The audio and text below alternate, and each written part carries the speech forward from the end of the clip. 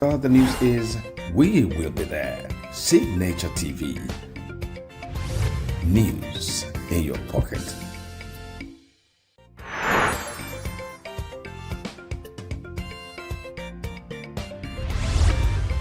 Signature TV. News in your pocket.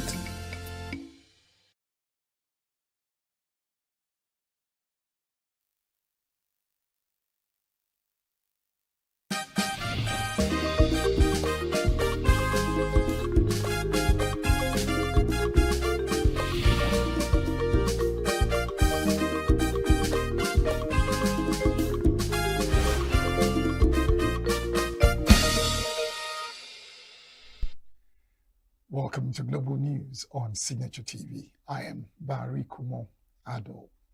In the headlines, medical lab scientists reject new health reform bills. 38 ISWAP fighters killed in joint ground and air operations in Northeast. Federal government to launch entrepreneurship program in all federal universities next year. Gaza peace doubts deepen as attention shifts to Iran. And Maldives tells UK it does not recognize Chagos Island's deal. Details shortly. Every second, every minute, every day, news is breaking. Events occur and there are new developments. At Signature TV, we follow these stories objectively, bringing all sides without bias, explaining the complex issues, breaking down the numbers, and investigating the issues behind the news. Anywhere and everywhere, near or far, wherever the news is, we will be there. Signature TV. News in your pocket. The Association of Medical Laboratory Scientists of Nigeria has raised serious concerns over a controversial bill before the National Assembly, warning that the passage could destabilize Nigeria's healthcare system, compromise patient safety, and trigger fresh interprofessional conflict.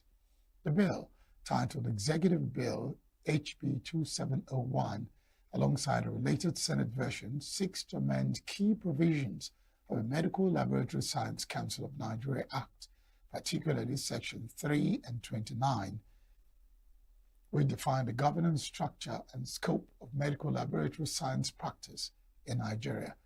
Addressing journalists in Abuja, AMLSN National President Kashmir Ifeanyi described the proposed amendment as a dangerous regression disguised as reform, warning that it is misaligned with global best practices and harmful to healthcare delivery. At the center of the controversy is the proposed restructuring of the governing board of the Medical Laboratory Science Council of Nigeria. The amendment would expand board membership to include non-specialists and increase the influence of political appointees, a move the association says could erode professional independence and weaken regulatory standards. Ifeanyi also criticized the proposed removal of the requirement that a council's chairman be a fellow of the profession, describing it as a critical vulnerability that could allow non-experts to oversee sensitive healthcare systems. The AMLSN further faulted provisions seeking to include the Medical and Dental Council of Nigeria and the Council's governing board, arguing that it violates global standards of independent professional regulation and amounts to institutional overreach. A fire outbreak has gutted the cold store of the Ebonyi State Ministry of Health, destroying vaccines and critical medical equipment worth hundreds of millions of naira. The incident occurred in the early hours of Friday at Block 5, Centenary City, Abakaliki, significantly impacting the state's immunization infrastructure. Items destroyed in the fire include vaccines, vaccine carriers, cold chain boxes, laptops, official documents, 5 refrigerators, 2 solar-powered refrigerators, and 45 solar batteries and inverters. Also affected were hospital beds and mattresses meant for distribution to maternal, newborn, and child health intervention local government areas. Speaking during an on-the-spot assessment, the State Commissioner for Health, Dr. Moses Ekuma, lamented the scale of a loss, noting that the facility housed vital immunization materials and solar-powered units used for vaccine preservation. He added that the fire has significantly disrupted immunization operations in the state and damaged part of the building. ECMA, however, expressed relief that no lives were lost. He commended the State Ministry of Power and Energy, fire service personnel, and security agencies for their prompt response, which helped contain the blaze. The Commissioner said exact cause of the fire is yet to be determined, but announced that a committee has been set up to investigate the cause of the fire and recommend preventive measures. He also directed that alternative office arrangement be made for affected staff, while structural experts would assess the extent of damage. Reconciliation talks between the two factions of the People's Democratic Party may have stalled after the Taminu Turaki-led group declared it will not participate in the national convention planned by the rival Nyesom Wike faction. The Turaku group said it was unaware of a convention scheduled by the Abdurrahman Mohammed Wike faction, despite ongoing reconciliation efforts within the party.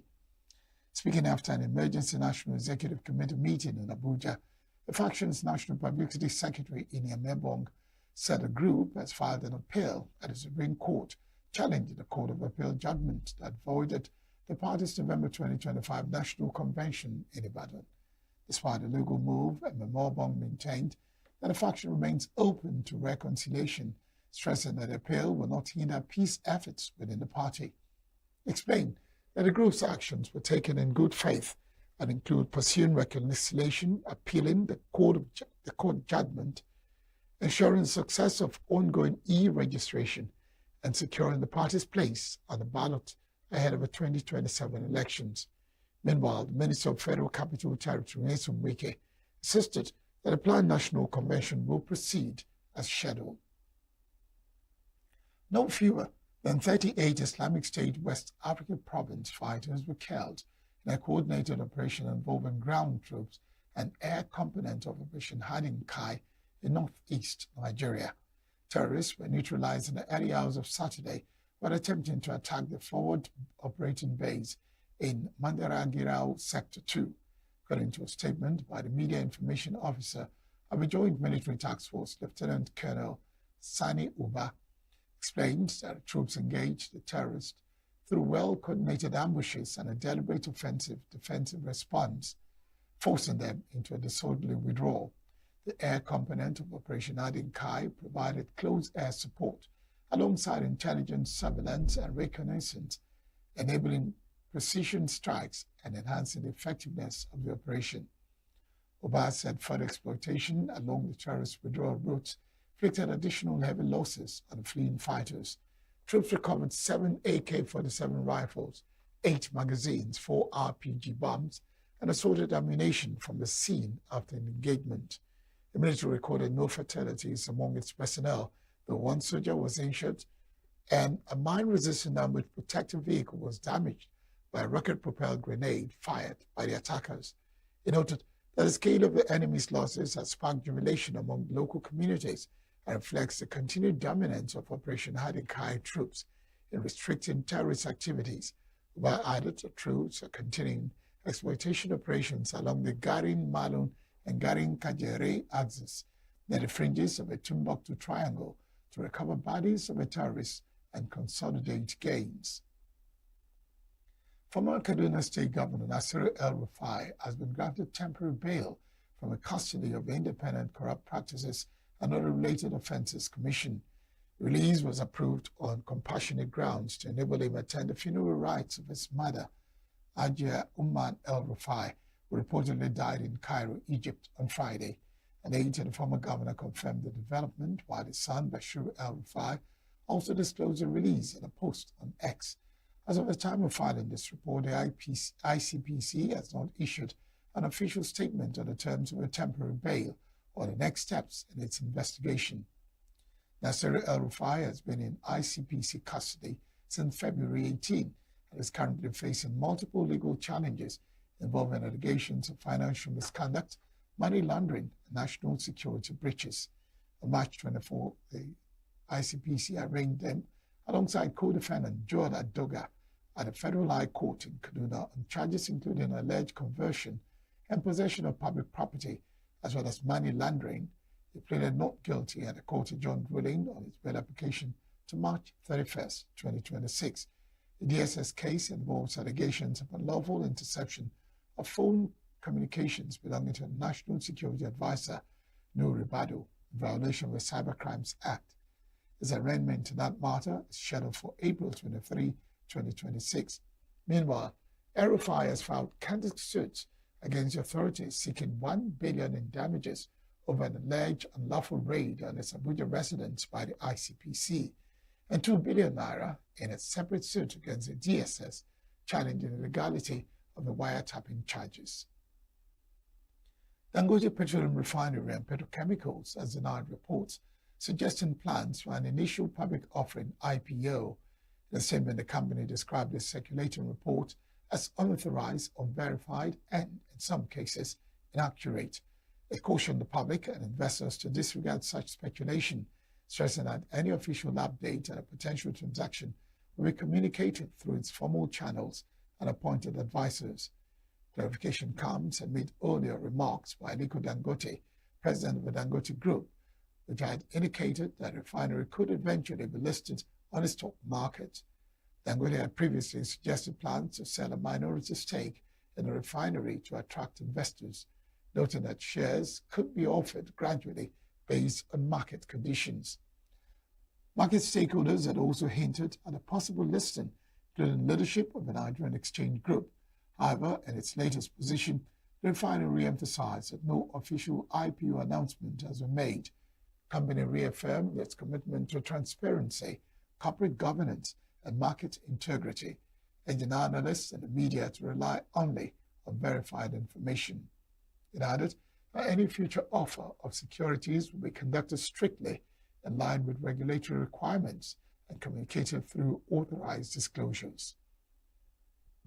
The Nigerian National Petroleum Company Limited says it plans to expand Nigeria's gas reserves to 600 trillion cubic feet and attract up to $60 billion in investment into the sector. Announcement was made by NNPC Executive Vice President for Gas, Power and New Energy, Olaleka Ogunleye, at the CERAWeek Energy Conference hosted by S&P Global in Houston. Ogunleye said the initiative is part of the company's gas master plan, which aims to grow Nigeria's current gas reserves from about 210 trillion cubic feet to 600 trillion cubic feet. He added that gas production is projected to rise from 7.4 billion standard cubic feet per day to 12 billion per the year 2030, surpassing the federal government's growth target. The NNPC executive also revealed plans to attract approximately $60 billion in new investments through commercial incentives and strategic partnerships.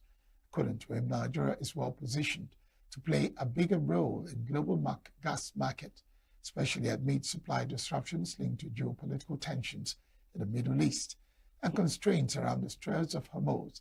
He noted that the country's abundant gas resources and proximity to key markets provide a competitive advantage in liquefied natural gas supply and gas-based industries. Ogunleye stressed that the gas master plan is focused on practical execution, not just projections, with emphasis on meeting and exceeding annual development targets. The initiative is expected to strengthen Nigeria's position in the global energy market while boosting industrial growth through gas development. Some Nigerians living in India are raising concerns over alleged racial profiling, police brutality, and visa challenges, calling for urgent government intervention. Complaints come amid growing agitation by the National Association of Nigerian Students, which recently staged a protest at the Indian High Commission in Abuja over what it described as inhumane treatment of Nigerian students. The student body issued a 7-day ultimatum to the federal government, demanding urgent diplomatic engagement and warning of further nationwide actions if the concerns are not addressed. That's officials say they received multiple distress reports from Nigerians, particularly students in cities such as Mumbai, citing harassment, discrimination, and difficulties with visa renewals. Among the allegations are mass arrests linked to immigration status, denial of housing based on nationality, closure of Nigerian-owned businesses, and confiscation of goods. Some Nigerians also claim they're being subjected to physical assault, with reports that complaints to authorities have yielded little or no response. Gaza peace doubts deepen as attention shifts to Iran. Maldives tells UK it does not recognize Chagos Island deal. Details of these and more on Foreign Stories.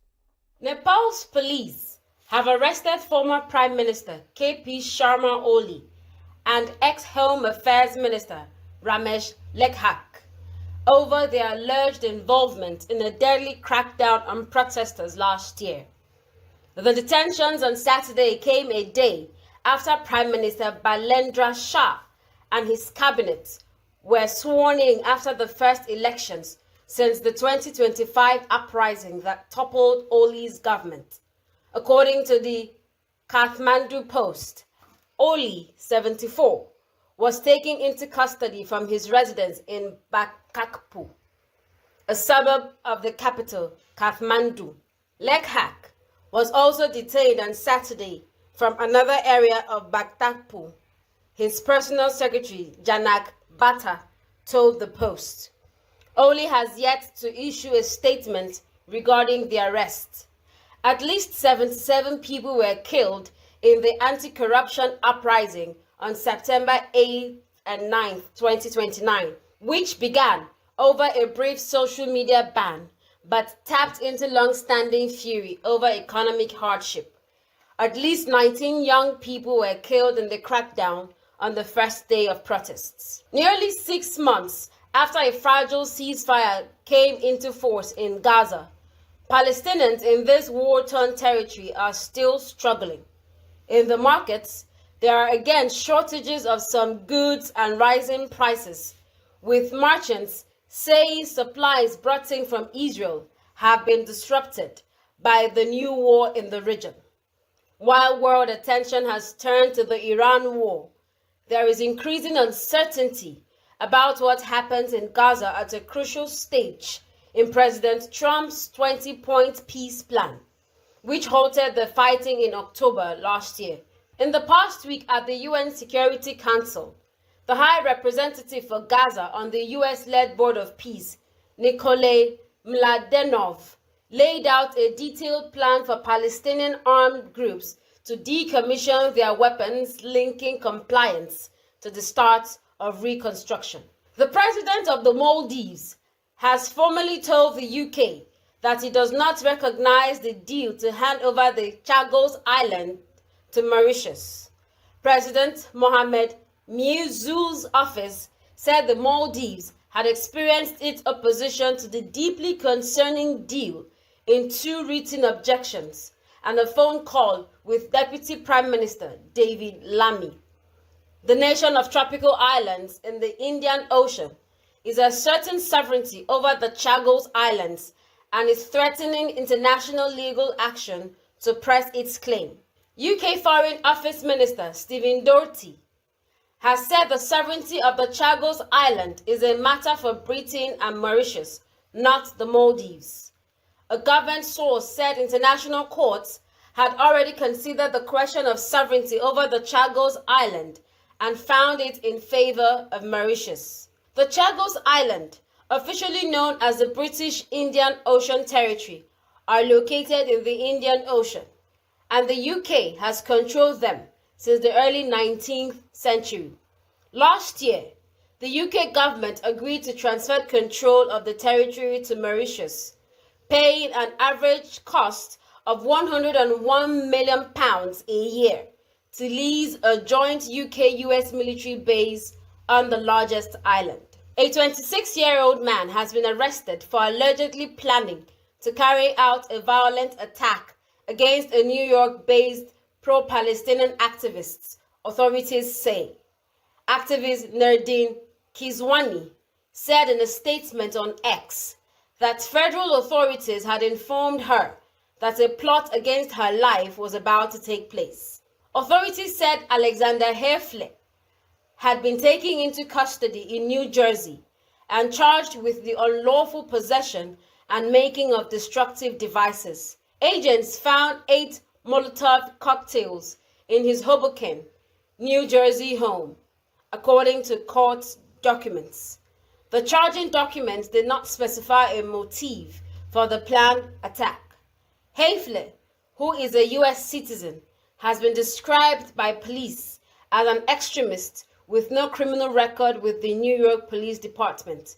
Police believe he was working alone and not with an overseas terrorist group or a foreign government. And that's it on the foreign news. Morocco have brushed aside ongoing controversy over their Africa Cup of Nations triumph system. They are focused on the future, despite Senegal launching a legal challenge against the decision. Confederation of African Football awarded Morocco a 3-0 victory in the AFCON final after Senegal players walked off in protest over a penalty decision, despite Morocco losing 1-0 on the pitch in January. While Senegal continued to contest the ruling, Morocco made it clear, considered matter settled. The game also marked the debut of new head coach Mohamed Ghobi as the team builds towards the 2026 FIFA World Cup. Morocco will reach the semi-finals of the 2022 World Cup and now technically unbeaten in 25 matches and remain one of Africa's top-ranked sides. France fans have largely backed the decision, insisting the rules were clear regarding Senegal's protest, even if the title was awarded after the final whistle. Meanwhile, attention is already turning to the World Cup, where Morocco will face 5-time champions Brazil in a high-profile group stage clash on June 13. Despite the legal dispute still ongoing, Morocco's camp remains focused on preparations for the tournament, aiming to add another title, this time on the pitch. Iran's men's national team wore black armbands and held school bags in a solemn tribute to victims of a recent airstrike before their international friendly against Nigeria in Belek, Turkey. Players, including striker Mehdi Taremi, posed with pink and purple school rucksacks adorned with ribbons as the national anthem played, honoring those killed in a strike on a primary school in the southern Iranian city of Minab. At least 170 people, including students and teachers, were reportedly killed in the February 28 attack, which coincided with the outbreak of a conflict involving the United States and Israel on the pitch. Nigeria egged Iran 2-1 in a friendly encounter. Off the field, tensions remained high, with Iran's foreign minister accusing the United States of carrying out a calculated phased assault, while reports suggest the strike may have resulted from a targeting error during a military operation. Despite a backdrop of geopolitical tensions, Iran has already qualified for the upcoming FIFA World Cup, but has requested that its matches be moved away from the United States over safety concerns. Defending champion Anya Sabalenka will face Coco Gauff in a Miami Open final at Hard Rock Stadium on Saturday at 3 p.m. The WTA final will mark their 13th meeting with head-to-head.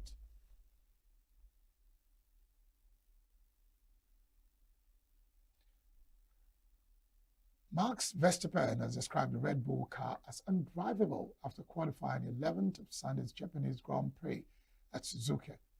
The four-time world champion suffered another disappointing session, exiting in Q2 despite his dominant record at the circuit, where he has won the past 4 races. Verstappen said the car was unpredictable throughout the weekend, citing a mix of oversteer and lack of control in key corners. He continued to a difficult start to the season, having finished 6th in Australia and retiring from the Chinese Grand Prix. Has also been critical of Formula One's new regulations, which feature a 50-50 split between conventional and electrical power. Last year's pole sitter at Suzuka, Verstappen admitted the team believed improvements had been made in final practice, but those gains failed to translate into qualifying performance. Off the track, 28-year-old was also involved in a tense moment earlier in the week when he ejected a reporter from his news conference. Kimi Antonelli will start from pole position at the Japanese Grand Prix after another standout performance of Mercedes in the qualifying at Suzuka. The 19-year-old set the fastest lap of 1 minute, 28.778 seconds, finishing ahead of teammate George Russell as Mercedes secured a front-row lockout. It marks a strong continuation of form for the team, who have already claimed 1-2 finishes in both races so far this season. Antonelli, who also took pole in China to become the youngest pole sitter in Formula One history, said his session felt smooth despite ongoing challenges. Rosselli finished second, 0.298 seconds behind, admitting he struggled to find the right balances qualifying. Elsewhere, Oscar Pistorius of McLaren qualified third, with Ferrari's Charles Leclerc in the fourth. The race is set for Sunday, with Mercedes looking to extend the dominant start to the season. Next is entertainment news with Quinette Wokonta. Popular Nollywood actress Motilola Akinlami has finally reconciled with her former boss and producer, Kunle Afod, years after their highly publicized fallout. In 2024, Motilola accused Kunle Afod of blocking her from getting acting roles, alleging that he influenced other producers not to work with her after she ended their relationship, citing issues related to his wife's insecurity. So, however, in a recent interview with actor Tony Montana, Motilola confirmed that their 6 years feud has now come to an end.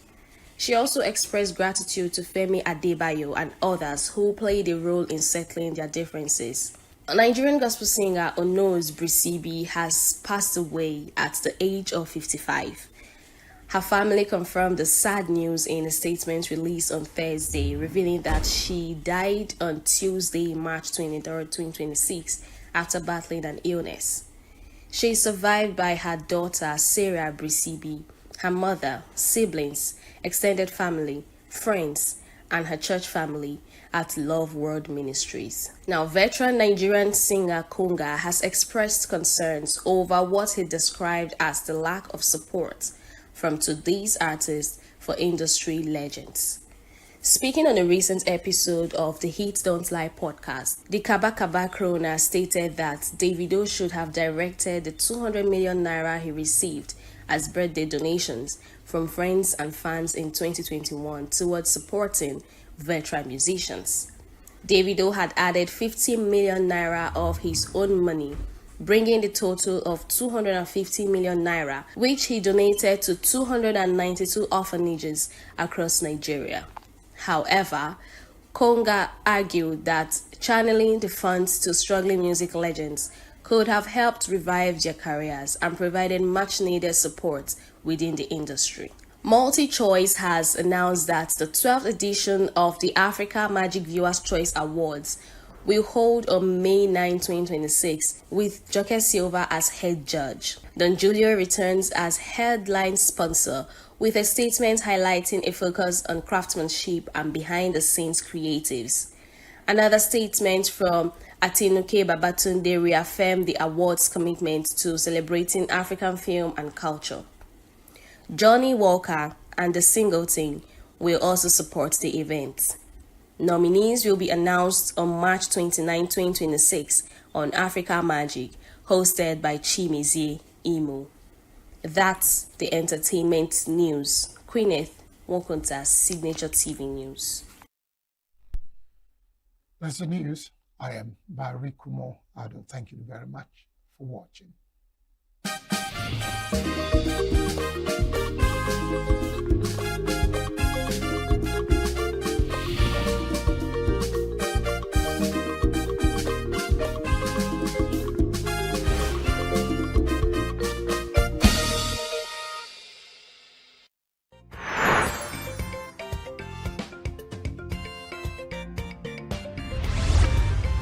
Signature TV, news in your pocket.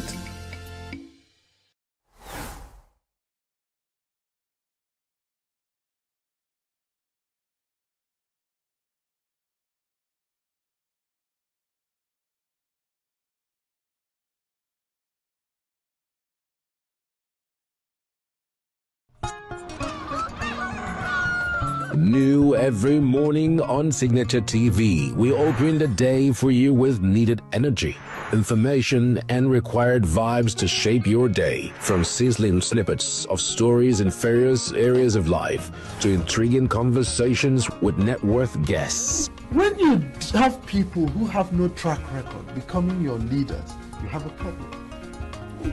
There's no outstanding gratuity when Obi took over from me.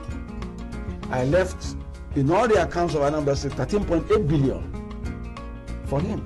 Your day cannot be complete without Signature Morning on weekdays and Signature New Day on weekends. There is no better way to start your day except Signature Morning and Signature New Day every day on Signature TV.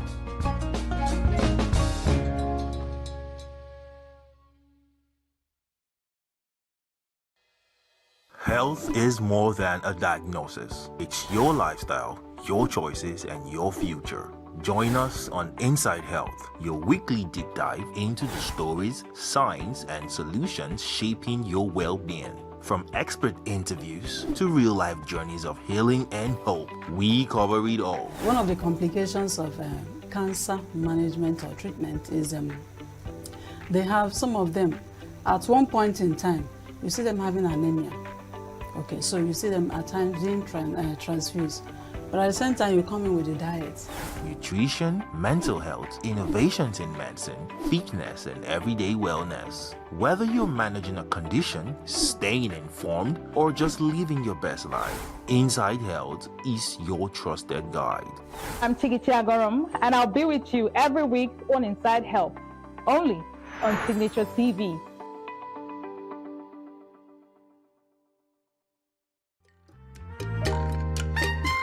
The way we see the world shapes the way we change it. Gender isn't just a checkbox, it's a lens, one that helps us understand the world more deeply and act more fairly. Gender Perspectives, a program for those ready to see more, do more, and be more. Designed to challenge assumptions, ignite conversations, and build inclusive solutions across every sector of society. We are not, fighting the men. We are not saying we are equal in terms of rights.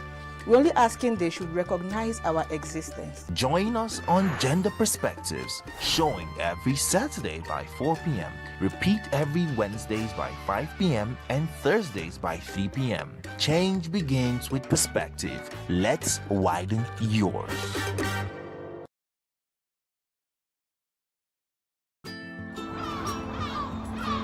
Bright and early as the day breaks, as the newspaper headlines trail the stories that shape the day. We at Signature TV trail the headlines that trail the day. We interrogate the headlines. We analyze the stories that make the headlines. Why is overrated, and they even overrated themselves and went into CBT. They are insensitive of some Nigerian children who have never had what they call CBT. With passion and emotion, we drive the conversation to change the narrative. Let nobody be deceived by Nigerian high level of performing in agriculture export. We are still where we are. Newspaper review on Signature TV every morning on Signature Morning, weekdays, and Signature New Day, weekends. Newspaper review on Signature TV. We do not just review the headlines, we make the headlines relevant to our daily lives.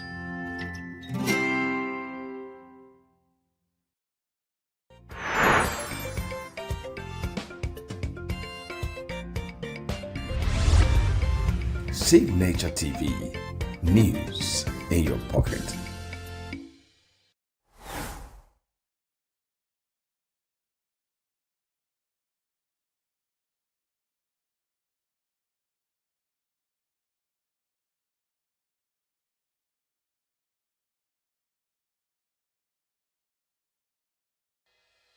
Health is more than a diagnosis. It's your lifestyle, your choices, and your future. Join us on Inside Health, your weekly deep dive into the stories, science, and solutions shaping your well-being. From expert interviews to real-life journeys of healing and hope, we cover it all. One of the complications of cancer management or treatment is they have some of them at one point in time, you see them having anemia. Okay, so you see them at times being transfused. But at the same time, you come in with the diet. Nutrition, mental health, innovations in medicine, fitness, and everyday wellness. Whether you're managing a condition, staying informed, or just living your best life, Inside Health is your trusted guide. I'm Tigiti Agorum, and I'll be with you every week on Inside Health, only on Signature TV.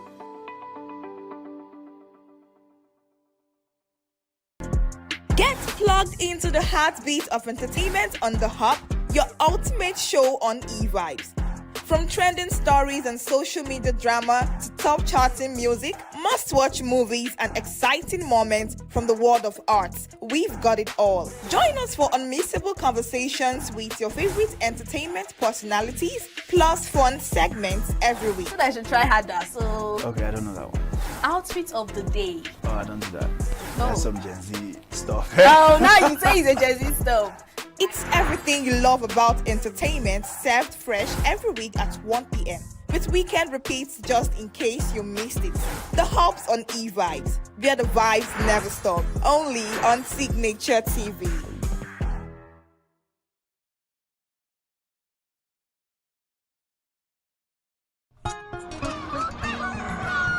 New every morning on Signature TV, we open the day for you with needed energy, information, and required vibes to shape your day. From sizzling snippets of stories in various areas of life to intriguing conversations with net worth guests. When you have people who have no track record becoming your leaders, you have a problem. There's no outstanding gratuity when Obi took over from me. I left in all the accounts of Anambra State 13.8 billion for him. Your day cannot be complete without Signature Morning on weekdays and Signature New Day on weekends. There is no better way to start your day except Signature Morning and Signature New Day every day on Signature TV.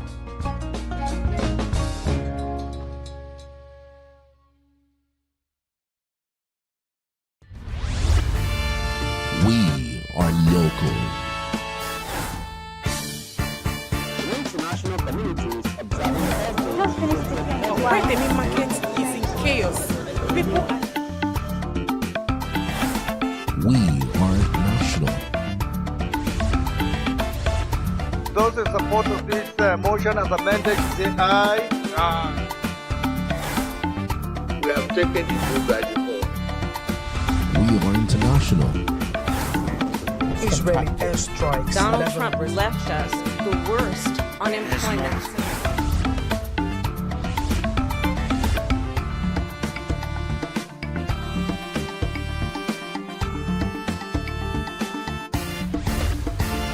Signature TV, news in your pocket.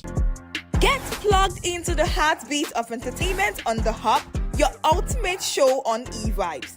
From trending stories and social media drama to top charting music, must-watch movies and exciting moments from the world of arts, we've got it all. Join us for unmissable conversations with your favorite entertainment personalities, plus fun segments every week. I should try harder, so... Okay, I don't know that one. Outfit of the day. Oh, I don't do that. That's some Gen Z stuff. Oh, now you say it's a Gen Z stuff. It's everything you love about entertainment, served fresh every week at 1 p.m. with weekend repeats just in case you missed it. The Hub's on E-Vibes, where the vibes never stop. Only on Signature TV.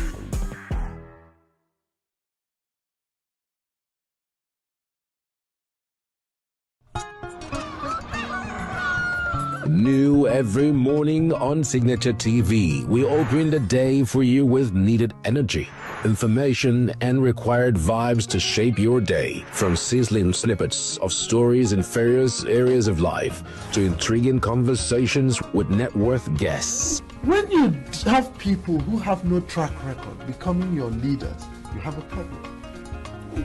There's no outstanding gratuity when Obi took over from me.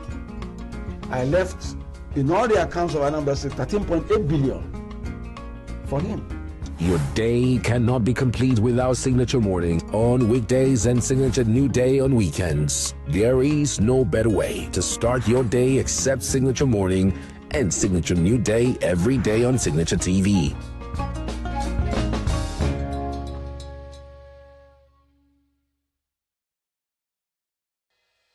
Health is more than a diagnosis. It's your lifestyle, your choices, and your future.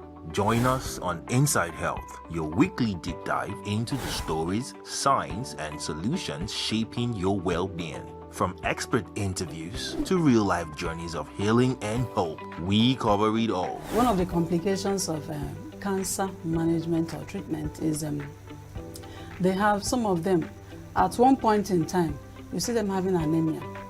Okay, so you see them at times being transfused. But at the same time, you come in with a diet.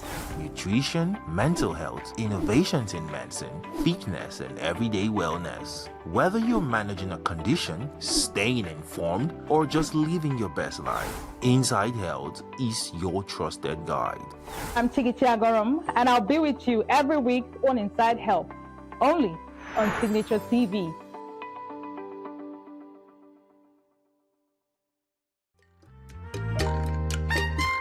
The way we see the world shapes the way we change it. Gender isn't just a checkbox, it's a lens, one that helps us understand the world more deeply and act more fairly. Gender Perspectives, a program for those ready to see more, do more, and be more. Designed to challenge assumptions, ignite conversations, and build inclusive solutions across every sector of society. We are not, fighting the men. We are not saying we are equal in terms of rights. We're only asking they should recognize our existence. Join us on Gender Perspectives, showing every Saturday by 4 p.m. Repeat every Wednesdays by 5 p.m. and Thursdays by 3 p.m. Change begins with perspective. Let's widen yours.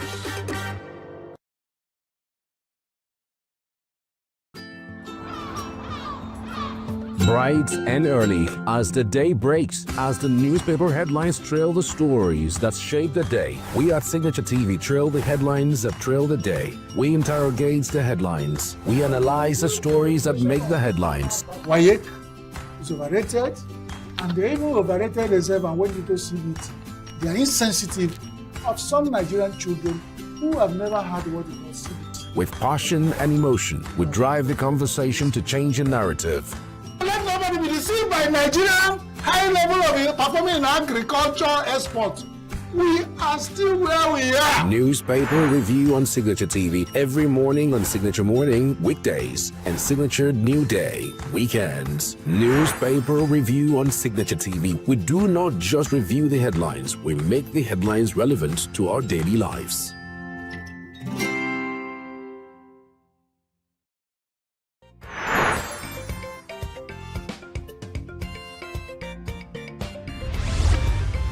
Signature TV, news in your pocket.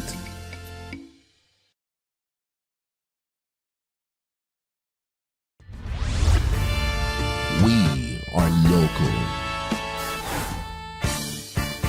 International communities observing Why the main market is in chaos. People We are national. Those in support of this motion as amended, say aye. Aye. We have taken the vote by default. We are international. Israeli airstrikes. Donald Trump left us the worst unemployment.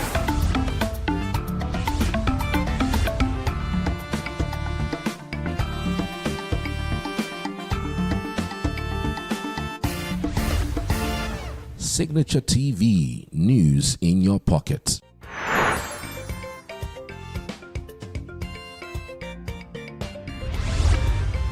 Signature TV, news in your pocket.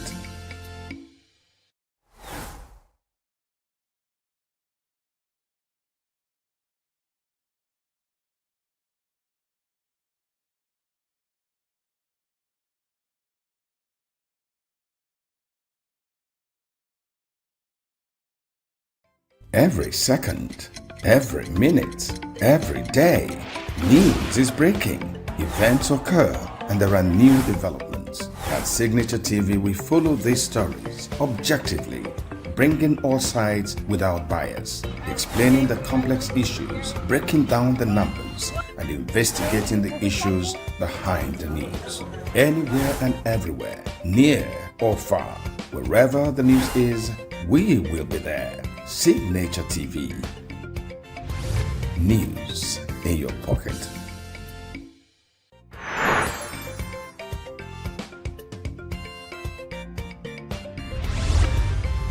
Signature TV. News in your pocket.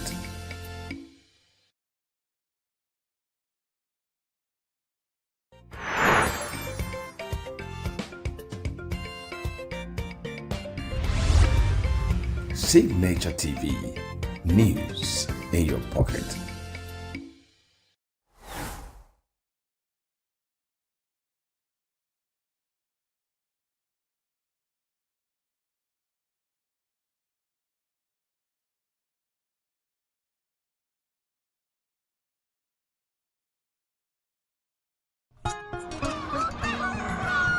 New every morning on Signature TV, we open the day for you with needed energy, information, and required vibes to shape your day. From sizzling snippets of stories in various areas of life to intriguing conversations with net worth guests. When you have people who have no track record becoming your leaders, you have a problem. There's no outstanding gratuity when Obi took over from me. I left in all the accounts of Anambra State 13.8 billion for him.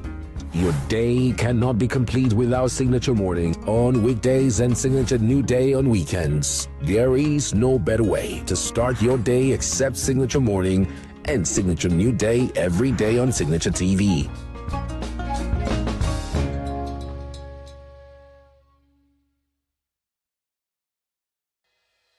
Health is more than a diagnosis. It's your lifestyle, your choices, and your future. Join us on Inside Health, your weekly deep dive into the stories, science, and solutions shaping your well-being. From expert interviews to real-life journeys of healing and hope, we cover it all. One of the complications of cancer management or treatment is they have some of them, at one point in time, you see them having anemia. Okay, so you see them at times being transfused. But at the same time, you come in with a diet. Nutrition, mental health, innovations in medicine, fitness, and everyday wellness. Whether you're managing a condition, staying informed, or just living your best life, Inside Health is your trusted guide.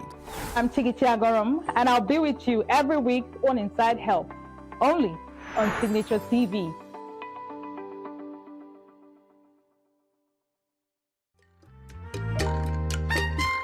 The way we see the world shapes the way we change it. Gender isn't just a checkbox, it's a lens, one that helps us understand the world more deeply and act more fairly. Gender Perspectives, a program for those ready to see more, do more, and be more. Designed to challenge assumptions, ignite conversations, and build inclusive solutions across every sector of society. We are not, fighting the men. We are not saying we are equal in terms of rights.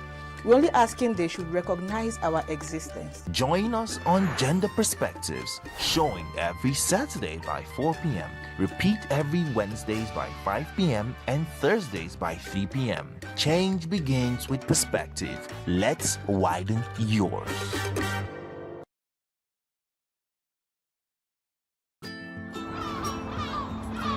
Bright and early, as the day breaks, as the newspaper headlines trail the stories that shape the day, we at Signature TV trail the headlines that trail the day. We interrogate the headlines. We analyze the stories that make the headlines. Why is overrated, and they even overrated themselves and went into CBT. They are insensitive of some Nigerian children who have never had what they call CBT. With passion and emotion, we drive the conversation to change the narrative. Let nobody be deceived by Nigerian high level of performing in agriculture export. We are still where we are. Newspaper review on Signature TV every morning on Signature Morning, weekdays, and Signature New Day, weekends. Newspaper review on Signature TV. We do not just review the headlines, we make the headlines relevant to our daily lives.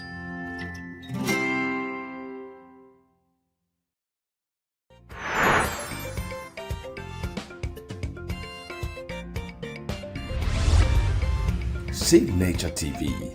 News in your pocket.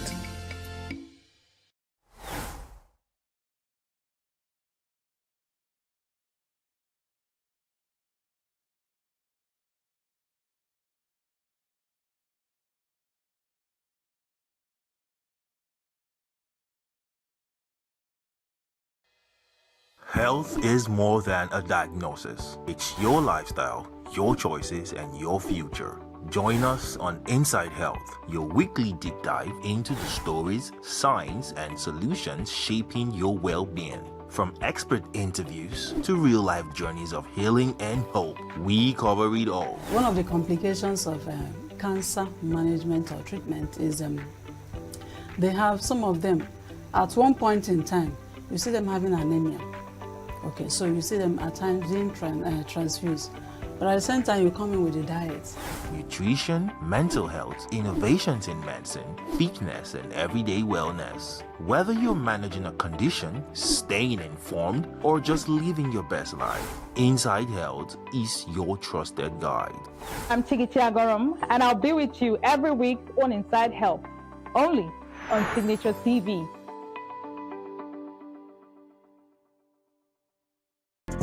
Get plugged into the heartbeat of entertainment on The Hub, your ultimate show on eVibes. From trending stories and social media drama to top charting music, must-watch movies and exciting moments from the world of arts, we've got it all. Join us for unmissable conversations with your favorite entertainment personalities, plus fun segments every week. So I should try harder, so... Okay, I don't know that one. Outfit of the day. Oh, I don't do that. No. That's some Gen Z stuff. Oh, now you say it's a Gen Z stuff. It's everything you love about entertainment, served fresh every week at 1 p.m. with weekend repeats just in case you missed it. The Hub's on eVibes, where the vibes never stop. Only on Signature TV.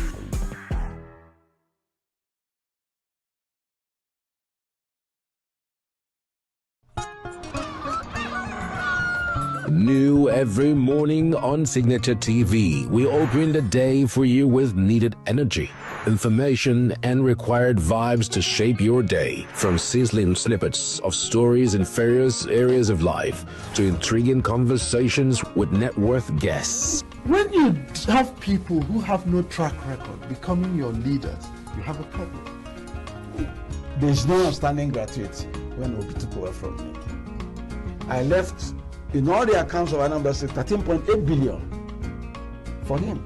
Your day cannot be complete without Signature Morning on weekdays and Signature New Day on weekends. There is no better way to start your day except Signature Morning and Signature New Day every day on Signature TV.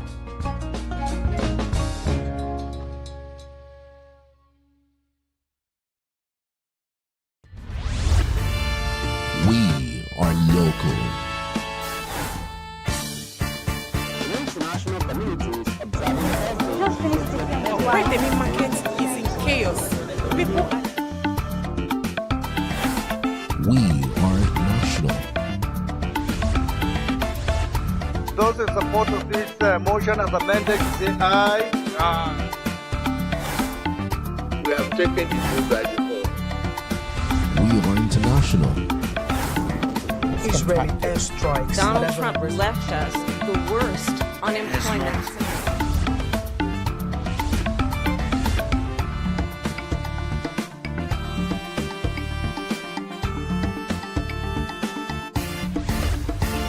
Signature TV, news in your pocket. Get plugged into the heartbeat of entertainment on The Hub, your ultimate show on eVibes. From trending stories and social media drama to top charting music, must-watch movies and exciting moments from the world of arts, we've got it all. Join us for unmissable conversations with your favorite entertainment personalities, plus fun segments every week. So I should try harder, so... Okay, I don't know that one. Outfit of the day. Oh, I don't do that. No. That's some Gen Z stuff. Oh, now you say it's a Gen Z stuff. It's everything you love about entertainment, served fresh every week at 1 p.m. with weekend repeats just in case you missed it.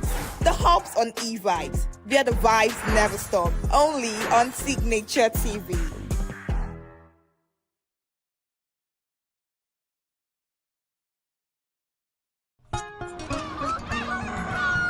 New every morning on Signature TV, we open the day for you with needed energy, information, and required vibes to shape your day. From sizzling snippets of stories in various areas of life to intriguing conversations with net worth guests. When you have people who have no track record becoming your leaders, you have a problem.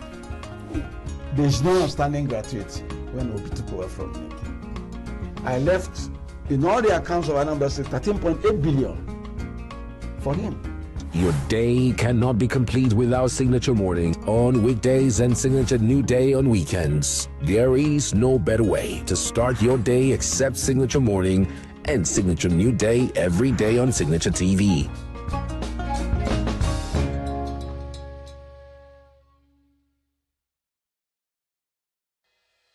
Health is more than a diagnosis. It's your lifestyle, your choices, and your future. Join us on Inside Health, your weekly deep dive into the stories, science, and solutions shaping your well-being. From expert interviews to real-life journeys of healing and hope, we cover it all. One of the complications of cancer management or treatment is they have some of them, at one point in time, you see them having anemia. Okay, so you see them at times being transfused. But at the same time, you come in with a diet. Nutrition, mental health, innovations in medicine, fitness, and everyday wellness. Whether you're managing a condition, staying informed, or just living your best life, Inside Health is your trusted guide. I'm Chigichi Agorom, and I'll be with you every week on Inside Health, only on Signature TV.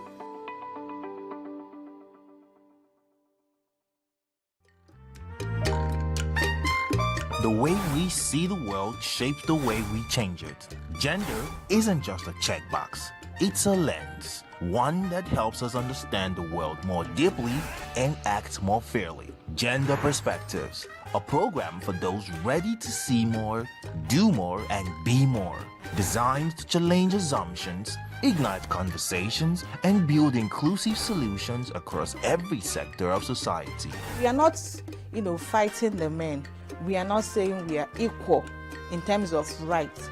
We're only asking they should recognize our existence. Join us on Gender Perspectives, showing every Saturday by 4 p.m. Repeat every Wednesdays by 5 p.m. and Thursdays by 3 p.m. Change begins with perspective. Let's widen yours.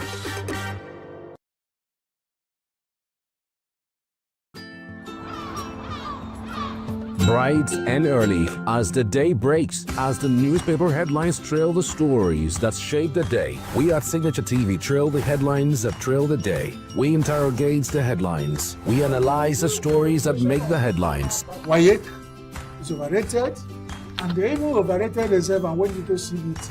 They are insensitive of some Nigerian children who have never had what they call CBT. With passion and emotion, we drive the conversation to change a narrative. Let nobody be deceived by Nigerian high level of performing in agriculture export. We are still where we are. Newspaper review on Signature TV every morning on Signature Morning, weekdays, and Signature New Day, weekends. Newspaper review on Signature TV. We do not just review the headlines, we make the headlines relevant to our daily lives.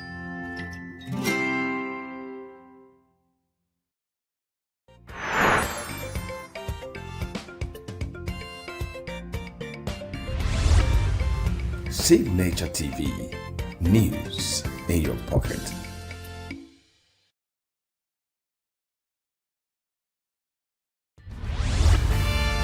We are local. International communities observing every Why the main market is in chaos. People We are national. Those in support of this motion as amended, say aye. Aye. We have taken the vote by default. We are international. Israeli airstrikes. Donald Trump left us the worst unemployment.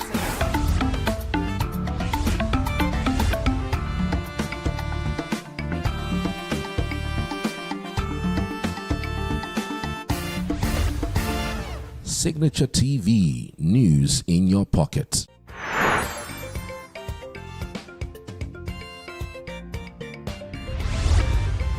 Signature TV, news in your pocket.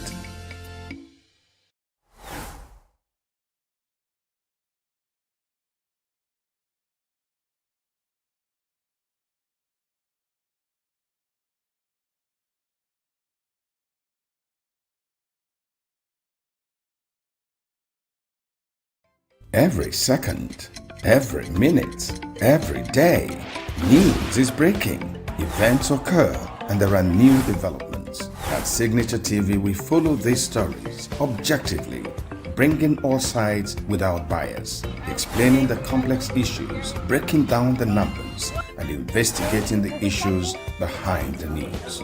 Anywhere and everywhere, near or far, wherever the news is, we will be there. Signature TV. News in your pocket.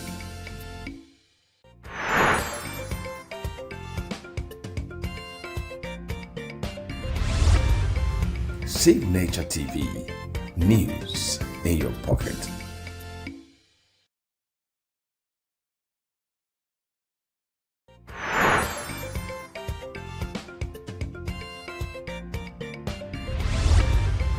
Signature TV. News in your pocket.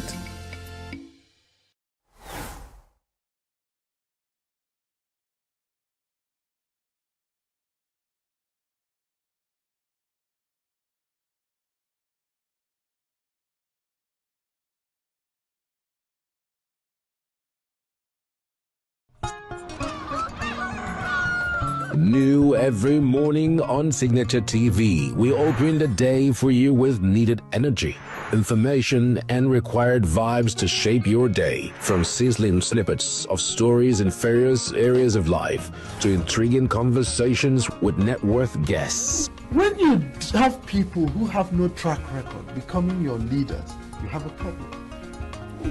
There's no outstanding gratuity when Obi took over from me.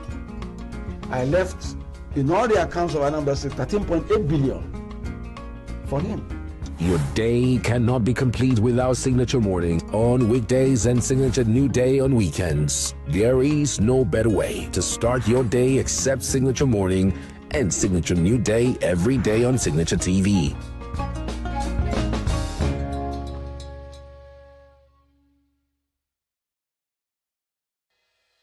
Health is more than a diagnosis. It's your lifestyle, your choices, and your future. Join us on Inside Health, your weekly deep dive into the stories, science, and solutions shaping your well-being. From expert interviews to real-life journeys of healing and hope, we cover it all. One of the complications of cancer management or treatment is they have some of them at one point in time, you see them having anemia. Okay, so you see them at times being transfused. But at the same time, you come in with a diet. Nutrition, mental health, innovations in medicine, fitness, and everyday wellness. Whether you're managing a condition, staying informed, or just living your best life, Inside Health is your trusted guide.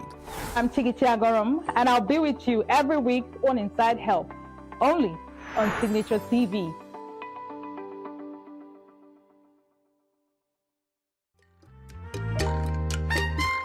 The way we see the world shapes the way we change it. Gender isn't just a checkbox, it's a lens, one that helps us understand the world more deeply and act more fairly. Gender Perspectives, a program for those ready to see more, do more, and be more. Designed to challenge assumptions, ignite conversations, and build inclusive solutions across every sector of society. We are not, fighting the men. We are not saying we are equal in terms of rights. We're only asking they should recognize our existence. Join us on Gender Perspectives, showing every Saturday by 4 p.m. Repeat every Wednesdays by 5 p.m. and Thursdays by 3 p.m. Change begins with perspective. Let's widen yours.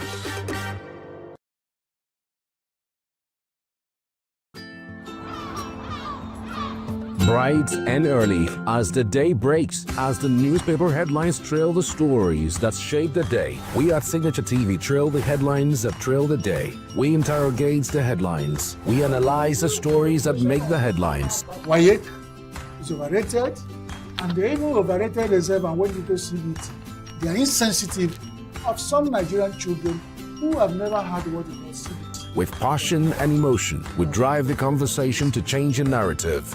Let nobody be deceived by Nigerian high level of performing in agriculture export. We are still where we are. Newspaper review on Signature TV every morning on Signature Morning, weekdays, and Signature New Day, weekends. Newspaper review on Signature TV. We do not just review the headlines, we make the headlines relevant to our daily lives.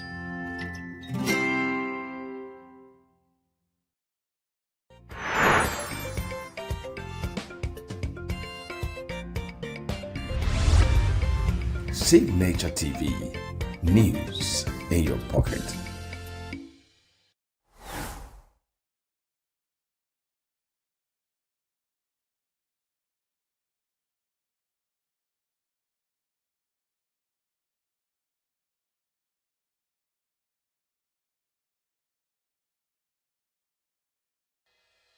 Health is more than a diagnosis. It's your lifestyle, your choices, and your future. Join us on Inside Health, your weekly deep dive into the stories, science, and solutions shaping your well-being. From expert interviews to real-life journeys of healing and hope, we cover it all. One of the complications of cancer management or treatment is they have some of them at one point in time, you see them having anemia. Okay, so you see them at times being transfused. But at the same time, you come in with a diet. Nutrition, mental health, innovations in medicine, fitness, and everyday wellness. Whether you're managing a condition, staying informed, or just living your best life, Inside Health is your trusted guide. I'm Tigiti Agorum, and I'll be with you every week on Inside Health, only on Signature TV.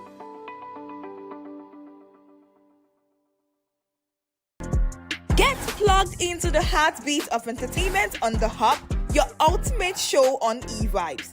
From trending stories and social media drama to top charting music, must-watch movies and exciting moments from the world of arts, we've got it all. Join us for unmissable conversations with your favorite entertainment personalities, plus fun segments every week. I should try harder, so... Okay, I don't know that one. Outfit of the day. Oh, I don't do that. No. That's some Gen Z stuff. Oh, now you say it's a Gen Z stuff. It's everything you love about entertainment, served fresh every week at 1 p.m. with weekend repeats just in case you missed it. The Hub's on eVibes, where the vibes never stop. Only on Signature TV.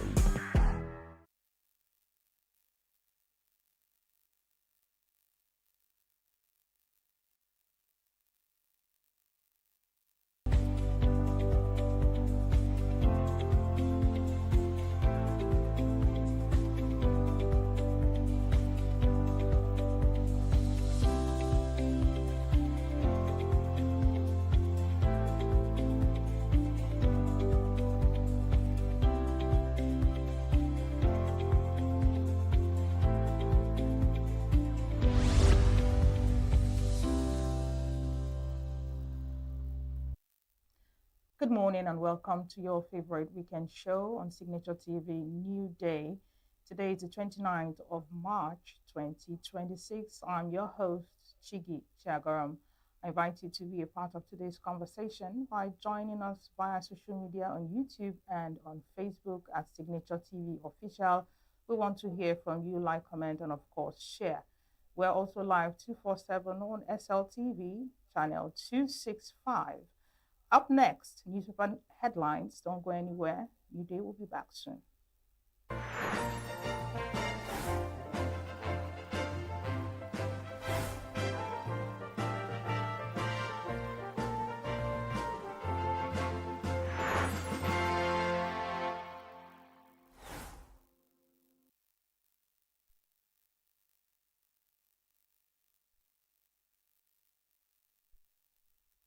Welcome back.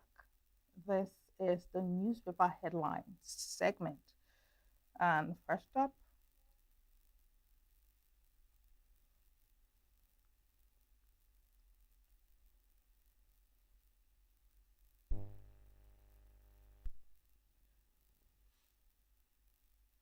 is Sunday Vanguard, and boldly written is double tragedy. Nigerians ration power, hustle for fuel as petrol price hits 1,500 naira, with rider Common man adopts desperate measures on page 21 to 24 of Sunday Vanguard. Still above the mast, Chronicles of Cancer Survivors on page 12.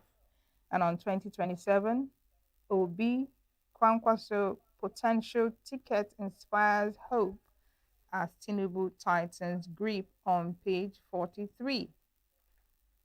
On PDP's fragile truce, convention goes ahead despite court threats coming from VK's camp. Proposed state police to handle domestic violence and homicide and armed robbery. Still on Sunday Vanguard, on APC, how all-powerful governors handpicked new leaders and axed 3 incumbents on page 7. Over to the Sunday Punch. On 2027, Kwankwaso Kano supporters join ADC on Monday on page 5.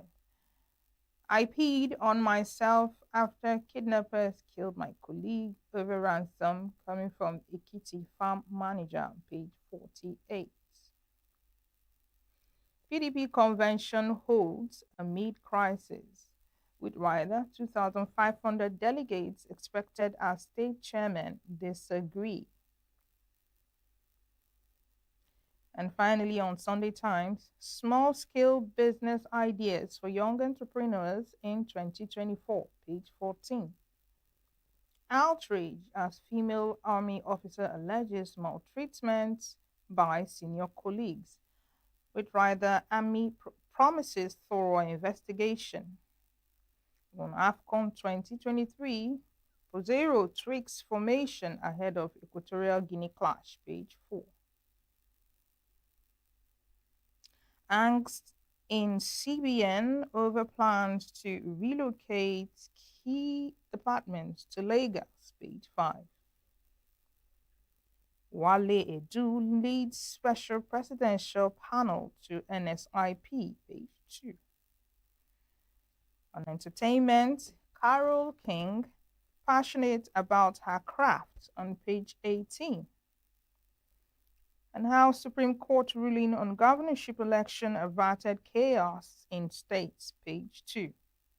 Finally, on Sunday Times, internally displaced persons camps from temporary to permanent abodes in Benue, page 10. And that's the much we can take on our newspaper headlines. Don't go anywhere. New Day continues right after now.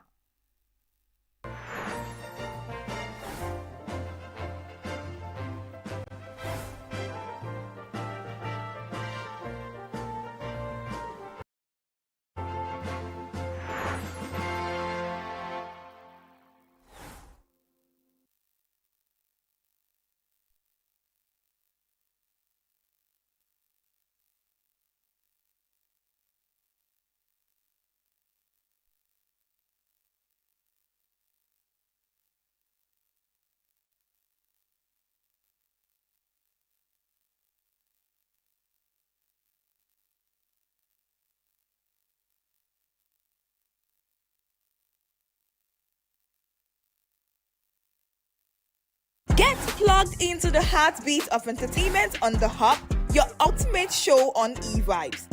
From trending stories and social media drama to top charting music, must-watch movies and exciting moments from the world of arts, we've got it all. Join us for unmissable conversations with your favorite entertainment personalities, plus fun segments every week. So I should try harder. So Okay, I don't know that one. outfit of the day. Oh, I don't do that. That's some Gen Z stuff. Oh, now you say it's a Gen Z stuff. It's everything you love about entertainment, served fresh every week at 1 p.m. with weekend repeats just in case you missed it. The Hub's on eVibes, where the vibes never stop. Only on Signature TV.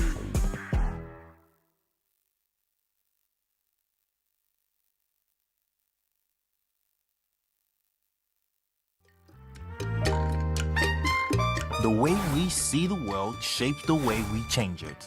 Gender isn't just a checkbox, it's a lens. one that helps us understand the world more deeply and act more fairly. Gender Perspectives, a program for those ready to see more, do more, and be more. Designed to challenge assumptions, ignite conversations, and build inclusive solutions across every sector of society. We are not, fighting the men. We are not saying we are equal in terms of rights. We're only asking they should recognize our existence. Join us on Gender Perspectives, showing every Saturday by 4 p.m. Repeat every Wednesdays by 5 p.m. and Thursdays by 3 p.m. Change begins with perspective. Let's widen yours.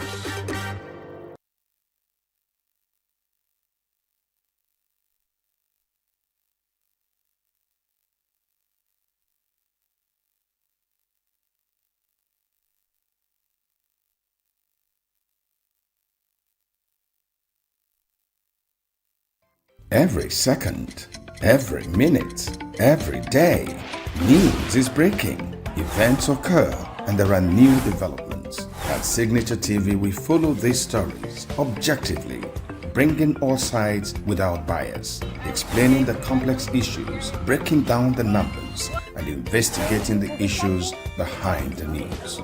Anywhere and everywhere, near or far, wherever the news is, we will be there. Signature TV. News in your pocket.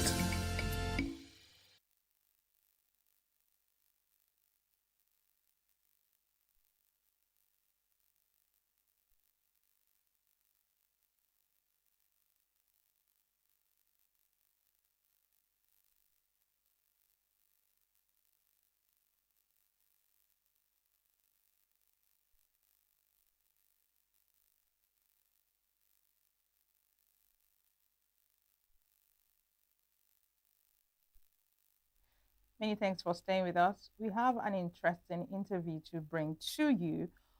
Amidst the increased failure of the power sector, the Nigerian Labour Congress calls for no bailout to electricity companies. And our guest that unpacked this conversation was Professor Ogogo Egu. This is what he had to say. Every second, every minute, every day, news is breaking, events occur, and there are new developments. At Signature TV, we follow these stories objectively, bringing all sides without bias, explaining the complex issues, breaking down the numbers, and investigating the issues behind the news. Anywhere and everywhere, near or far, wherever the news is, we will be there. Signature TV. News in your pocket. Welcome back. Now, on our first conversation this morning, we're talking about power failure. Now, we live in a country, Nigeria, where the power sector has experienced significant challenges, from increasing frequency to great failures to high tariff to no electricity.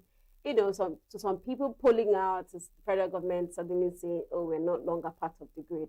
These are the challenges that we faced in Nigeria when it comes to the power sector. Now, recently, the NLC, the Nigerian Labour Congress, has taken a strong stance, that there will be no bailout for any electricity company in Nigeria. Everybody has to put heads together. Nobody is running independently. Nobody is saying, oh, I am not working for the federal government. Oh, I'm working for this particular group of people. It has to be a joint effort to restore the energy in the power sector in Nigeria.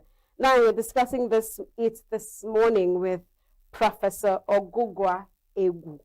He is the chairman, Nigerian Labour Congress, Ebonyi State. He's joining us via Zoom. Good morning, Professor. Good morning, and thank you for having me. All right. So, good morning. First Hope off, you can hear me. For a layman who has lived in a community where at a certain point, he did not have lights. He was not enjoying electricity. And then suddenly he moves into an era where, okay, it looks like things are looking up. I now have electricity. So the current situation where some days you go without light, some days you see 2-3 hours in a day. and then you're wondering what exactly is going on. You're hearing grids falling, you're hearing hike in tariff plan. Help us understand, why does this happen? Is it just based on the TCN, the electricity company, or is it the fault of some organization handling the power sector? Thank you very much. Yes, correspondent. You see, the concept of power problem in Nigeria is hydra-headed. When I say hydra-headed, it is as a result of numerous factors. Okay. Factors that we can say they are intrinsic, and factors that we can say are extrinsic to the power sector. Now, of course, we know that the GENCOs, the generating companies, have demanded a 6 trillion naira bailout from taxpayers' money from government. And this, they claim that this bailout is as a result of accumulated, what they call legacy debts. Legacy debts that have accumulated over the past years. And in fact, they claim that they are being owed 65% of what they generate every month. And that means they are paid 35%, which is about 80 billion naira. And so government of Nigeria owed them 200 billion every month. And if you calculate 200 million by the number of months that are being owed, that is what has amounted to the over 6 trillion naira that they are demanding as bailout. And I keep asking myself, does it mean that these companies have never made gains? Since privatization in 2013, that is over 13 years or about thereabout, does it mean these companies have never made profits from generation of power in Nigeria? Our Congress is asking, what have they been doing with the profits they have made? Nigerians have not significantly seen an improvement in the power sector. In fact, in the last 3 years, since 2023, the national grid has collapsed 19 times, 12 times in 2024. And in 2026, where we find ourselves, generation has come so low that at some point we battled between 0 and 24 megawatts. Right now, it's about 2,900 megawatts, far below the maximum production that we've had in recent time, which is about 4,000 thereabouts. These GENCOs keep packing up, power generation companies, no support. And you find out that the problem is truly hydra-headed. If you come down to the ordinary people, the distribution companies are not better off. The distribution companies keep fluctuating tariffs. Tariffs keep increasing from this. In fact, there was a time that it jumped to about 300%, or the 300% increase. And this thing ordinarily rests on the everyday people of Nigeria. And we ask ourselves, does it mean we can never get it right as a country? Now, it is obvious that the global energy crisis, that of course, that is as a result of the dispute between America, Israel, and then Iran, has exposed the vulnerability of our energy sector. It has exposed the incapacitated nature of our energy sector. It has exposed that we do not have shock absorber. And if this crisis continues, Nigeria is going to be on the precipice of terrible things. Because people will lose faith in the system. People will lose faith in our country. And that is why the government of today should make a conscious effort to cushion the effect of this global energy crisis. What do I mean? Countries in Europe have started doing something. In fact, Brazil released about 300 million euros to cushion the effect of this global energy crisis. Countries like Italy, Belgium, Finland, yes, you may say that these countries have very good economies, but Nigeria is a country that is dominated by people living in extreme poverty. Okay, Prof, Our Professor. middle class, yes, yes. Yeah, what I asked, or what I'm trying to understand it. I mean, you've said a number of things, quite a number of things. Now, the issue of, which is the first question I asked earlier, for a layman, for someone who may not understand the logics of things, is it safe to say that the reason why the power sector is epileptic in Nigeria is because 13 years ago, the situation or the community when it comes to power deliverance was handed to private sectors? Or is it that even with the private sectors, the organization that are in charge of power generation and distribution in Nigeria have, had a way to limit the rations people get when it comes to power? Because what I'm asking is, if a private sector comes to say, oh, this is not the agreement we had a particular agreement for you to be giving us a certain percentage from whatever is generated, and they are coming years later to demand a certain amount, it's just safe to say that either they are being greedy or some persons, we are cheating them out of their earnings and their gains. So who is to blame when it comes to lack of power in Nigeria? You see, when maybe you didn't get me right. When I started, I said that this can be described as intrinsic within the power sector and extrinsic outside the power sector. The intrinsic problems are caused by the key players within the power sector. The owners of the generating companies, the owners of the transmission companies, and even the owners of the distribution companies, because they work hand in hand in Nigeria.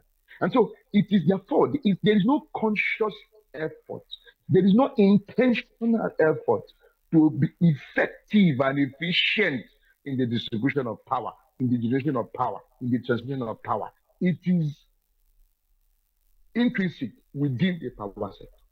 That is one. Two, the extrinsic part is that governments who ordinarily should live to their own end of any bond, any agreement, has failed.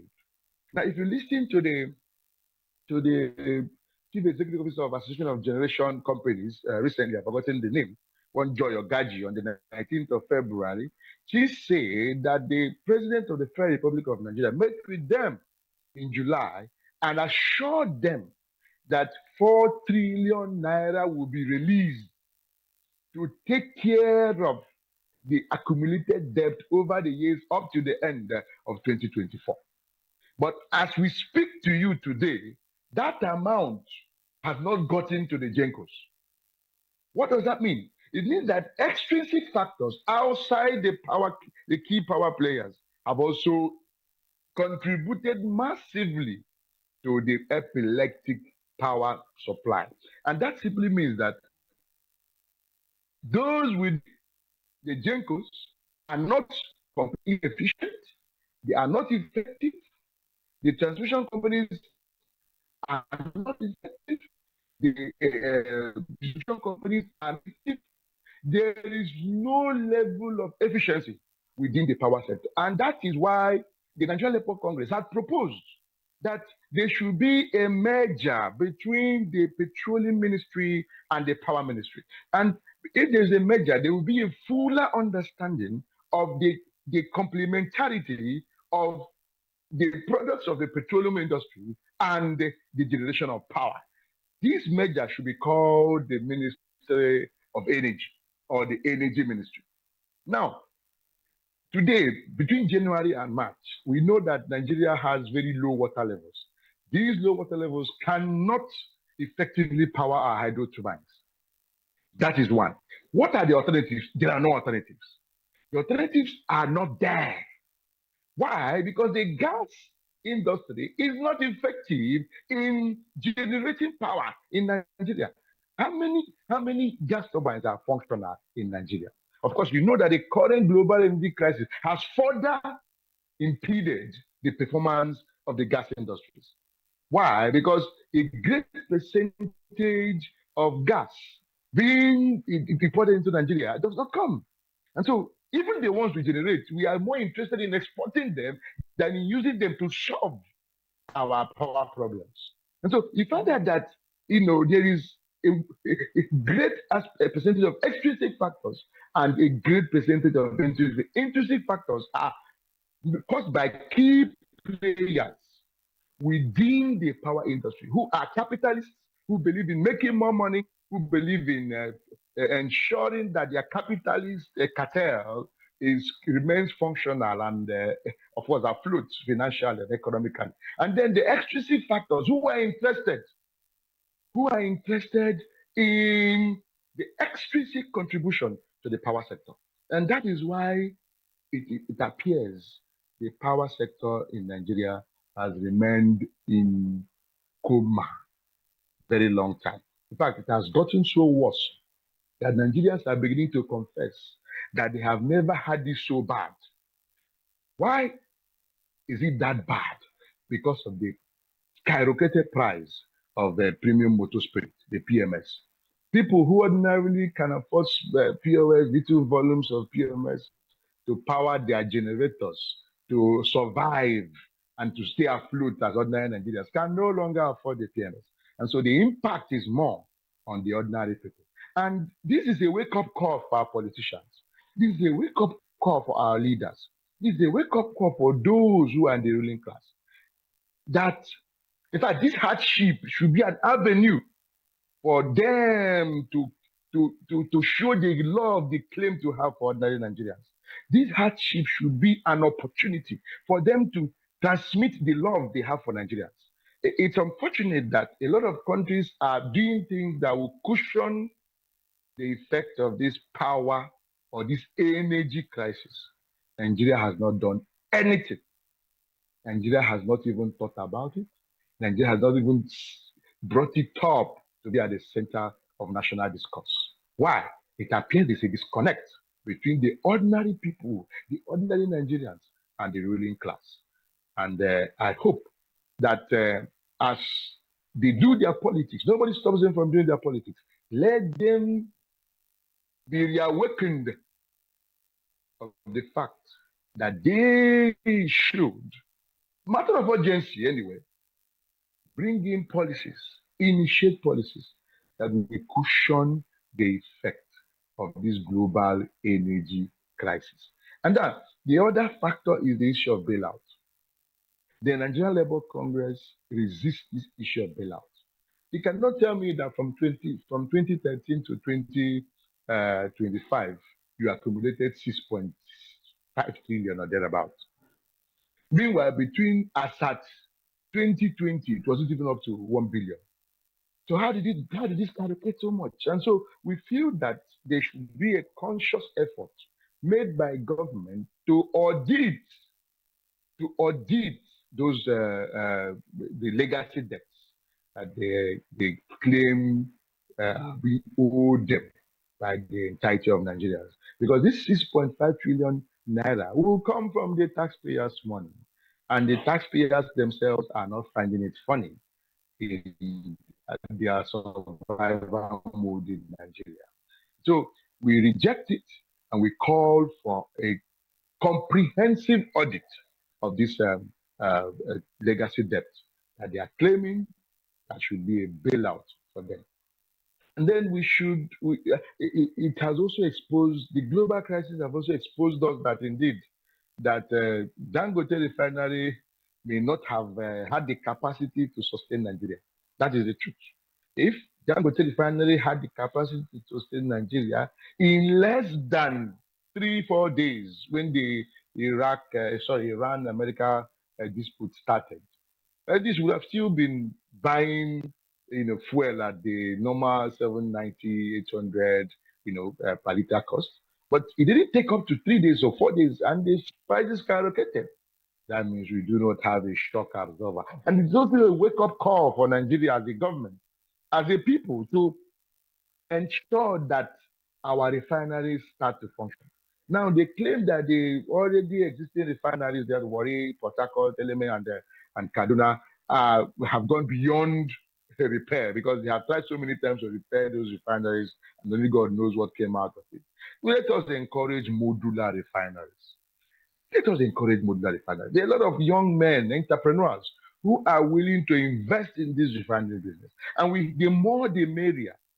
If this is approved in Nigeria, I believe that it will decentralize and demonopolize this issue of where PMS coming from one source.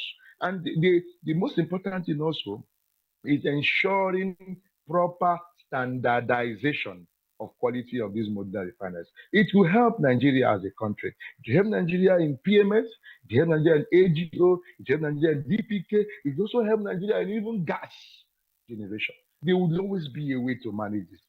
And we see this as an opportunity that the fragility of our economy, or the fragility of our energy sector is obvious. It has become obvious. And let our country, let our leaders significantly make an impact.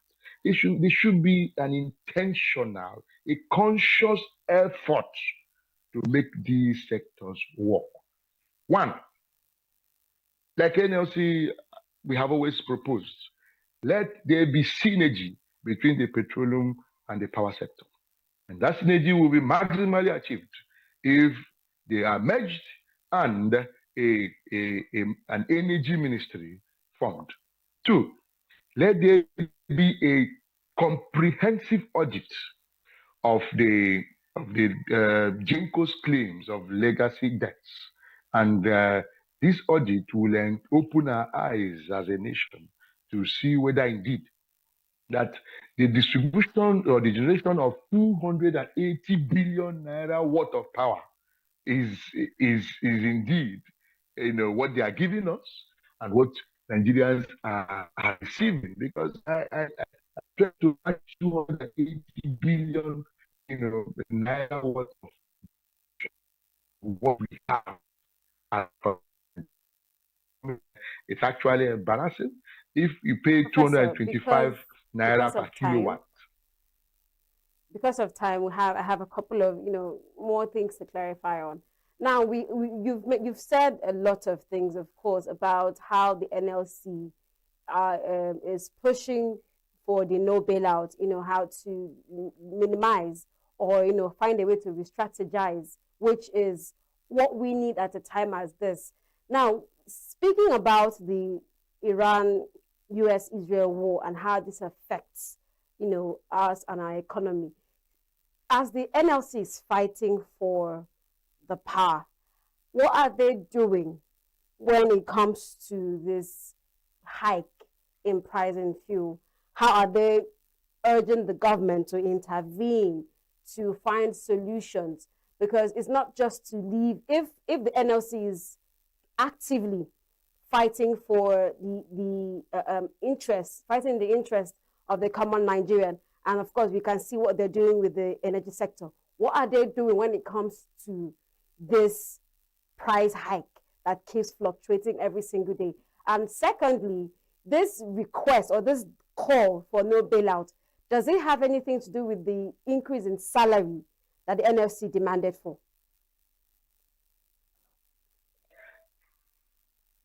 Thank you very much. You see, they are all interconnected. First of all, you need to understand that a sensible and sensitive government does not wait for trade unions to make noise before they listen and understand the plight of the citizens that they are, ruling, so to speak. A sensitive government does not need a protest to understand that they should introduce policies that will cushion the effect of these skyrocketing prices. Of course, prices in not just power, not just PMS, not just energy. It has multiplied into every every aspect of Nigerian people, Nigerian economy. And so, if you say that we must go on strike or we should go on protest, our government is not sensitive because they should have done the needful when this matter started. Then, secondly, it is not unconnected to our cry. Of course, the Joint National Negotiating Council has, proposed a minimum wage increase of 154,000 naira or thereabouts. And this is not rocket science. It's not an impossibility. It only takes a willing government to call them to the negotiating table and arrive at something that will favor Nigerians and will not disfavor the ruling class. That is the way it should go. Because the truth is that there's a difference between ability and willingness. Nigeria as a nation has the ability to treat workers well. Nigeria as a nation has the ability to even pay a minimum wage of over 250,000 naira to Nigerian workers. But the truth is that how willing are they? What are their priorities? NLC, of course, has initiated process of talking with agents of government on how to introduce policies that will mitigate this trend of skyrocketing prices of everything, not just energy requirements of households. Skyrocketing price. Now, in some countries that have responsive and sensitive governments, sorry to use that word, but that's the truth. They have already done that. They didn't wait for trade unions to react. I said earlier that Brazil pumped over 300 million euros into the economy to cushion the effect of low-income earners. Finland, Belgium, UK. Some people have cut tax. Some people have removed VAT. Some countries have removed VAT. Some have cut other taxes.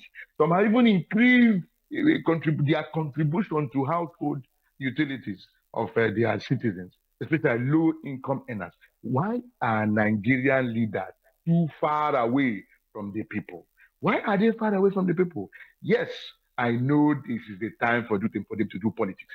And I want to use this opportunity to appeal to all of them, all levels of government, from the federal to the state to the local government, that this is the time for them to campaign well if they want to come back next year. This is the time for them to tell Nigerians that indeed that we love you and we feel your pain and look at what should be done.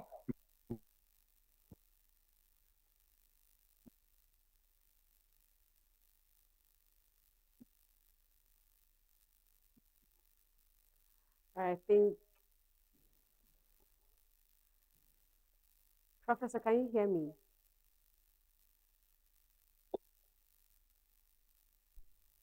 Every second, every minute, every day, news is breaking.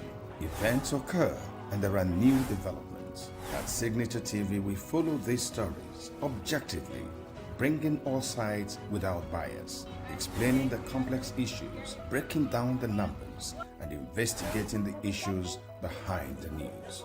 Anywhere and everywhere, near or far, wherever the news is, we will be there. Signature TV. News in your pocket. Welcome back.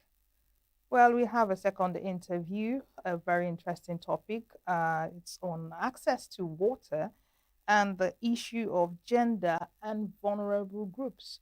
Our guest was Yemisi Alaka and Joaquin Ezechi. This is what they had to say. Every second, every minute, every day, news is breaking. Events occur and there are new developments. At Signature TV, we follow these stories objectively, bringing all sides without bias, explaining the complex issues, breaking down the numbers, and investigating the issues behind the news. Anywhere and everywhere, near or far, wherever the news is, we will be there. Signature TV. News in your pocket. All right, welcome back. Now, for our second conversation, we're discussing water. Right. One of the two major things that has plagued Nigerians, or that is plaguing anybody in the world, is electricity and water. right? So this morning we are discussing access to water supply and the issue of gender and vulnerable groups. It's one thing to have to struggle, to have sufficient water supply in the area where you live or wherever you find yourself. It's also one other issue to be limited just because of your gender or because of a deficiency that you live with or a condition that you live with. So this morning we're discussing, why is it so? What needs to be done? How do we move past? Do we even have enough water to go around? Do we even have enough water supply in the areas where we live?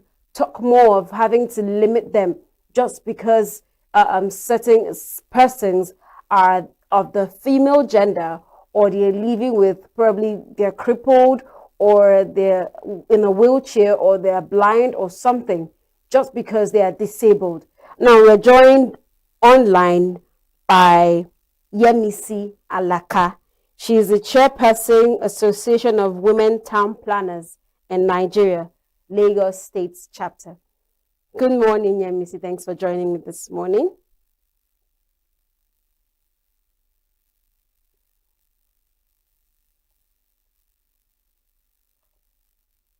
Can you hear me?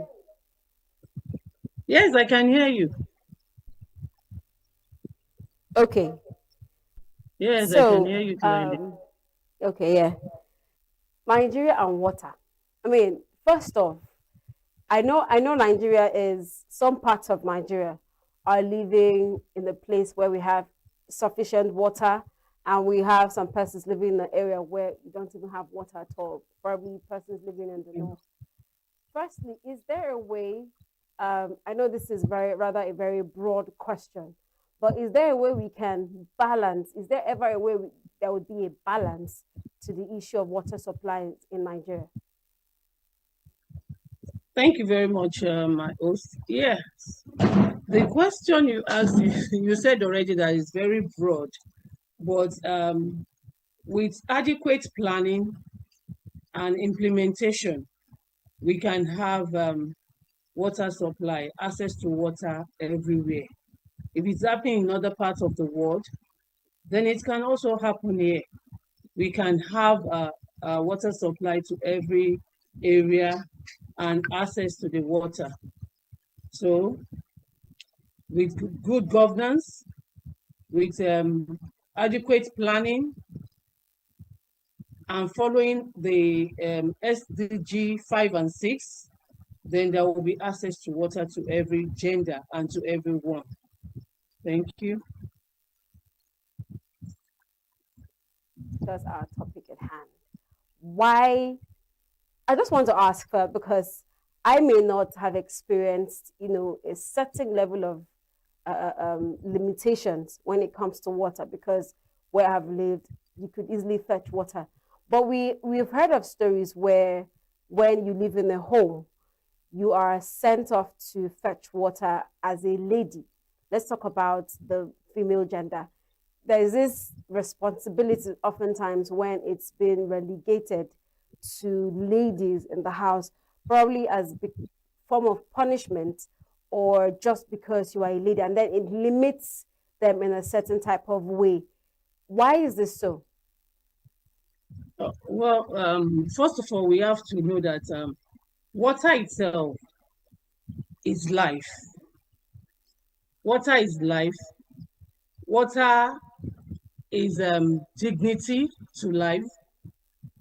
Water is important to everyone, and is not only as a natural resources, but also a fundamental human right for every society to have water, for every community, for every individual to have water. But in this part of the world, we are facing a lot of difficulties in accessing water. In Lagos, for instance, we have water works that is located where we call Ajiyan in Akute area of Lagos State. And from there, this water is being transported to other parts, transferred to other parts of Lagos. That is, you have water in Lagos Island, you have in mainland, you have in every part of Lagos. And at the rate that this water is being pumped out daily, the schedule should be like 70 million gallons of water to be piped out. But when you now compare the number of this gallon to this household, how do you get the number of people in a household according to population? And according to our planning standard, a family should have at least 4 people. That is the father, the mother, and the children. But in most homes now, you find that is more often more than that. There is over density, there is over population, even in our families.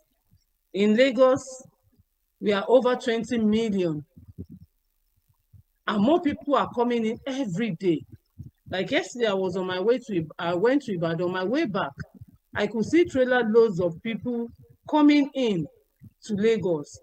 Those are not captured, and they are going to use water anyway once they land in Lagos.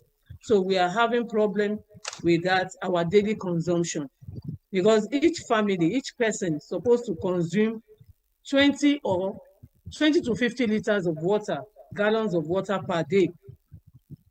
And with this population, there is no way to circulate around everyone. So that's one problem on the planning issue. Another problem is that even the water that is being pumped out daily to designated places by the government, that is the mainland, the Lagos Island, Surulere, and few others, is not even enough for them. So we have other areas that they don't even have this water supply at all. How do they access water? Is either they have traditional well, boreholes, they have vendors that supply water, and how are you sure of the water you are getting out of those places? You have so much contaminated water out there. You have a lot of problem accessing the water. Now there's problem of accessing water. Who face this problem most in our families, in our communities? Is women and children that face this problem most. And due to this, it leads to a lot of problems. We have so much problems at hand, basically from the government. We have problem from the community. We have problem from the people ourselves in accessing this water. So what can we really do? What can we do to have this done, to have our water accessible, following the global provision by the SDG, the UN? The SDG Development Goal 6 says there should be access to clean water and sanitation. Then SDG 5 says there should be gender equality. Are we having that? No. So there's a lot of problem, and this problem is lying most on the women and the children, except in few houses where you don't have, because some families is only male and the mother. So the mother and the boys have to face the problem, the challenge of getting water to the house for household use and other things. So we have lots of issues at hand. And the WASH initiative also, we are having lots of issues in accessing water. And that is why the organization is trying as much as possible to go out there and ensure that people have water, clean water, access to water, and there should be gender equality. in all this. Thank you so much. All right. Now, you said that you use Lagos as a case study where you said over 70,000 or 70, was it 70 million liters, 70 million. gallons of water is being distributed, pumped and distributed daily. And you also mentioned that some areas have wells and then they have people that supply water to them.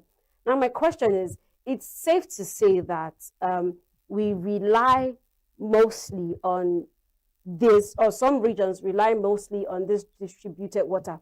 My question is, seeing that we have some communities that has water already, instead of relying on one particular distribution outlet, how is it that these waters, these wells, these streams cannot be distilled and purified, seeing that they are closer to the users, instead of waiting for, like you said, where the location for the pumping is different from where it's been distributed to.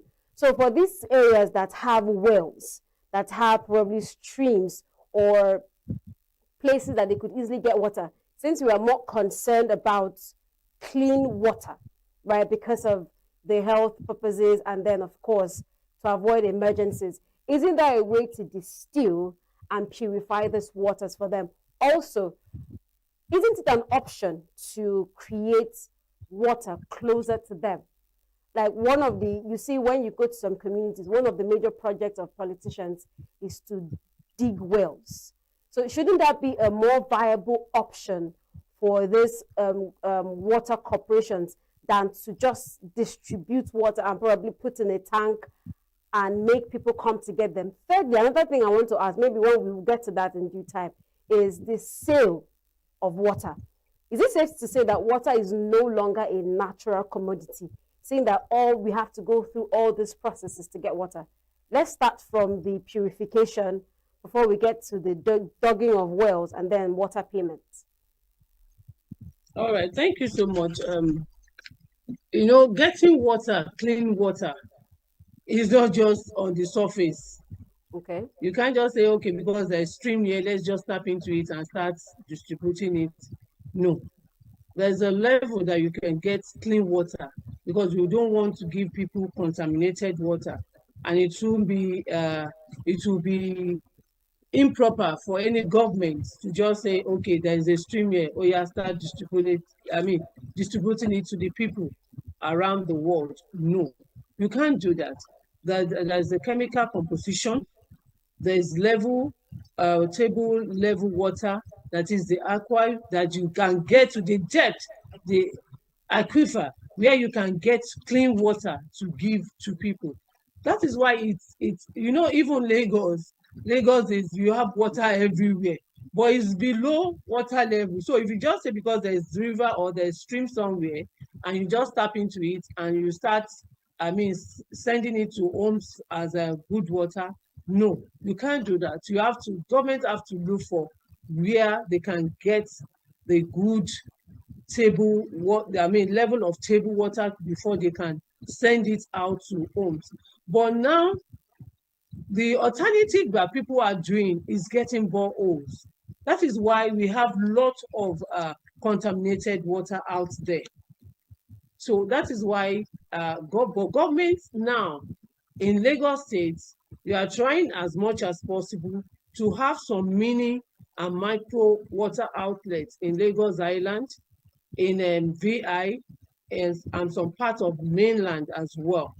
The project is ongoing because of the awareness that the WASH program is doing, and the SDG that we need more access to water. And because the government is responsive, that is why they are trying in as much as possible to ensure that we have these projects ongoing. And I'm sure within short of period of time, we'll have more access to clean water, especially in Lagos. And I believe in other parts of the country, in Abuja as well, they are doing that. And let's be hopeful that we'll get access to clean water. Okay, before you continue with the answer, we have another guest joining us this morning on this conversation. He is Dr. Joachim Ibezimako SZG. Yes, he's a WASH expert and sustainable development analyst. Good morning, doctor. Thanks for joining us.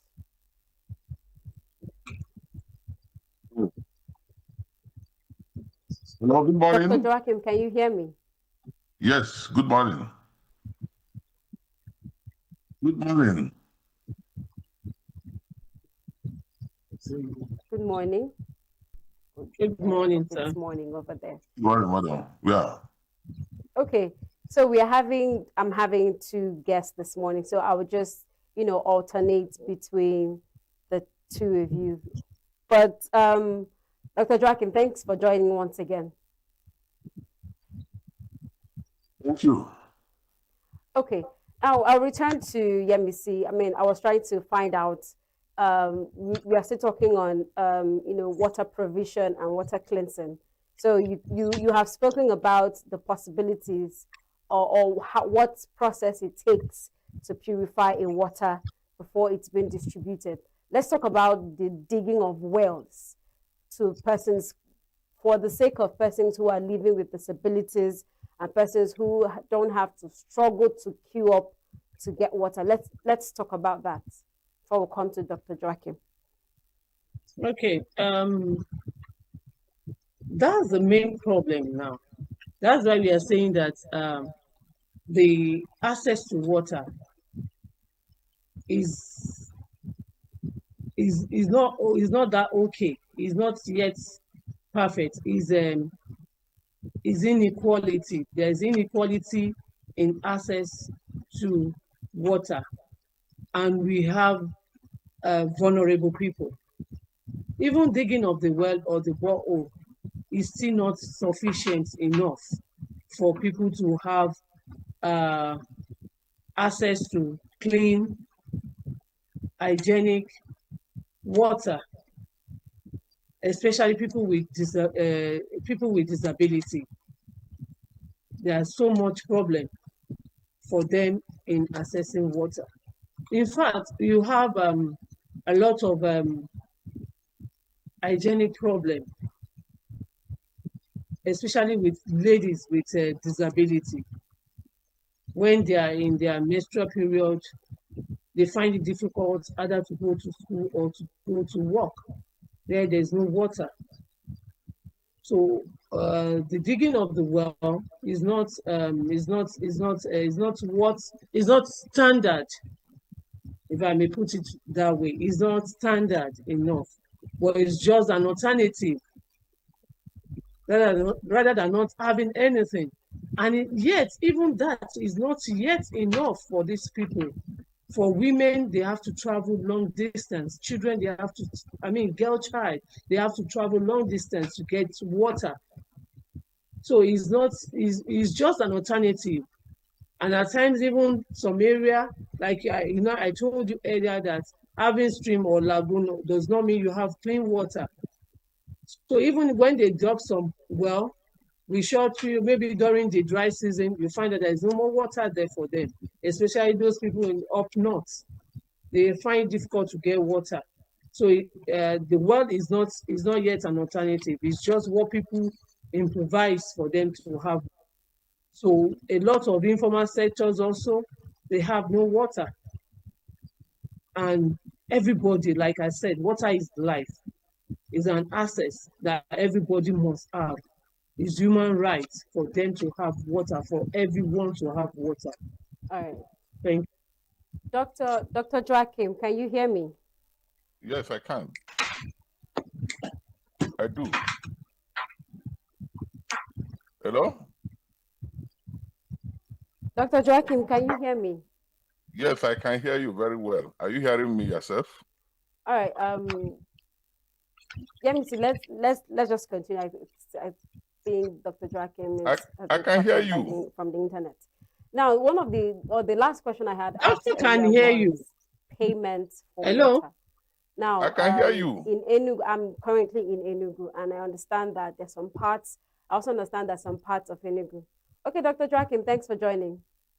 Thank you. I can hear you very well. Go ahead. Okay, Miss Yemisi, I'll get back to you in a moment. let me just ask a few questions to Dr. Jacqueline. So earlier, with the other guests, I had asked a couple of questions, but one of the things that I find striking is the, unequal distribution of water, even in a given state, right? Even in a given state. And Ms. Yemisi had mentioned earlier that in Lagos, that a certain number of, or a certain quantity of water is expected to be distributed every day. And it's also understand that it can also be understood that some parts at the end of the day may not get equal distribution. You might come to fetch water in the morning, you get a few gallons, and then when you come back in the evening, you are told that water has finished. Now, in Nigeria, where some parts have water, some part doesn't, what would you say could be a way to resolve these issues and probably, have to some level equal distribution of water, since water is one of the natural commodities that is given to man, but because of purification and all the things that get into it, we don't seem to have that play out in the country. So how do we work at getting equal distribution somehow? Okay, thank you. You see, when you talk about water, access to water, there are three factors you have to consider. You talk about the cost of the water, you talk about the quantity, and you talk about the quality of water. And you also talk about the distance to get the water. So the lower you have these figures, because these figures are more of quantified. If, like for quantity, you have the number of coliforms in the water, it is expected that water you drink, because a measure of quality in water is the amount of coliforms in that water. So if the number of coliforms is maybe less than 100, or it's graded. Those that are above 100, those are less than 100, and those that are 0. So when you have water that is actually 0, so you say, okay, this water, people who drink this water that have 0 coliform will be said to have better access to water than somebody who drinks water that have up to 100 or micro units of coliforms. Coliform is a term used to describe infection, especially of fecal matter in water, because the major contaminant, when you do biological testing of water, you look at the fecal coliforms, which has to do with impurities from human waste, from stools of people. So that's why you have lab that treats water. The aim is to reduce the quantity of coliforms in the water. So the amount of coliforms in the water is used to calculate if access is improved or not. Then you have distance. When people walk a distance of more than 2 kilometers to get water, they have what we call poor access. For you to have good access, improved access to water is when the water, you don't need to walk for it, is within the living premises. You live in a self-contained house. You have a kitchen. You go to the kitchen, you put your cup, you get water and drink. That cannot be said of somebody who has to carry buckets to go and get water outside his home. So you see that access has been quantified. Then when you talk about quantity, the amount of water you get in a day, in a household, you can have a family depending on 30 liters of water. They will use it to cook, they will use it to bath, they will use it to wash their clothes, and other things. So they will be struggling. People who get water in buckets, line them up in the bathroom or in the passage, and they said, please, they will tell, please don't use this water, leave this water. My mother will say, don't use it, we're going to use it to cook. Then when the woman comes back, sees that water has been used to wash clothes, or someone has used it to take his bath. So these are things to measure. So when you talk about access, water access, because when I break this thing down, I can see how it affects woman or man. So you see, water access can be poor, it can be basic, it can be improved. Let me shock you now. When you have a borehole in your house, a borehole that is not treated, you just bring water from the ground. It's raw water, and you drink it. You will think you have improved that. You don't have improved access. What you have is basic access. So when you come to Nigeria, there's a lot of boreholes in Nigeria. So what Nigerians have is basic access. We don't even have, if you look at the figures you get on newspapers and books and reports, it's about basic access in Nigeria, not improved access. Because the only improved access we get is if water board is supplying the water you drink. If water board, because the water from water board is treated and is monitored. That is why in the developed world, when water from the water board, anything happens to it, they'll tell people, they'll give what they call boil water alert. People will have to start to boil their water in order to guarantee some level of safety for everybody. So it's not enough that you say, because there's water, you say there's water access. There's no water access. If we talk about Lagos, the water in Lagos, the lagoon. I went to Lagos with somebody. We were passing through the lagoon across the bridges. He said, "But why people in Lagos don't have water? Is this not water everywhere?" I said, "Why?" I laughed at him. He said, "This water is untreated, so this water cannot be counted as access to water, even if it's on your feet. If you just on your feet, so because it's constrained by quantity, quality, then and quantity, and then the cost. So when you talk about water, it's not enough to say it's a natural resource. Water, if you say water is a natural resource, then you go and get it from the stream. You go and get it, or you get it from the rain when it's falling directly from the heavens. But water has to be treated, and it will take money to treat it. Water has to be transferred, it has to be supplied from where it was. That's why when you see borehole, you drill a borehole, you put a pipe and bring water from the ground. When you go to a river, for those people who get water from the river, they put a pipe and transfer it from the river and bring it. And then they have to treat it. There must be a treatment system. Any water that is not treated before people drink it is basic water. It's not qualified. It's not an improved water source. So water must be treated and not just treated and left, because as water moves through the pipes, it can get contaminated. So there is further chemicals they leave in the water. So as it goes, if there is any contaminant, that chemical remaining in the water will help to get rid of it. That is why you must have heard about residual chlorine. Residual chlorine is left sometimes when you drink water, you will see the taste of chlorine. That thing is deliberate to kill any contaminant that happens to fall inside that water. It removes it. But then you compare it with your borehole. It is not treated. It is just raw water. It's unfortunate. You see, Nigeria has a problem. Nigeria exports oil raw. Yes, Dangote has come now. But Nigeria, all the oil in Nigeria extract this oil and they sell it as a raw product. As if we lack capacity to refine anything. The water we drink in Nigeria, we don't refine it. We just drink raw water. So that is the problem. So to have improved access, so if you want to talk about access to water in Nigeria, access to water in Nigeria, as it is now, is less than 10%. Because people who have access to treated water in Nigeria, there are very few. Only very few individuals are treating their boreholes. And if you are not treating your boreholes, you don't have improved access. You just have a basic access.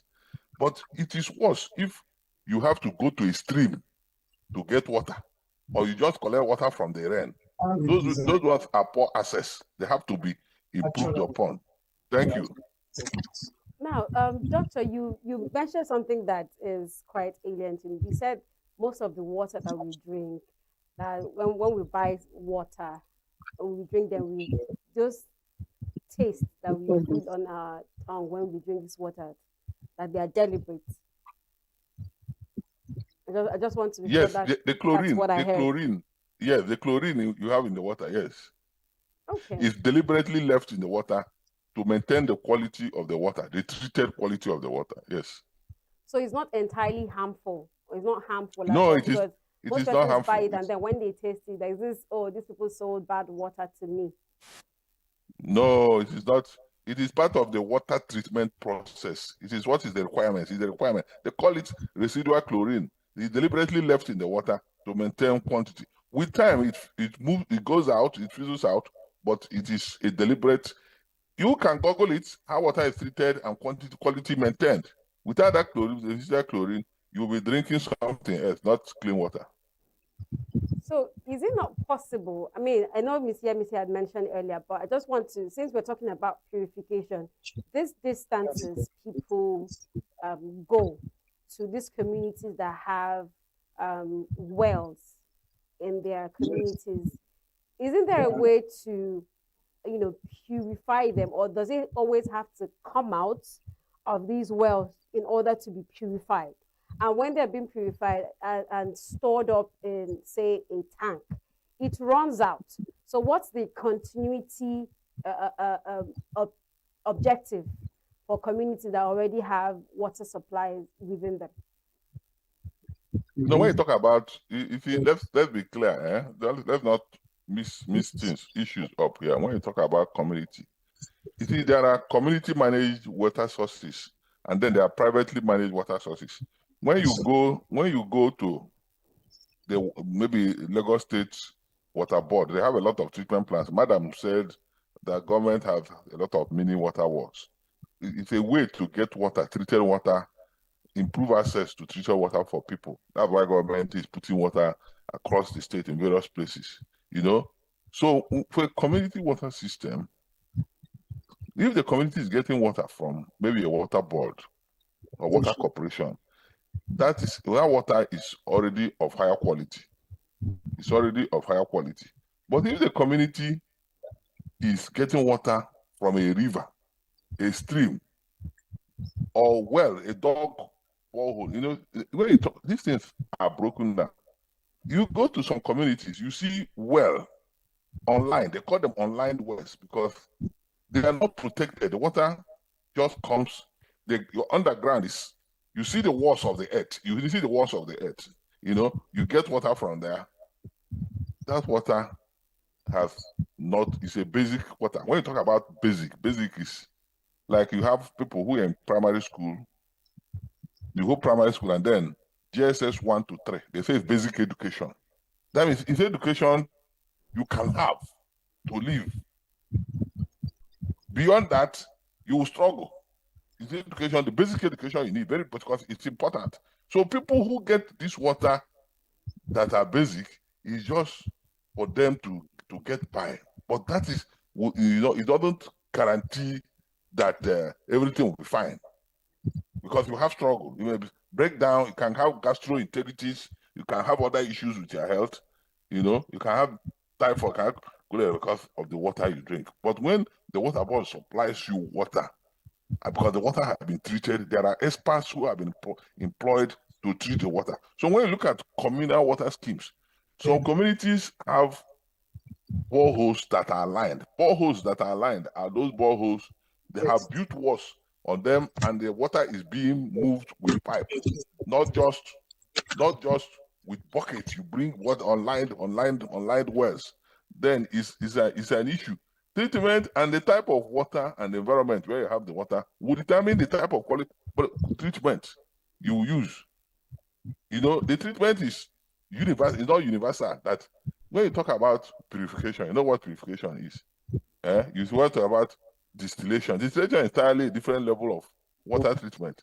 Then you talk about, but most of those things is not just one system. Most of them, it's stages. You can have first the stage of filtration. Filtration, moving water from a place of a medium of a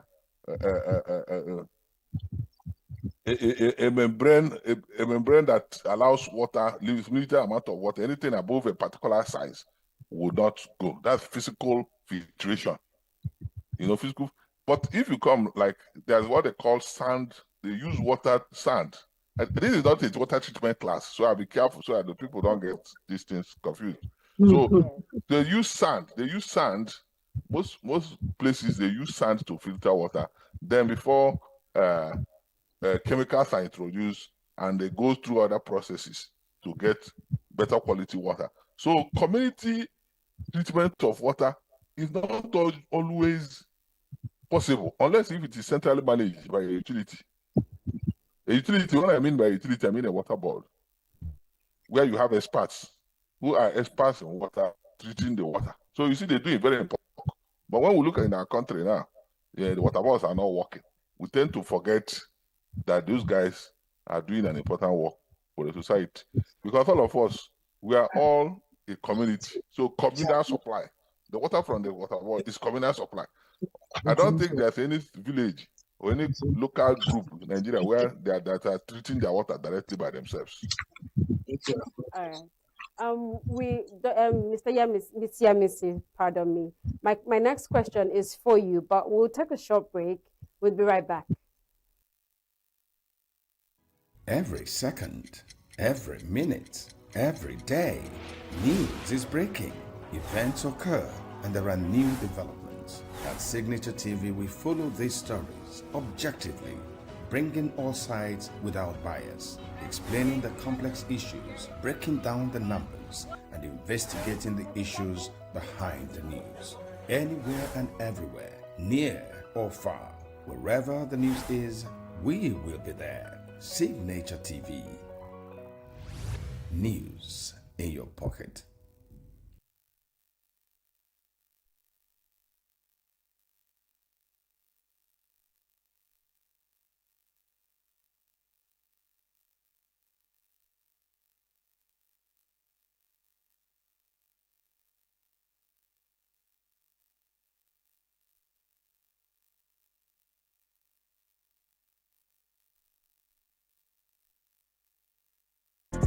Get plugged into the heartbeat of entertainment on the Hub, your ultimate show on e-vibes. From trending stories and social media drama to top charting music, must-watch movies and exciting moments from the world of arts, we've got it all. Join us for unmissable conversations with your favorite entertainment personalities, plus fun segments every week. I should try harder. So, Okay, I don't know that one. outfit of the day. Oh, I don't do that. That's some Gen Z stuff. Oh, now you say it's a Gen Z stuff. It's everything you love about entertainment, served fresh every week at 1 p.m. with weekend repeats just in case you missed it. The Hubs on e-vibes, where the vibes never stop. Only on Signature TV.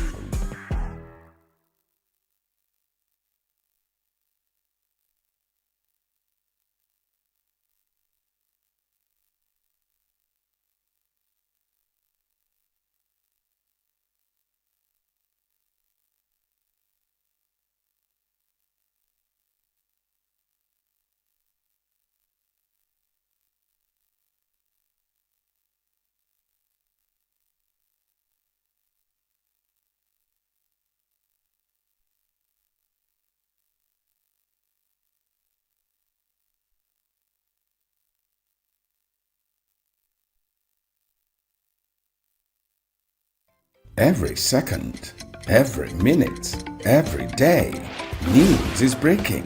Events occur and there are new developments. At Signature TV, we follow these stories objectively, bringing all sides without bias, explaining the complex issues, breaking down the numbers, and investigating the issues behind the news. Anywhere and everywhere, near or far, wherever the news is, we will be there. Signature TV. News in your pocket.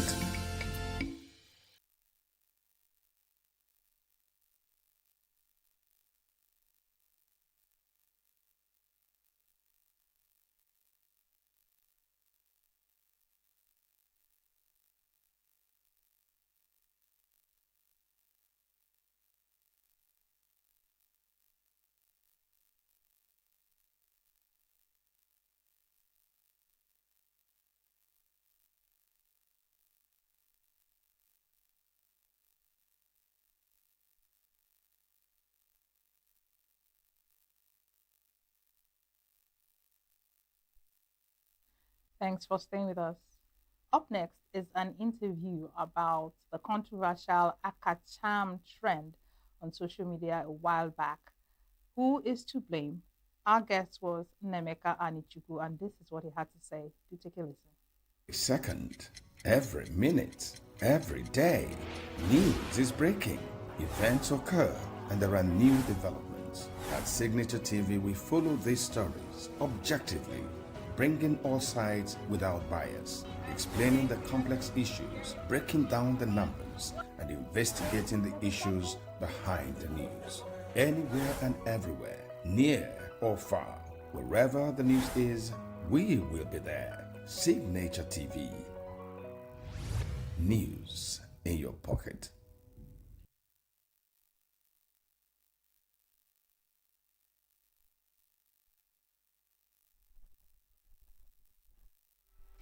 Thank you for staying with us. Joining us in studio is Mazi Nemeka Gabriel Anichukwu Jr. He is a peace and conflict resolution expert. Well, he joins us to have a conversation on something that's been trending online across social media platforms. Akacham. Who is to be blamed? The church or individual? Good morning and thank you for joining us on the show. Good morning, God bless you. So let's just dive into the conversation. Akacham, it's an Igbo word. Exactly. And it's trending on social media. You see influencers, once you hear Akacham, it means that something that has been bothering this person is about to come to bear. Exactly. Maybe something against the church or the clergy or a certain truth that has been maxed over time. Tell me, someone listening to you now who is not Igbo and doesn't understand the word Akacham, explain what the word means and tell us why it's trending at this point in time. Akacham is a kind of a concept created by Sir Louis James Okoye, a prominent son of Nnewi Anedo,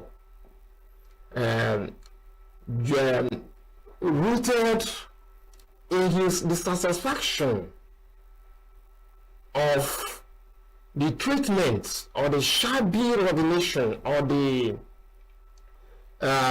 ephemeral or phantom recognition of the contribution of the late Senator Ifeanyi Oba for the erection of Lady of Assumption Cathedral in Nnewi. So Akacham means I'm finished, I'm through. I renounce cancel. I renounce Christianity. Wow. I renounce being a member of even, because when you renounce, remember as Sir Louis James Okoye, Jalil, is a knight of St. Joseph International. Wow. Before you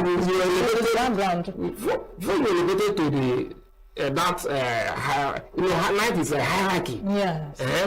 It's a ruling order in the Catholic Church.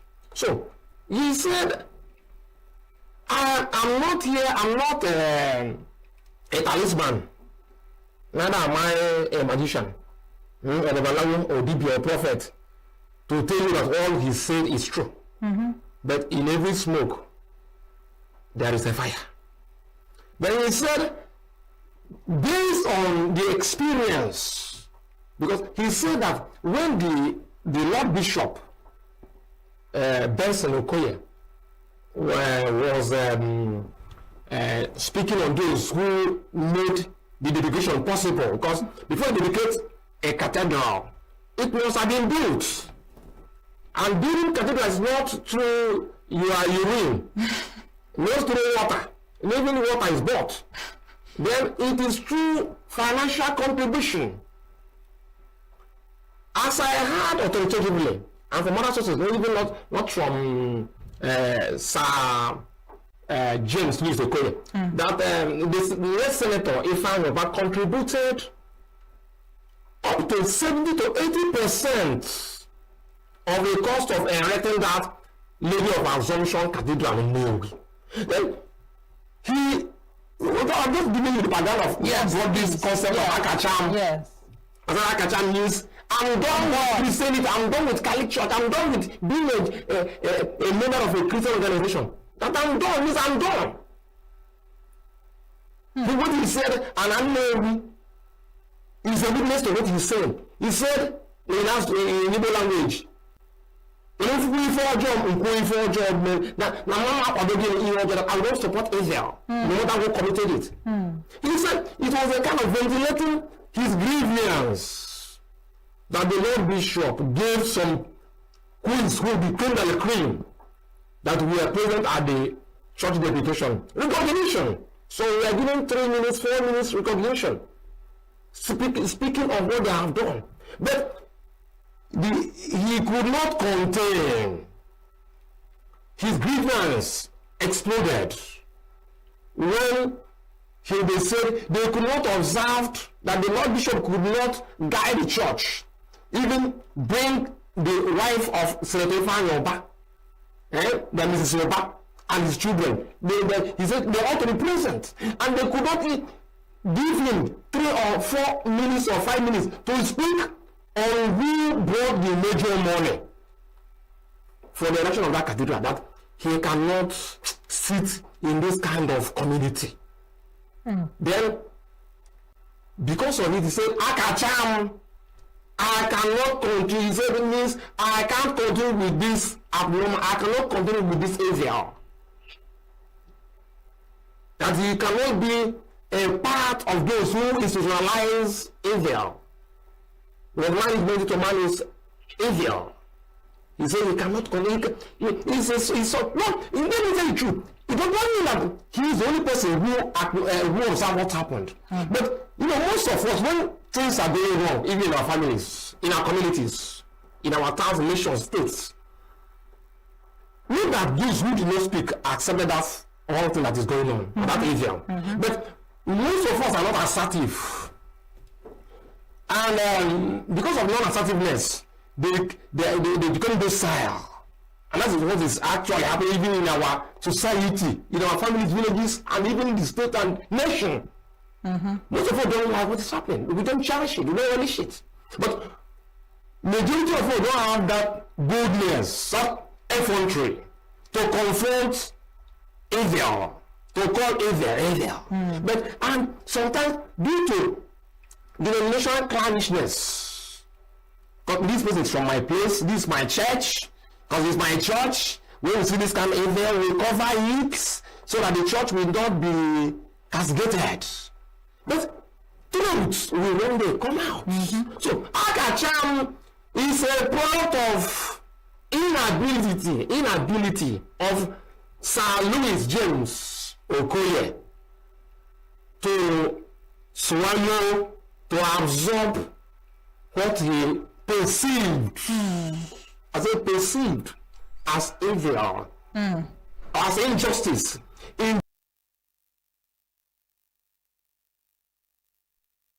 Every second, every minute, every day, news is breaking. Events occur and there are new developments. At Signature TV, we follow these stories objectively, bringing all sides without bias, explaining the complex issues, breaking down the numbers, and investigating the issues behind the news. Anywhere and everywhere, near or far, wherever the news is, we will be there. Signature TV. News in your pocket. Many thanks for staying with us. And before we went on that short break, we were discussing matters arising from the Akacham saga, who is to be blamed, the church or the individual. And our guest is in studio, Mazin Nemeka Gabriel Anichuku Jr.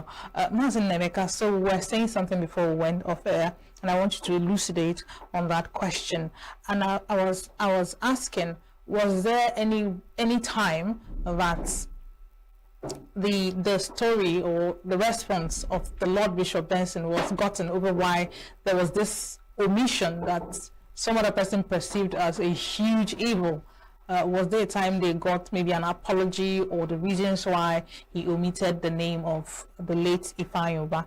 Because I believe that before you jump to conclusion, you should at least get the response of the accused. So did that happen at any time before this gentleman decided exploded? To go on the Akacham, concept.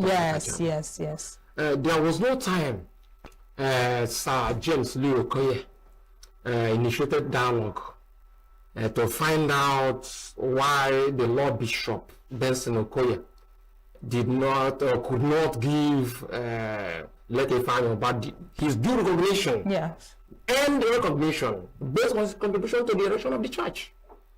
He did not do that. But you need to bring this into context. Based on the situation, he could not do that because maybe he asked himself that if all those dignitaries, the Kuris who declaim they are cream of the society, who came there, we acknowledged. Because before he started dedicating the cathedral, it was built through money. And who contributed the major part of the money? According to the reports, verified reports, valid reports, said if I contributed 70 to 80%.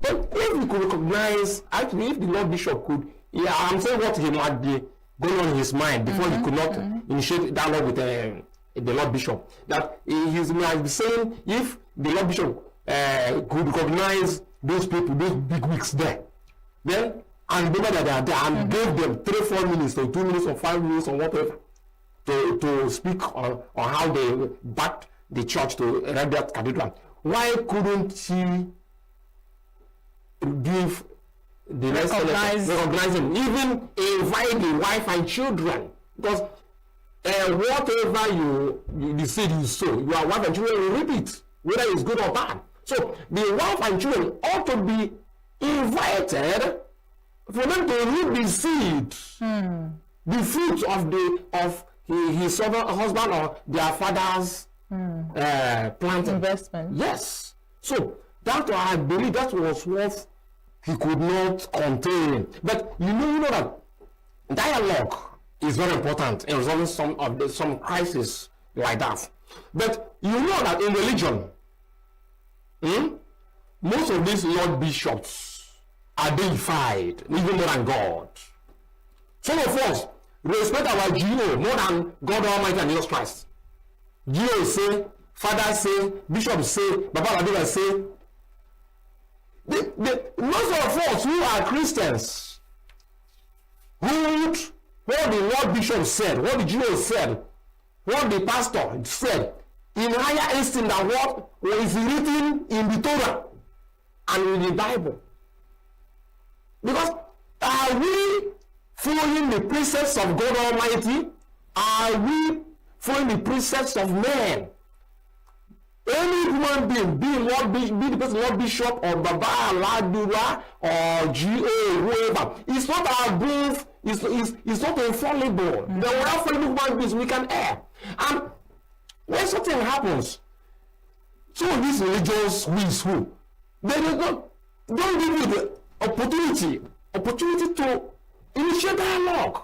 And when you are initiating dialogue, even some of your fellow members will be blaming you. Why are you initiating? Do you ask that you stay follow me? You are not. They will tag you as a rebel. That you're trying. You're heresy. Have you seen? So, but religious authorities, any Lord Bishop, Pastor, GO, they ought to be the mouthpiece of the gods. They should be ruled, should be governed by empathy and sympathy. Church is a place where poor people come and get succor, get comforts. Where people who are downtrodden, because rich men, let me tell you the truth, rich men and people who have made it don't even need the church. Because they have many followers, both relatives and relatives. Have you seen? The church is meant for people who are thrown away. But Akacham has raised a very big issue in the society now. In the church, still, the way the hierarchy of churches do things now and treat people, is the church still a place of succor, a place of comfort for people who have nothing to offer in life? Very valid question. Now, The people are crucifying Akacham, even the fellow Catholics are crucifying him. Yeah, he has castigated Catholic Church. It's not about Catholic Church, it's about truth. And Catholic Church is rooted in the gospel, in the Christocentric gospel of Jesus Christ, rooted in the golden rule. Be what others and which others be unto you. So, Silent Okole is not trying to castigate Catholic Church, because it's a church of Christ. But he's trying to fight to ensure that the rules of Jesus Christ are carried out, are adhered to in the Catholic Church, which most of people who are there are dormant, are docile. Because whenever we have conspiracy of silence over an evil, you are accomplice of that evil. And this is exactly what is going on in most of our churches, families, most societies, villages. What is going on? Conspiracy of silence. No, and whenever they come out to speak, you will attack the rebel, the evil person.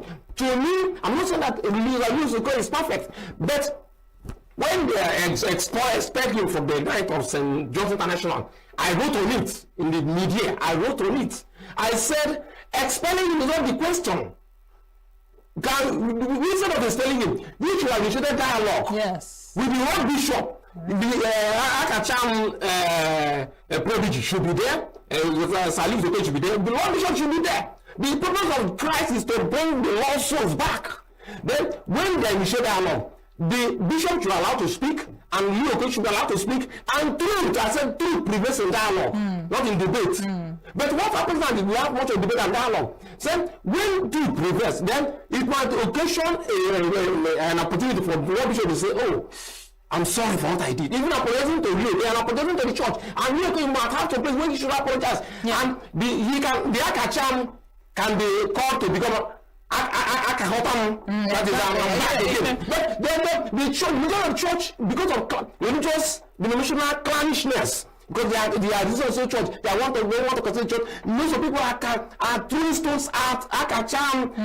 But did they ask the Lord Bishop how we handle that issue? You should come out and give them a dialogue and make things stress the issues out. The truth will prevail. And when it prevails, true peace will come in, and graveyard peace will be jettisoning into that piece of oblivion.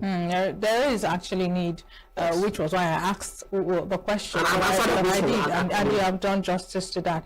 Now, sometimes people start movements even when they did not plan to do so. Exactly. And going by how Akacham is moving, one can safely say that it's turning into a movement. Exactly. Now, if this is not handled via dialogue, like you have mentioned, do you see a massive exodus of individuals away from the Catholic Church? What are you seeing in the horizon? Not only from the Catholic Church. We should not make this Catholic Church specific. Okay. It's happening in many churches. All of these Akacham is a kind of, but this one just got busted. It's happening in many churches, many families, many villages, many towns, even in this nation. That is the truth. It's happening. So, if this Akacham syndrome is not tackled through dialogue in many churches, because it's happening in many churches, many people will still jettison Christianity. And let me tell you the truth, jettisoning Christianity does not make jettisoning Christ. Because Christianity is rooted in Christocentric philosophy of the golden rule. Do unto others as you wish others do unto you. And that is the law and the prophets. That is the fourth rule of Islamism, Shintoism, Ordinarianism, Christianity, Ordinarianism. The fulcrum of all religion is the golden rule, and that is what Christ Jesus represents. So that somebody does not belong to a Christian church does not mean he's not I call those people practical Christians. Those who are doing what the Lord says, but they don't attend church. Because some people are attending church, they are big church members, they are very far. And Christ said, those people mention it by their mouth, but in their heart they don't have means. So you're talking about people who live by the doctrine of love. Golden rule, that is good. Any person who knows the golden rule, that is pure love, not sugar-coated love. Okay. Pure love they are the practical disciples of Jesus Christ. Though they might be Ominana people, they might be Shinto. Christ, that is Christocentric philosophy of the golden rule is rooted in do unto others and wish others and good, and that will not satisfy your conscience. The God in you is your conscience. That God in you will, whenever you offend, so if as a is treated your staff, though you are the capo, in you, the conscience in you will tell you, I mistreated this gatekeeper, though you are the billionaire owning the company. Yes. So that is the rule of Jesus Christ in the land. So if this is not handled very well, these such issues are not handled very well in many of our churches and villages and communities, especially in churches. Many people are still justifying Christianity. That this kind of thing, if not handled very well, can make somebody will follow that Akachama and move from that place on. I'm telling you the truth, because it's a kind of movement now. It's the movement. So instead of crucifying the person who did wrong, who did perceive wrong, ask why. Why did the person do that wrong? And from my own, based on my training and my personal philosophy, that Akacham is a true Christian. He called evil, person evil. Even if it's not totally true, but he could muster the courage to say this thing, I don't like it. Lord Bishop and the church clarify me on this before I will agree. And if they say whether they will clarify him on the table of dialogue, they say you're expelling him. If you're expelling him from earth, are you expelling him from going to heaven? So, and that is what makes some people, whenever they say an evil that is being committed in their church, they will close it so that bishop will not be annoyed, the pastor will not be annoyed, the Jew will not be annoyed. If Jew is annoyed and God is happy with him, still inherit heaven. Yes. Jew does not give pastor to heaven, and bishop does not give pastor to heaven. The heaven is earned through living a Christ-like life. Pharisees and Sadducees, the persecution of Jesus Christ was done by the Pharisees and Sadducees. Are they not church hierarchy? The Pharisees and Sadducees, they are church hierarchy, the synagogue hierarchy. They walk against Jesus Christ because Christ came on the platform of truth. That's why they crucified him. But the hierarchy of the church crucified the hierarchy of the synagogue, crucified Jesus Christ because of truth. So and many people who are saying truth in their various churches today are under classified persecution from the hierarchy and laity. I'm telling the truth. While you were speaking, my mind went back to the ancient Italy with Martin Luther and the Protestant movement. This was exactly how it started. Martin Luther was not satisfied with some of the doctrine and activity, laws of men, from the Catholic Church, and he wrote thesis, against the church, and he wasn't listened to, and he gave birth to the Protestant movement. They did not initiate dialogue. Do you see this as tied the fact that it has become, or it has the potential of becoming a movement? Do you see a revolution in the horizon? That's why I said it with emphasis that our various church hierarchies should copy a leaf from this Akacham saga and treat all intra-church conflicts in line with the love of Jesus Christ. So that truth will be exposed. You should not condemn human beings, condemn the evil they did. It is an opportunity for all the church hierarchies to resume, to find out some intra-church conflicts within their church today and treat them on the table of dialogue, centered on the philosophy of Jesus Christ, which is the golden rule, which is treat them with empathy. With empathy, Christ came together to bring us together, not to expel us. So, but if this is not done, I see Akacham movement becoming ferocious, becoming viral, that many people will follow Akacham to catch up. All right, so let me take you back a little bit because we try to establish if this was an omission on the part of the bishop or something that was deliberate. Do you think there's a political undertone to this? I cannot specifically, because when something happens, there will be theories. Yes, to explain conspiracy theories. To explain the phenomenon. Now, I cannot actually there was a political undertone or not. I cannot say, but whoever did what he did, whatever somebody did, knows why he or she did it. If it's by omission or by commission, or maybe oversight, you do not know. But one's conscience will tell the person the truth. But what is wrong is wrong. And I'm not saying that Amaka Cham ought to know that the building church with billions of naira doesn't make somebody go to heaven. I have to balance this thing now. And if you watch how things are done, most people who are recognized in churches are the big men. All these people going to church every 5 o'clock, man, they're not recognized though. If you die today, how you can use the father, bishop there, even, but you see somebody whose wife who does not have good moral conduct in his church. My brother, my sister, if he dies or if he's doing much better for his mom or any relative, you will see bishops and Jews who get private jet will have the private jet to that occasion to beef up what the big man is doing.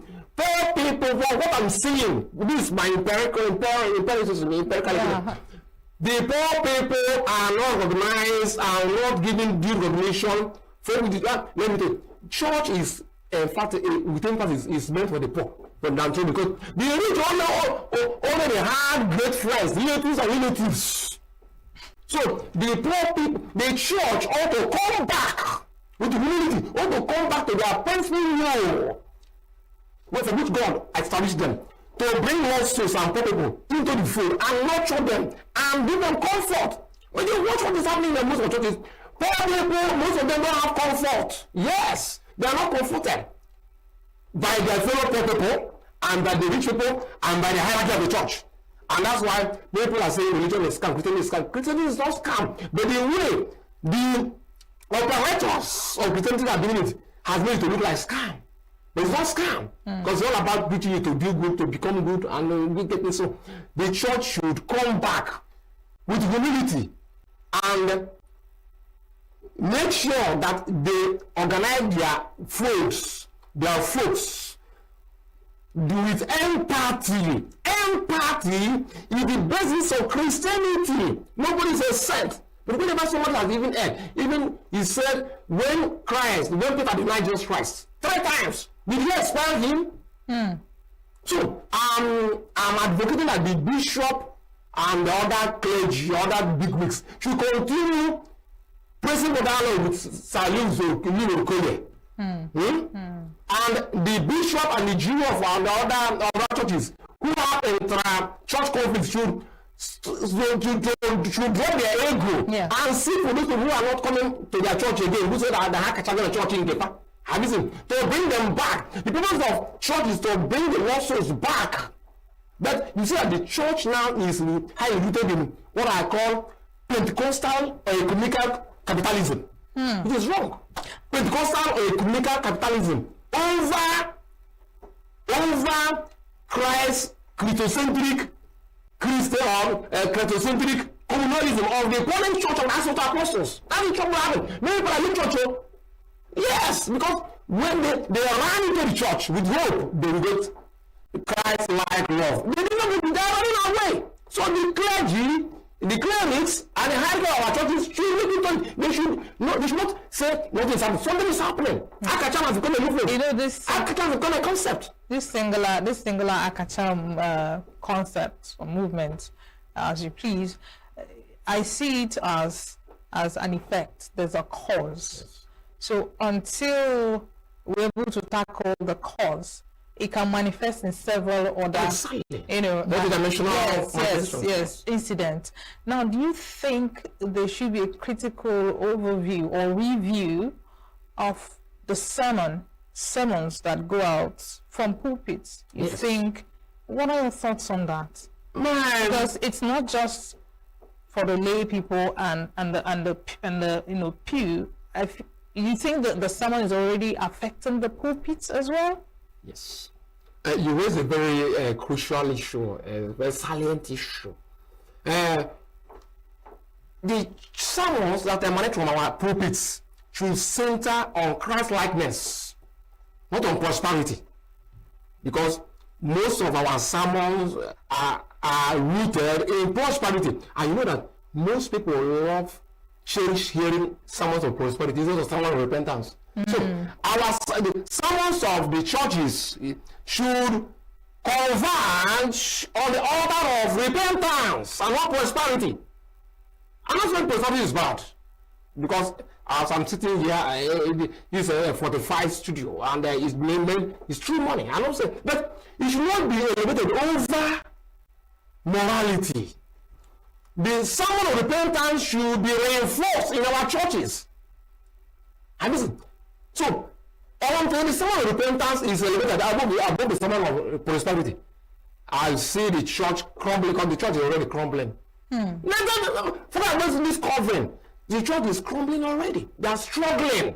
Most people are there because if I did not go to mass today, say if I become a pagan, Nemeka is I joined the Menana. Some people who join the Menana are going to heaven. Because some of them don't believe in mercy, grace, and blood of Jesus Christ when they sin. They believe that when they sin, like I'm from no not in the Canis. They believe that when they sin, and I know me, we kill them. They don't, most of the traditionalists who are sincerely practicing traditionalism, they don't believe in the grace, blood, and mercy of Jesus Christ. They believe that if he does evil and he don't repent, then the ability we kill him or her. Therefore, they exempt themselves from evil more than some of us who profess Christianity. Because profess Christianity always hinge on the blood, and the mercy, and grace of Jesus Christ. Whenever you take in the mega property now, or my business we did, and whenever I go to, because some business sacrament, they are all 45 centers. Or if I go to my church now, I go to Divinity and summon you there, and they pronounce words on you. And when words start to chase you, when Divinity start to chase you, you say, you are only to Jesus Christ to save you. If you save me, the Jesus Christ send me to go and take my money in the business? Christ doesn't know a sin now. Christ said unto, let me tell you the truth. Christ never came that a sinner will go unpunished. Even after repentance, you must pay for your sins. Christ of sin is death. Excuse me, forget his name. Christ came to show the way of light, so that come out from darkness and follow light. Christ never came that we shall sin and continue in sin and become free. Even after repentance, you, my sister, any sin you are committed, you go pay. But you are forgiven, but you go to heaven. But you are not be. You are called somebody hand. Which is why I mentioned the wages of sin is death. There is no and Galatians chapter 6 verse 7 principle. Galatians chapter 6 verse 7 says, God cannot be mocked. Whatever man sows, he shall reap. Sometimes whatever we sow, until we reap what we sow, we cannot become children again. But you need to be transformed in your soul realm, in your spirits. Because whenever you have repented of something, and if you have grown of that sin, you will repent in truth and in spirit. But whenever you say go free, you continue in sin. All right. So this will abound. That's why God did not teach us such principles. Thank you so much, Mazi Nnereka Gabriel and Ichuku Jr. for your wonderful insights into this conversation. I always enjoy it when we have the opportunity. Bless you. Bless you. That was the blessing comes from my heart. Yes. I bless you. Thank you very much.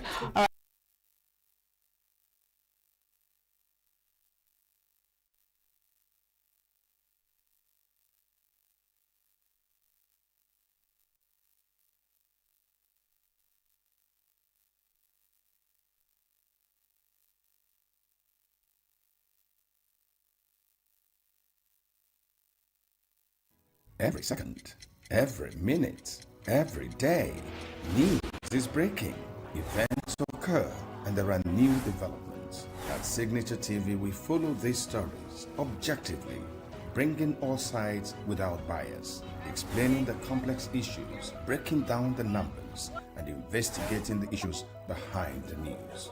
Anywhere and everywhere, near or far, wherever the news is, we will be there. Signature TV. News in your pocket.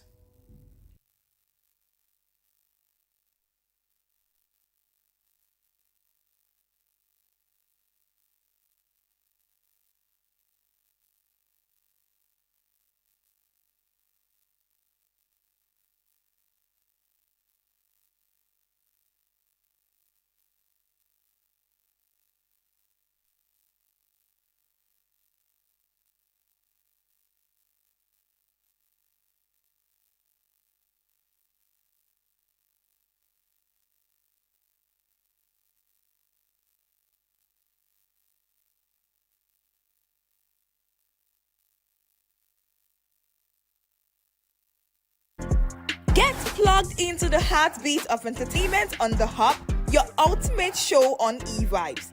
From trending stories and social media drama to top charting music, must-watch movies and exciting moments from the world of arts, we've got it all. Join us for unmissable conversations with your favorite entertainment personalities, plus fun segments every week. So I should try harder. So Okay, I don't know that one.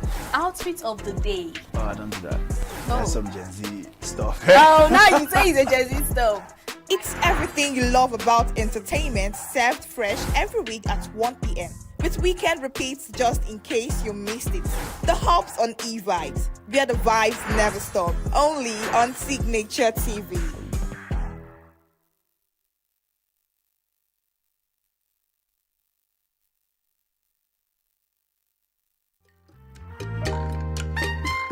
The way we see the world shapes the way we change it. Gender isn't just a checkbox, it's a lens, one that helps us understand the world more deeply and act more fairly. Gender Perspectives, a program for those ready to see more, do more, and be more. Designed to challenge assumptions, ignite conversations, and build inclusive solutions across every sector of society. We are not, fighting the men. We are not saying we are equal in terms of rights. We're only asking they should recognize our existence. Join us on Gender Perspectives, showing every Saturday by 4 p.m. Repeat every Wednesdays by 5 p.m. and Thursdays by 3 p.m. Change begins with perspective. Let's widen yours.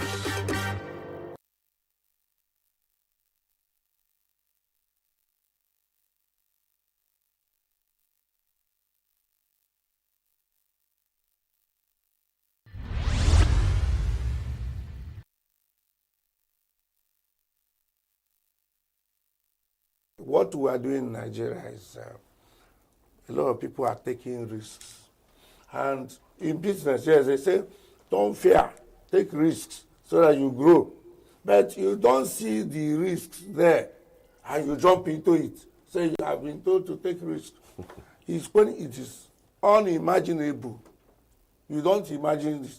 You don't foresee it. But these days, I pity people who are doing any type of business in Nigeria.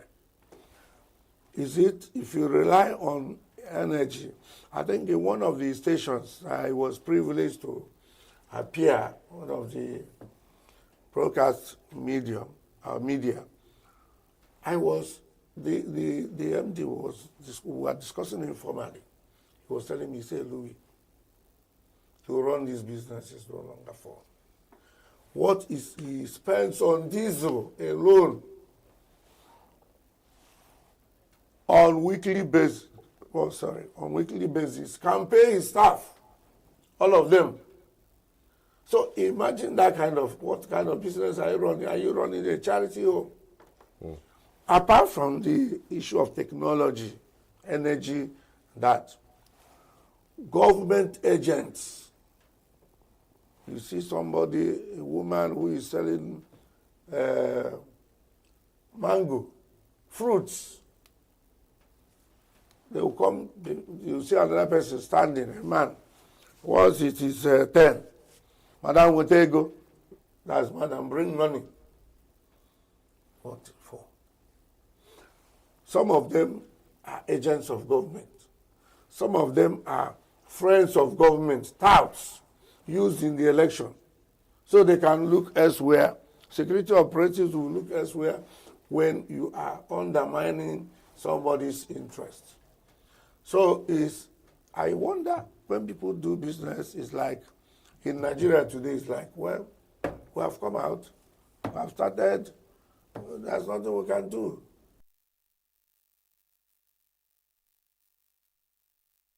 Every second, every minute, every day, news is breaking, events occur, and there are new developments. At Signature TV, we follow these stories objectively, bringing all sides without bias, explaining the complex issues, breaking down the numbers, and investigating the issues behind the news. Anywhere and everywhere, near or far, wherever the news is, we will be there. Signature TV. News in your pocket. It was the late American singer Whitney Houston that sang in her very popular song, I Believe Children Are the Future, Teach Them Well, and let them lead the way and show them all the beauty they possess inside and give them a sense of pride. So today, this morning, we'll be discussing the topic, Nurturing Children's Hidden Talent. Our guest is a young lady, Princess Sarah Akpo. And get this, she's a teen advocate, creative writing and kids talent coach, founder Young Impact Network Africa, and Kindle Children's Creativity Clubhouse. She is convener YINA Conference, Shine Nigeria Kindle Kids Talent Festival, and Kindle Kids Lead First. Good morning, Princess Sarah. Thank you for joining us on the show this morning. Good morning. Thank you so much for having me. I appreciate it. Great. Now I see you are a whole lot, but the thing is that you're all focused on children. How did this journey start for you? If it was, if I tried to use a religious word or phrase, I would say, how come this ministry? How come this ministry? Why this ministry? Why the children? So what's your story? Okay, my story dated back years ago when I was growing up as a child. I come from a very comfortable home, and I kind of discovered I had this talent when I was just 8 years old and in primary 4. So, but then as I grew up older, secondary school, and I've written so many books, and I didn't really have the right okay, let me just use the right mentor, the right support, okay? My parents are, busy parents. The morning my dad goes off to business, comes back in the night, same thing with my mom. So nobody was really paying attention. And I needed somebody to hear me out. I needed somebody to support what I was doing. And then the accolades only come when we have visitors, and I always sneak out to go and meet these aunties or uncles and see what I've written. And they'll be like, wow, your daughter is doing well now. Consider publishing. But my parents didn't really understand. They didn't have somebody telling them, look at the right thing to do. So it was a challenge for me. And I found myself withdrawn. It affected me seriously. And as I was getting older, I just had this love to reach out to other children out there. I don't want them to feel trapped in a cocoon like I felt back in those days. So that was my journey. So about 15 years ago, I just thought about it. Yeah, I'm going to start a talent thing for kids. Okay, I don't know when, I don't know how, but I know I'm certainly going to do that because I know a lot of children also feel enclosed just like I felt. Parents were more interested, just like my parents, go to school, become a doctor, become a nurse, want any of these, but for that, the talent side, they didn't understand.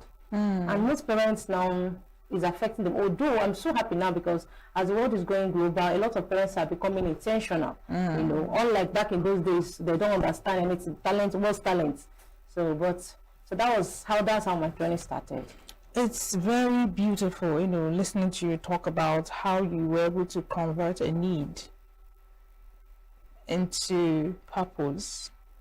And in my introduction, I mentioned a line from Whitney Houston where she said, show them all the beauty they possess inside, which is, of course, showing them this is your talent. And the Bible says, train up a child in the way he or she should go. So as a parent, you have a responsibility to observe your child and be able to show them things they don't even know about themselves. But we find that lacking, even up until today. So what are the intentional activities or programs in your organization or in your quest targeted at channeling the attention of parents to the talents of their children? Are they targeted programs or activities? Let's just know about them. Okay, yes, I do host targeted programs. Good. The first one was the one I started like about 3 years ago. Young Impact Network Africa, YINA Conference. So every year I host the conference and I write to schools all right, to bring in their students to be part of the competition, those that are good with creative writing, spoken words, public speaking, book review, and the rest of that. Okay. So now, when these children get to know about this, they reach back to their parents. All right. So now the parents will now be the one to come forward. Okay, I want my child to be part of this competition, and then when they probably most of them win. Okay, because when we started the first year, we just had 3 winners. The second year was about 6, but last year we had 12 different winners in different categories. We had creative writing, that's short story. We had spoken word.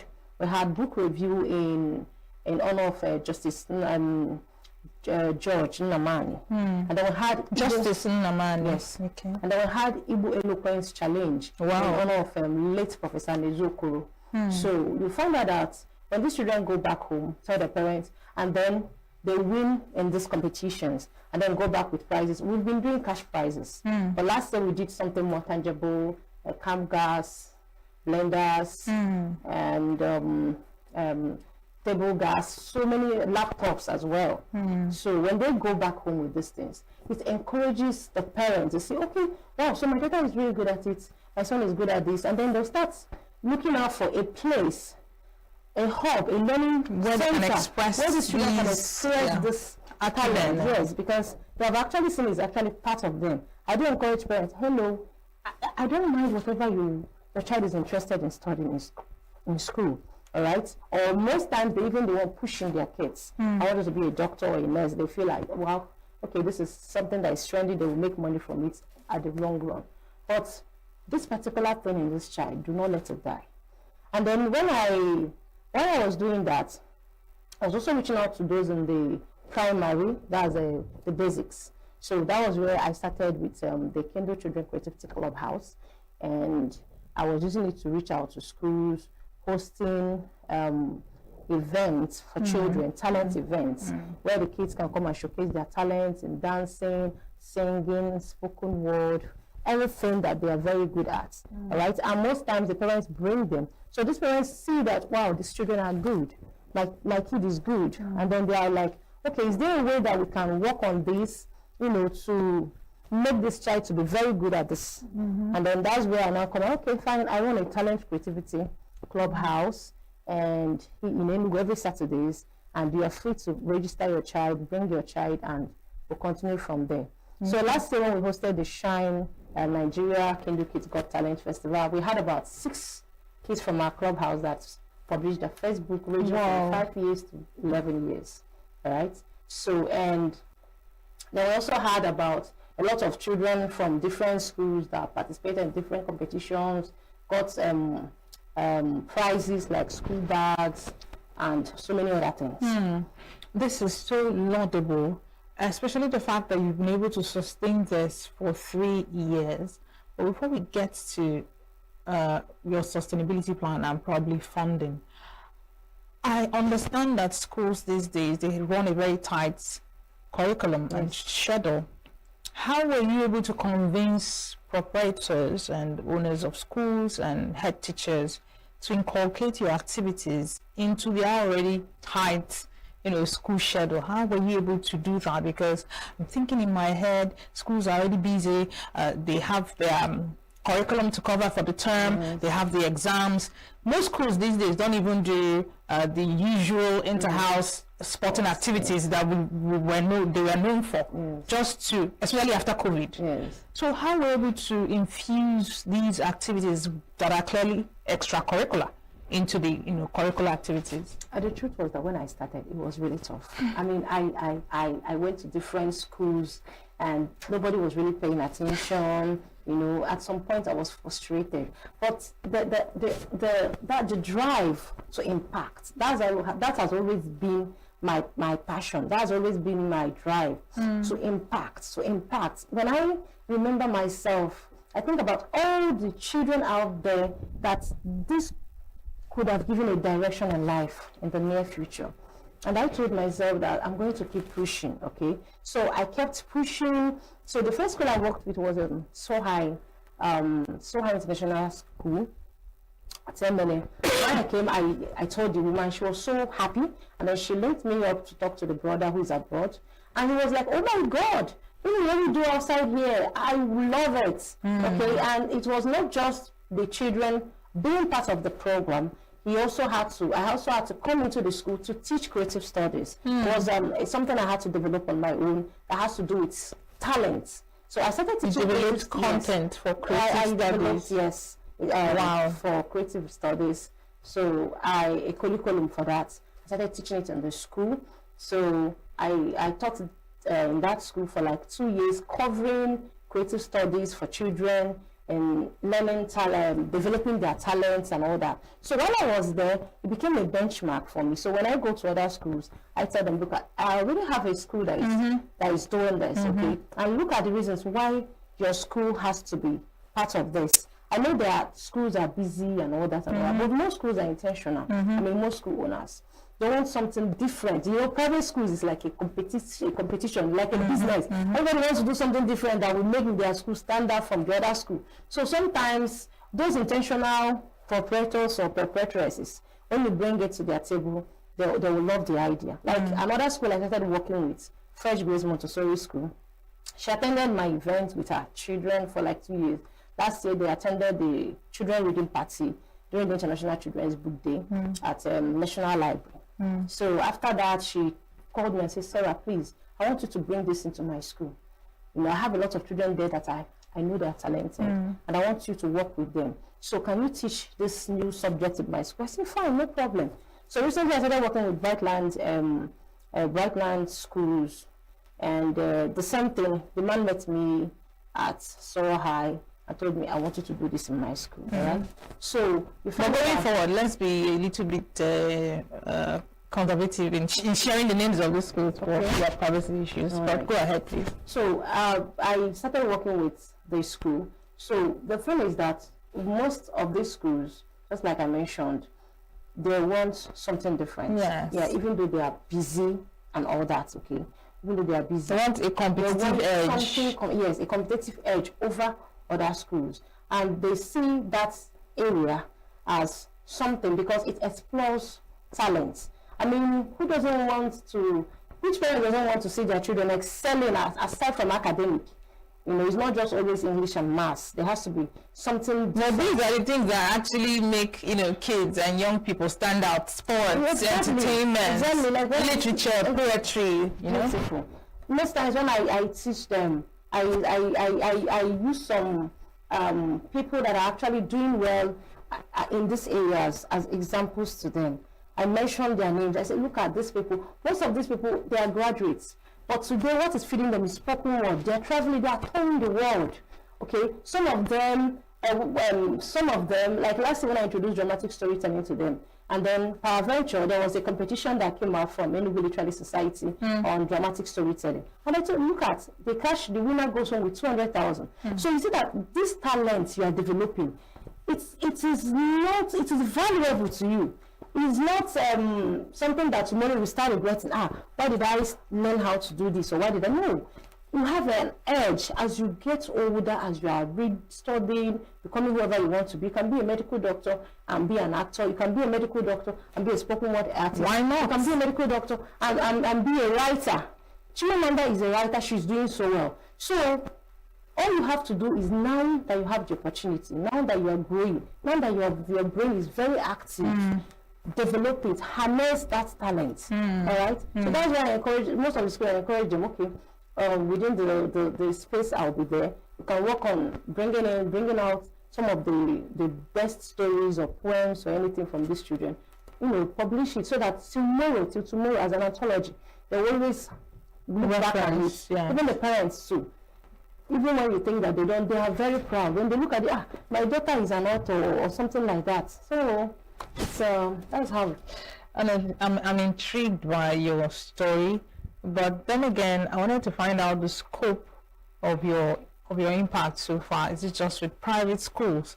But that leads me, and it segues really nicely into the next question, which is, have you been able to take this campaign to the government, and is to Enugu state government through the Ministry of Education? Has there been an interaction? Has there been any kind of collaborations with the government, concerning? Okay, to that question, I actually tried that 2 years ago. I tried it the first year. I went there, I submitted letter, I think twice, and then I didn't get a response. Then last year I was able to get his contact, direct contact. I chatted him of, okay, that was the contact of PPSMB chairman. So I chatted him up, and then I also submitted my letter. I said, so I've done that. I did not get a response. I went to the Ministry of Education. I also submitted the letter there twice again, and I also did not get a response. So I had a conversation with one of few people, and they were like, you know how government thing works, that's the thing is that since it's a passion I have, all right, I should just continue doing what I'm doing. Maybe someday they will see the impact and they will be the one to reach out, okay, because I tried, but it didn't work out. Well, I was looking at a way, they can actually add it to become something school does. It's not just a one-off event. Yeah, it's not just a one-off event. It should be something schools should be focused on. While students are learning the basics, they should also be developing their talents. They should also be a platform, something different that gives them the opportunity to express themselves. So it's safe to say that for now you're concentrated on private owned schools for now. Yes, for now. Now let's talk sustainability. You've done this for 3 years without government backing.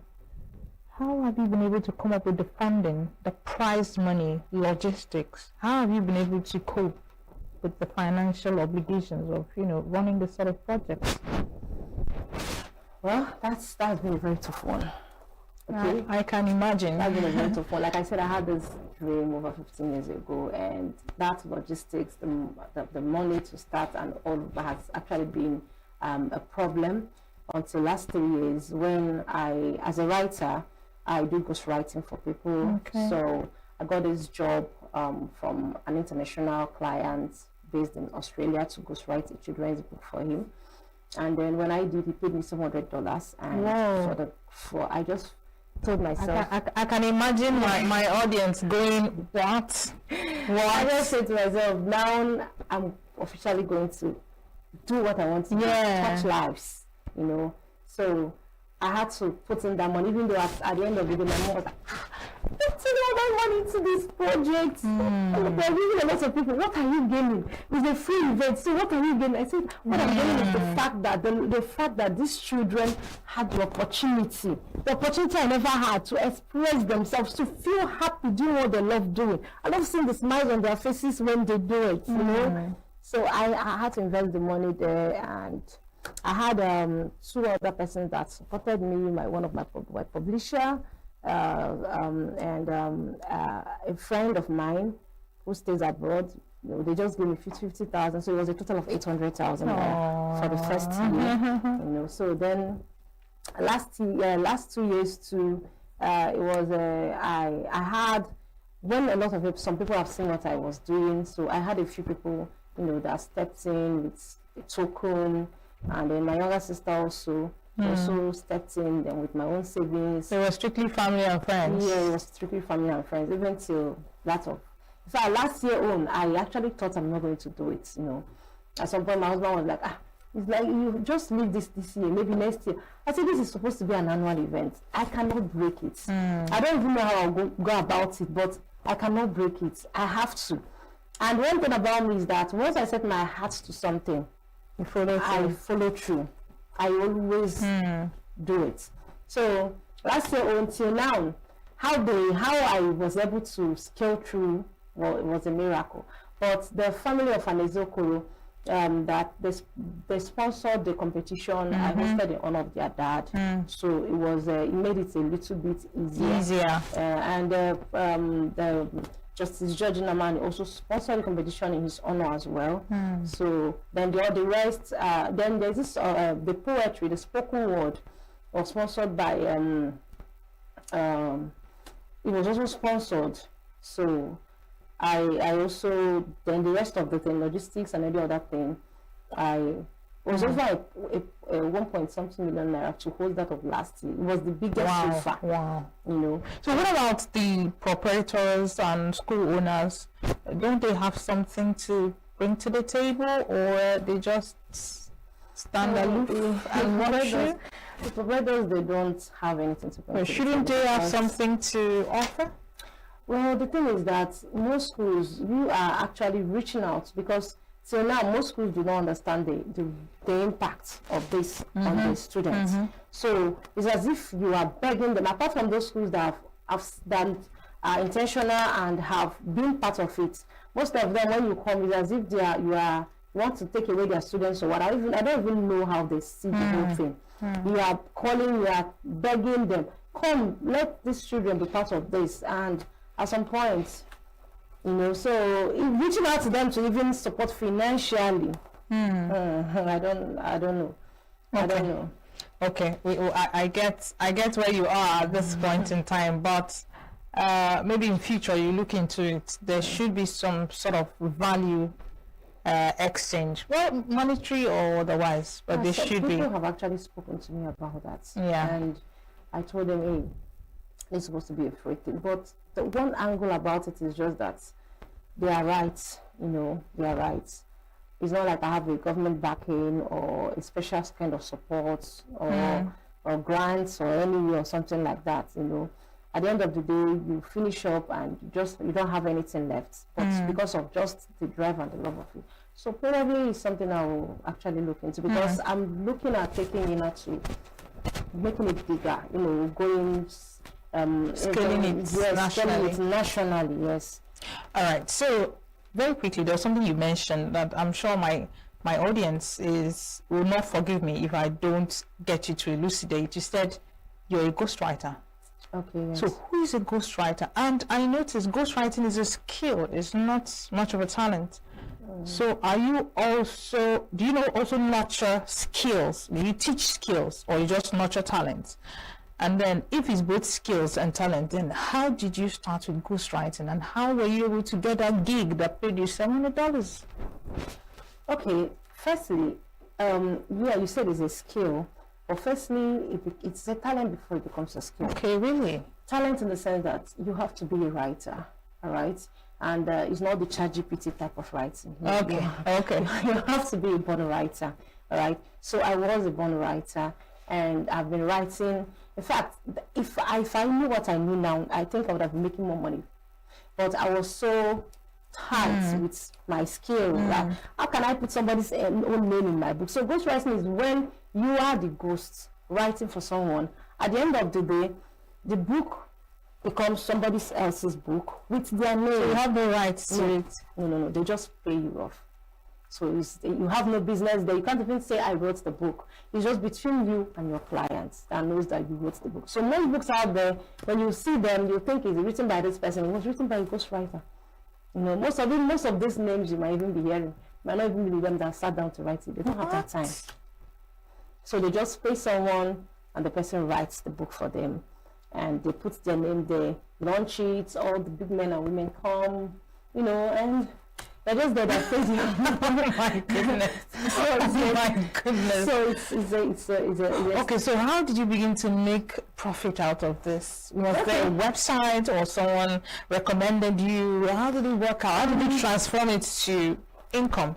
And income generating venture? In 2020, during the COVID year, I was once a classroom teacher then.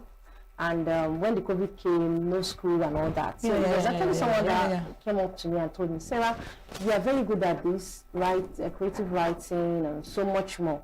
Why don't you monetize it, you know? Coach people, okay? So coach people to develop these talents, to turn their talents or skills to profits, okay? So that was how I started. I had to go online, and I branded myself on Facebook. And then I started hosting online classes, teaching people how to write. And from teaching people how to write, I found out about the ghostwriting thing, and I became a part of ghostwriting. So I had to brand myself too. I started writing for people, sharing my testimonials and all that. So this particular young man, he reached out, said he has been you have a lot of friends that are writers. He's been going through their profiles, but mine actually stood out. So, and he have seen that I also writes for children as well as for adults, and he wants me to work for him. So that was, I've been doing other international this thing, but those ones are small. But this one was a very huge one. In fact, at some point when it was like, I want to see some of your prizes and all that, I told myself, I've not even thought about. You don't have yes. So I had to, So when I showed it, was like, this is relatively very cheap, compared to the ones I've been seeing on Fiverr and the rest of that. Yes, and Upwork. So I told myself, you see now, okay. So by the end of the day, we work close, hand in hand with him all through the whole project. Published it for him on Amazon, because I also publish books on Amazon and sell and all that. Wow. So, and do you teach people how to publish on Amazon? Kindle is Amazon, because when I saw Kindle, do you also teach people on how to publish? Because there are some people that they have written, they have some manuscripts in their laptops, but they don't really know how to go about self-publishing. Yes, it's either I publish for you, or if you want to learn the skill, all right. I can teach you how to become a publisher online. Then you can learn that as well. All right.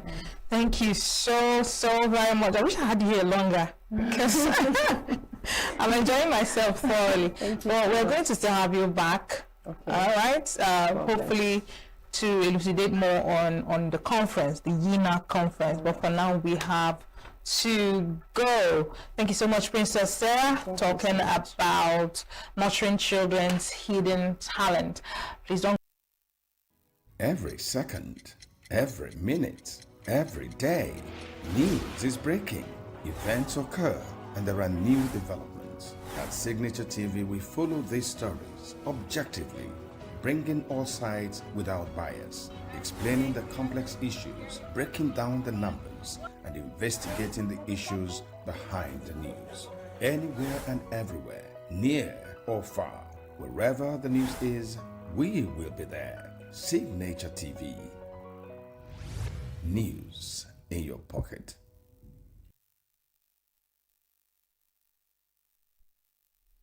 Thank you so much for staying with us. And this is where we draw the curtains on today's show.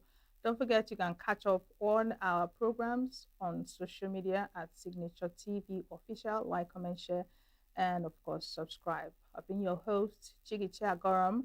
And from all of us at Signature TV, ENUGU Studios, it's goodbye and God bless.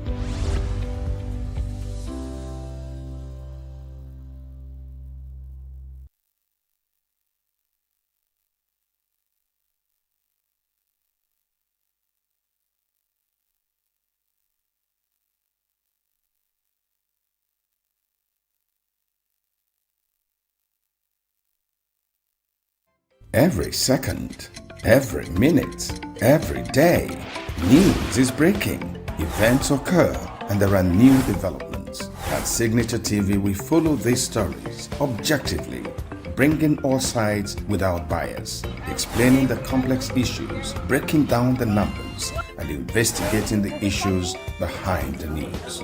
Anywhere and everywhere, near or far, wherever the news is, we will be there. Signature TV. News in your pocket.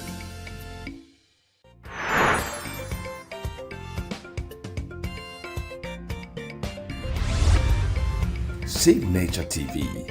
News in your pocket.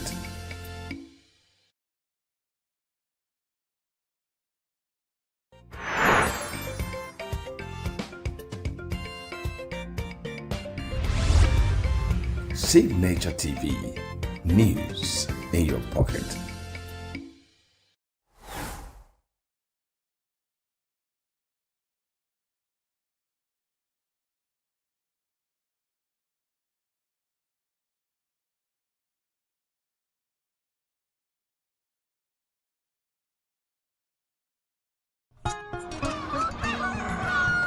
New every morning on Signature TV, we open the day for you with needed energy, information, and required vibes to shape your day. From sizzling snippets of stories in various areas of life to intriguing conversations with net worth guests. When you have people who have no track record becoming your leaders, you have a problem. There's no outstanding gratuity when Obi took over from me. I left in all the accounts of Anambra State 13.8 billion for him.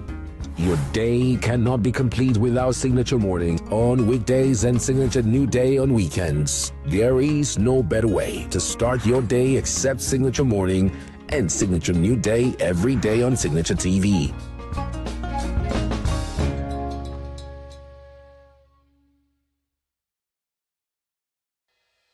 Health is more than a diagnosis. It's your lifestyle, your choices, and your future. Join us on Inside Health, your weekly deep dive into the stories, science, and solutions shaping your well-being. From expert interviews to real-life journeys of healing and hope, we cover it all. One of the complications of cancer management or treatment is they have some of them at one point in time, you see them having anemia.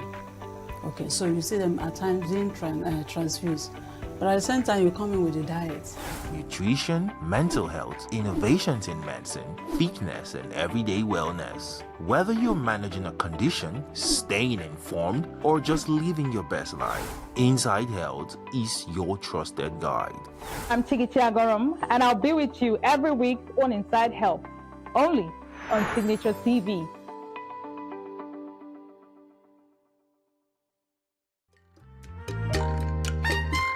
The way we see the world shapes the way we change it.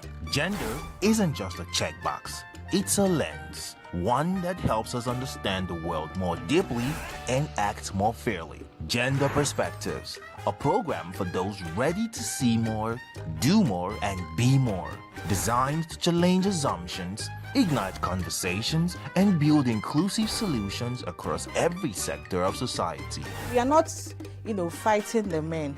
We are not saying we are equal in terms of rights. We're only asking they should recognize our existence. Join us on Gender Perspectives, showing every Saturday by 4 p.m. Repeat every Wednesdays by 5 p.m. and Thursdays by 3 p.m. Change begins with perspective. Let's widen yours.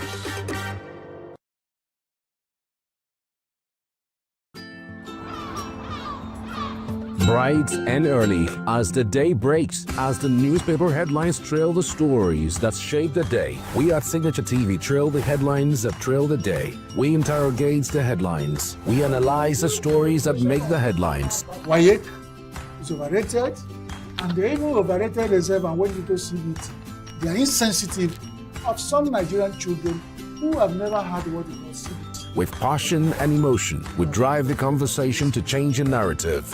Let nobody be deceived by Nigerian high level of performing in agriculture export. We are still where we are. Newspaper review on Signature TV every morning on Signature Morning, weekdays, and Signature New Day, weekends. Newspaper review on Signature TV. We do not just review the headlines, we make the headlines relevant to our daily lives.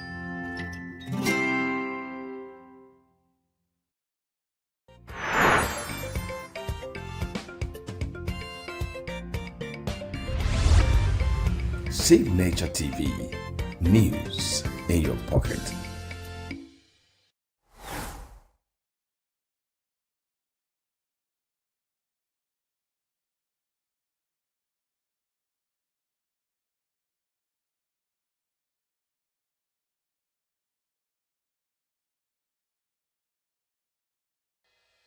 Health is more than a diagnosis. It's your lifestyle, your choices, and your future. Join us on Inside Health, your weekly deep dive into the stories, science, and solutions shaping your well-being. From expert interviews to real-life journeys of healing and hope, we cover it all. One of the complications of cancer management or treatment is they have some of them at one point in time, you see them having anemia. Okay, so you see them at times being transfused. But at the same time, you come in with the diet. Nutrition, mental health, innovations in medicine, fitness, and everyday wellness. Whether you're managing a condition, staying informed, or just living your best life, Inside Health is your trusted guide. I'm Chigichi Agorum, and I'll be with you every week on Inside Health, only on Signature TV.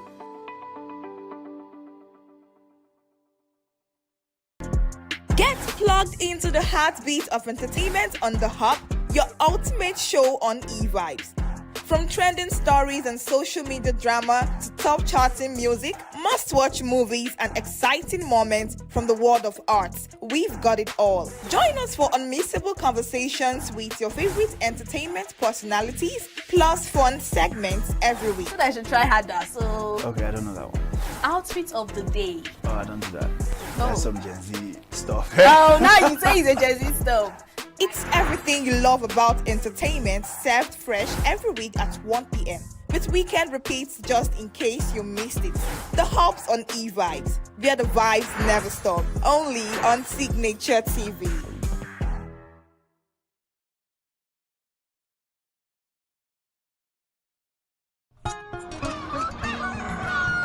New every morning on Signature TV, we open the day for you with needed energy, information, and required vibes to shape your day. From sizzling snippets of stories in various areas of life to intriguing conversations with net worth guests. When you have people who have no track record becoming your leaders, you have a problem. There's no outstanding gratuity when Obi took over from me. I left, in all the accounts of Anambra State, 13.8 billion for him. Your day cannot be complete without Signature Morning on weekdays and Signature New Day on weekends. There is no better way to start your day except Signature Morning and Signature New Day every day on Signature TV.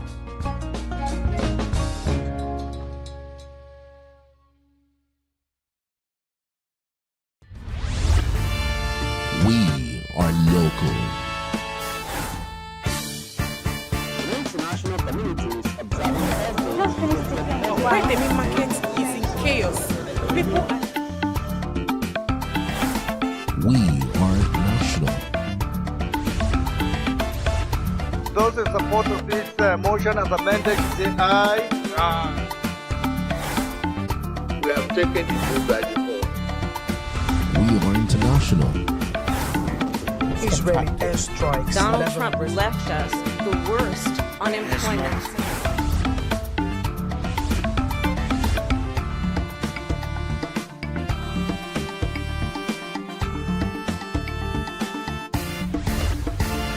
Signature TV, news in your pocket.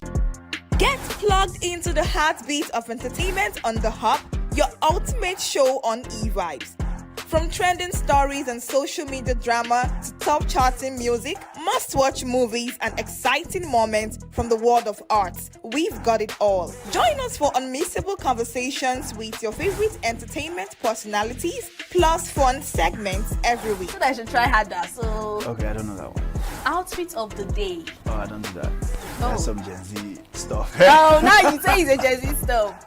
It's everything you love about entertainment, served fresh every week at 1 p.m. with weekend repeats just in case you missed it. The Hub's on e-vibes, where the vibes never stop. Only on Signature TV.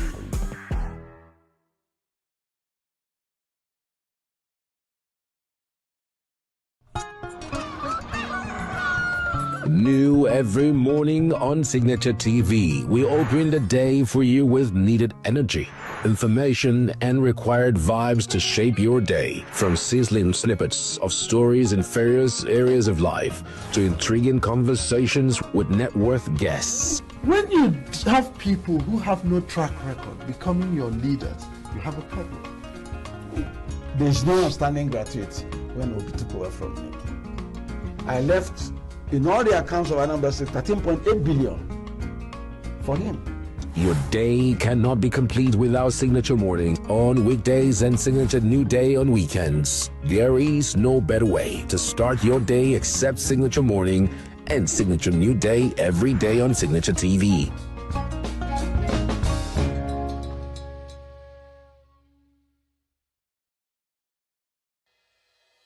Health is more than a diagnosis. It's your lifestyle, your choices, and your future. Join us on Inside Health, your weekly deep dive into the stories, science, and solutions shaping your well-being. From expert interviews to real-life journeys of healing and hope, we cover it all. One of the complications of cancer management or treatment is they have some of them at one point in time, you see them having anemia. Okay, so you see them at times being transfused. But at the same time, you come in with a diet. Nutrition, mental health, innovations in medicine, fitness, and everyday wellness. Whether you're managing a condition, staying informed, or just living your best life, Inside Health is your trusted guide.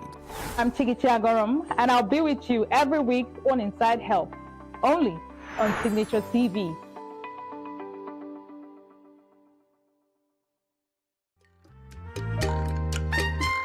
The way we see the world shapes the way we change it. Gender isn't just a checkbox, it's a lens, one that helps us understand the world more deeply and act more fairly. Gender Perspectives, a program for those ready to see more, do more, and be more. Designed to challenge assumptions, ignite conversations, and build inclusive solutions across every sector of society. We are not, fighting the men. We are not saying we are equal in terms of rights. We're only asking they should recognize our existence. Join us on Gender Perspectives, showing every Saturday by 4 p.m. Repeat every Wednesdays by 5 p.m. and Thursdays by 3 p.m. Change begins with perspective. Let's widen yours.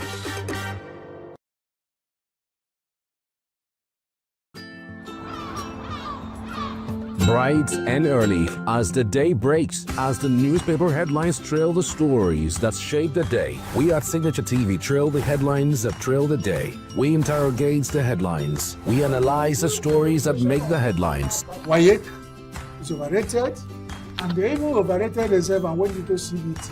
They are insensitive of some Nigerian children who have never had what it was CBT. With passion and emotion, we drive the conversation to change a narrative. Let nobody be deceived by Nigerian high level of performing in agriculture export.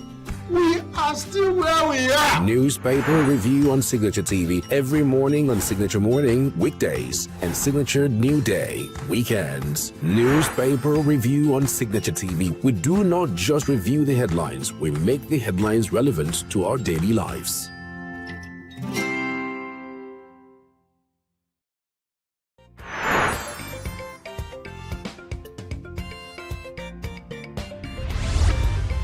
Signature TV, news in your pocket.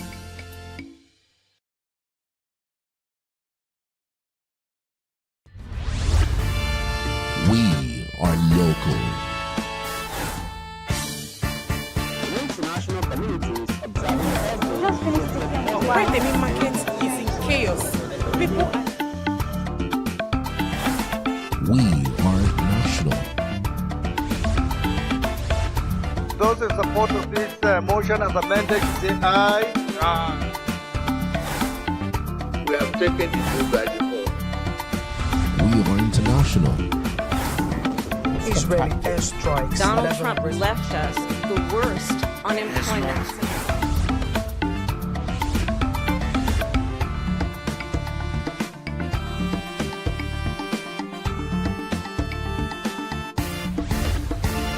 Signature TV, news in your pocket.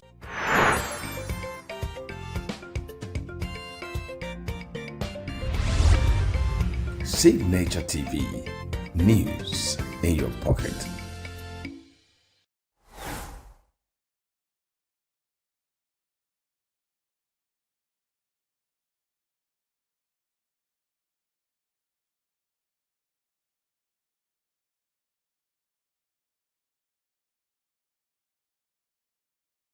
Every second, every minute, every day, news is breaking. Events occur and there are new developments. At Signature TV, we follow these stories objectively, bringing all sides without bias, explaining the complex issues, breaking down the numbers, and investigating the issues behind the news. Anywhere and everywhere, near or far, wherever the news is, we will be there. Signature TV. News in your pocket.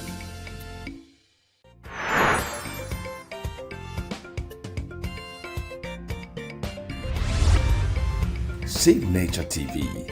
News in your pocket.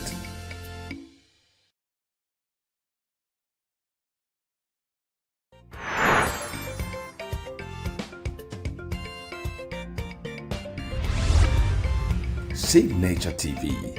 News in your pocket.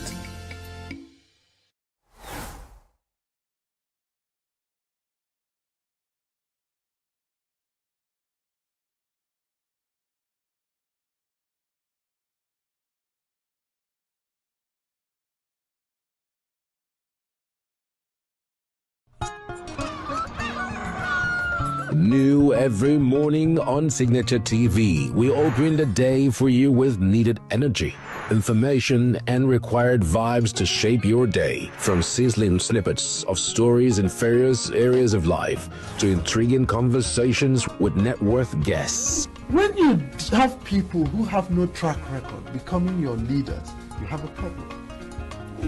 There's no outstanding gratuity when Obi took over from me.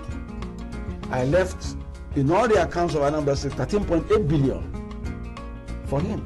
Your day cannot be complete without Signature Morning on weekdays and Signature New Day on weekends. There is no better way to start your day except Signature Morning and Signature New Day every day on Signature TV.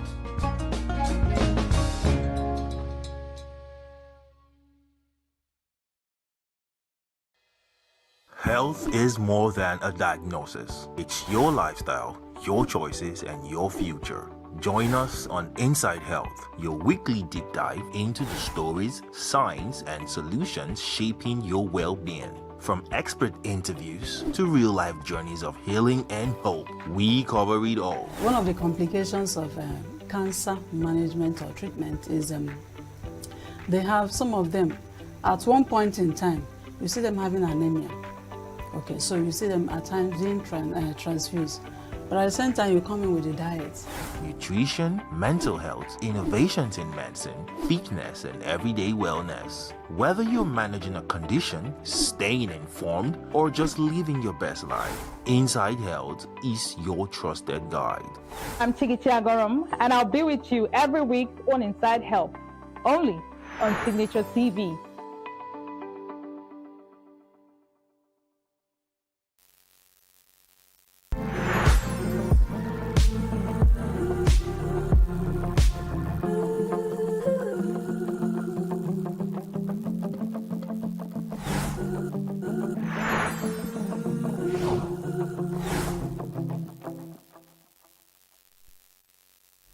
Hello friends, how are you and yours doing today? I trust all is well and that your life is more lovely than ever.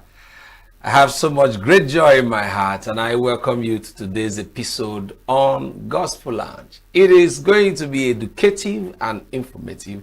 You know how it goes here on Gospel Lounge. Therefore, gather your friends and family together. Let's enjoy the show. My name is Victor Chief Judge. Welcome to Gospel Lounge on Signature TV. All right, let's just have a little talk on Thanksgiving, about giving God the glory and all that. You know, showing gratitude to God is a deeply and meaningful spiritual practice that helps shape how you see life challenges and blessings as well.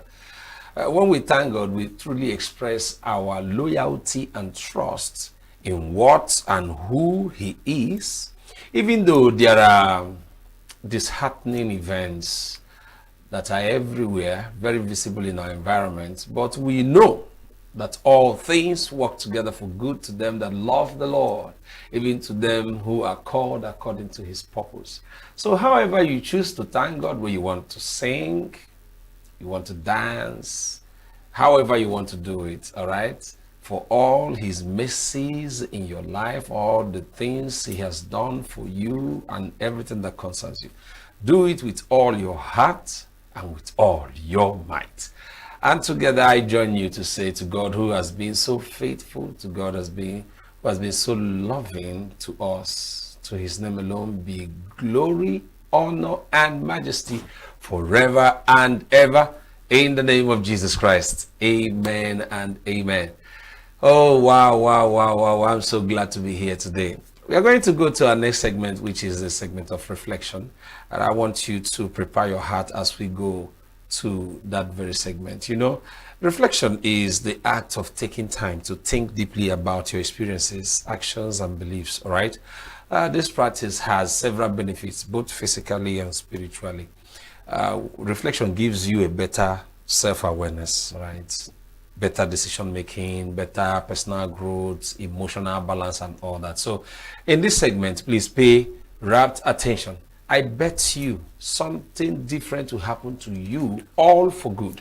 And I'll be right back to continue the show with you.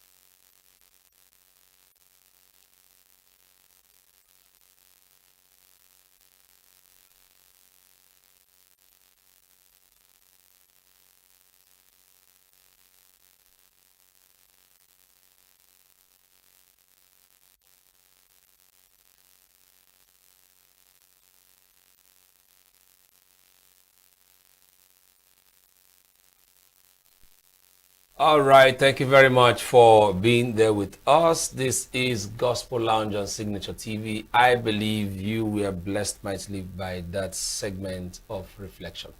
Please, I beg you, in whatsoever thing you hold dear, put that very instructions to work, and your life will never remain the same again. All right, we have a great topic to deal with today. Is about the International Women's Day, and we have a theme, Give to Gain, and it's so beautiful. I will want to look at it. When you talk about giving, it has a whole lot of context. It stems in different ways. You talk about giving time, giving this and that, but we'll try to understand the context and how it can apply to both the home, society, and nation at large. To discuss this topic and throw more light on this matter is a very wonderful woman that we have in the studio today, Florence Nene Ugu, a remarkable lawyer. She's a chef. Maybe after this show, we are going to go to the kitchen to do one or two things. And then she's a social development strategist dedicated to making a difference, an alumnus of the esteemed young African leaders. You see, there are so many things to say about my guest today, but let me not bore you with all those things. Honestly, she has embraced her role as a change maker, passionate about education, gender equity, and literacy. All right? Florence tirelessly worked to uplift her community. Let me stop there. Guys, help me make welcome Florence Nene Ugu. She's also a legal practitioner, a very mighty legal practitioner. Thank you very much for coming to the show. Thank you for having me. All right. It's good to see you smile. Wow. Give to gain. That's the theme of the recently celebrated International Women's Day. And we really want to get into this topic to know why, what's the context about this topic? What's the context about what are we giving? Please lead us into this. Okay, so good evening, my listeners. So thank you for having me at the studio. The theme for this year is Give to Gain. Okay. And it's a broad spectrum of trying to tell the society that the woman you give power, the woman you give a chance, the woman you give an enabling hand, the woman you give an education, you tend to gain more. Oh. You tend to gain from her a strong woman. You tend to gain from her an empowered woman. You tend to gain from her a woman who will break silence. Okay. Because the truth is, if we refer to the olden days, even if we go to the Bible, there is only a story of one person who stood her grounds, even when her sons were named to have been part of the coup that wanted to kill the king at that time. They killed them. She made sure she stood her ground, one woman army, fanning the vultures away from her son's body. Who was that person? Jael in the Bible. So there is just a woman that could go out of her way at every turn. Once you've given her something, once you've built her capacity, once you've built her resiliency, once you've built her emotions, then you have a woman who will go all out, who will do whatever it takes for a better society, for a better family, for a better community, for a better workplace. Well, but you see, just making a case, someone said, when you give a woman a yard, she takes the whole estate. We've had this before. A whole lot of things. And I wouldn't want to say, or maybe sound so misogynistic about it. We've had cases where a lot of women were empowered. okay, let me say some, just to strike a fair balance. Some women were empowered, and then the feedback wasn't so beautiful. And then this generalization of that, give a woman a yard and she takes the whole place and all that comes into play. Can we find a balance to this? Is it really true or false? How would you want to address this very notion? Well, one is this question is definitely not a true or false option. Okay. Secondly, we are leaving the gender as it is and facing the woman because ideologically the society has heavied a lot on the side of the woman. Okay. If a woman takes her children to school every day, it's normal. And if a father does it, he's exceptional. If a woman cooks and cleans the house, it's her role. If a man does it, he's an intentional man. Okay. But the truth is, Shebi he eats from that family. Yeah. Shebi he's a member of that family. He goes and comes just as the woman goes and comes. Yeah. So why are we saying the woman is given a yardstick and she takes a whole land? Didn't we give the men a yardstick and they took a whole land? Didn't we elect a man in power who has promised to build heaven and earth? Where is it? And then the woman is being propositioned, and the next thing she's wayward. What of the man who propositioned her? Because the truth is, it takes two to tango. True. So she wouldn't just be there if somebody didn't do something. True. So the truth is, for the woman outside there who has been given a yard, remember that I think there is a Japanese saying that says, you won't know the true nature of a man till he wields power. True. And man in that context is both gender. Yes. So the background a person is raised, her upbringing, her character building, her social interactions, social etiquette, all those things are put in place. Yeah.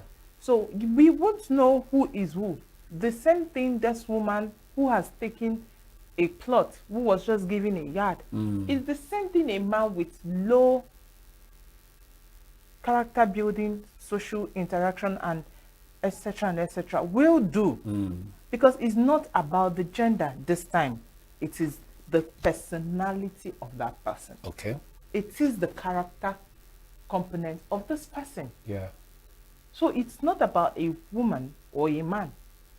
It's a thing of both gender. Yeah.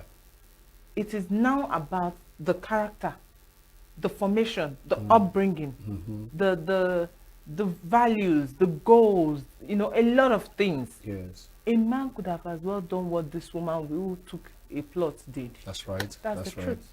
Now, but just let me still make another case here, because the essence of this conversation is because we really want to get a balance.